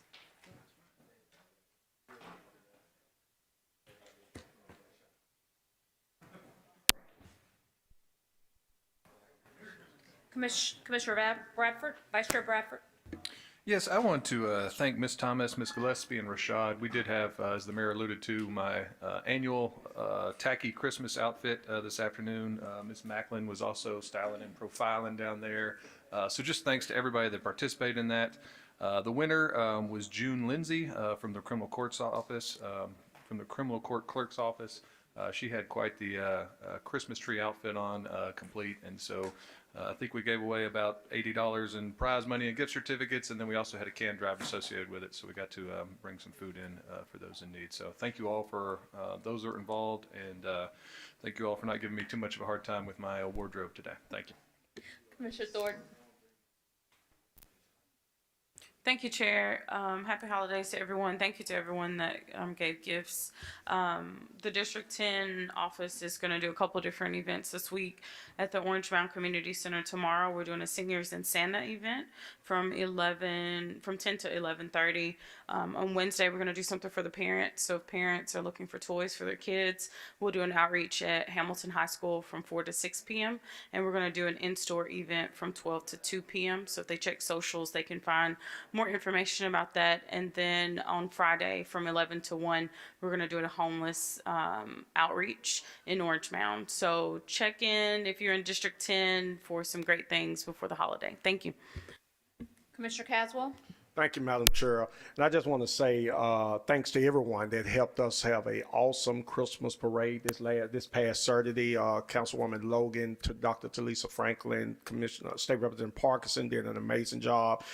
We had hundreds of kids get coats and toys, and we're going to do something again this weekend. Just stay tuned to my page. We're going to make that announcement because we're going to all of our schools in the district, identifying children and families that's in need. So stay tuned to my page for that registration. And also, I just want to say Merry Christmas to everyone. And if y'all see this year a skinny black Santa Claus coming down your chimney, it's me. God bless you. Commissioner Wright. Thank you, Madam Chair. I'll be watching for that visit from Santa. I look forward to that. Merry Christmas to you all. Did have kind of a negative note, which is that I've heard from some of the folks that are involved with our pre-K program that something has happened with the flow of funds to keep our pre-K classrooms ongoing. I believe Commissioner Mills made reference to that earlier. I'm not sure exactly what the reason for that is. I know last meeting we authorized a self-loan to ourselves that should resolve any issues of cash flow. So I'm not sure what the holdup is there, but Madam Chair, you may need to stand ready to hold a special call should we need to take action to keep our pre-K classrooms open. Yes. So thank you so much. Understood. Commissioner Sugarman. Thank you, Madam Chair. In District 12, Wheels and Beats Memphis Youth Skate Jam will take place this Saturday, December 20th, from 12 to 3 p.m. at Old Time Pottery. Free skateboards for ages 16 while supplies last. Skate lessons by later skaters. I may try to get some skateboard lessons. I don't know yet because I went line dance on my birthday and my knee has not been the same. Battle of the DJs. Liddell Beeman versus DJ Jay Woods. There'll be foods and drinks, and I just want to send out special thanks to Checkers, YMCA, Homeland Security, and other county agencies for their participation and support, as well as to my assistant. Said she's been doing an outstanding job. I've been working her to death. And I just want to say thank you, thank you, thank you, and happy holidays to my colleagues as well as to staff. Thank you so much. Commissioner Clay Bibbs. Thank you so much, Madam Chair. Happy birthday again. Just wanted to tell everyone thank you because we had a tremendous time at our annual tree lighting and parade that happened in District 11. Thank you to my colleagues that participated. It was very cold. I mean, it was freezing. So thank you so much for still sticking with it and making it a great time to happen in District 11. I want to say a personal shout out to Cedric Turner and Dr. Tanya Lyons because they helped us feed over 500 families that day. We had hot food as well as food that they could take home. So that was a tremendous amount of just love and joy happening on that day. Thank you to Jeremy Pierre and Jay Henderson for being the MCs of our parade, as well as Councilwoman Pearl Walker and Janika White, who also helped sponsor the engagement as well. I got to say thank you to Ms. Thomas because she has been dealing with a lot of this as we get to this point, and even when we had to change the day because of the weather. So a lot of time, effort, and community effort went into making sure that this partnership happened. And thank you to New Direction Church for being in partnership with me. Thank you so much, and happy holidays. Well, commissioners, thank you again for your stick-to-itness for us to get to the last meeting of 2025. Commissioner Lauer, did you want to say something? I'm sorry, I thought I was just, it's not showing, it shows that I'm Okay. in the queue. I apologize, Sure, Madam go Chair. Again, happy holidays to everyone as well. And it's also good to see all these parades going around to all the communities. It's been great. This Saturday we'll have our 8th annual toy giveaway as well. So Union Valley Baptist Church. So if you got any toys laying around or whatever it may be, you know, we'll love to have them as well. So we'll be doing our prayer breakfast again on the 1st this year as well. So all are welcome. So thanks. Thank you. All right, and I did bring some cupcakes from Frost for you all to partake in as part of my birthday celebration. It's only right that you share in the calories that would be, you know, these cupcakes. So if anyone has not had any, there's a few cupcakes back in Frost. They are delicious. Again, I want to thank each of you for helping us get to the last meeting of the 2025 year. Hopefully it's the very last meeting of this year. Look forward. Hope you all have time of rest and restoration so that we can come back in the first quarter of the year ready to move some good work. Thank you. Happy holidays. This meeting is adjourned until January 12th, 3 p.m.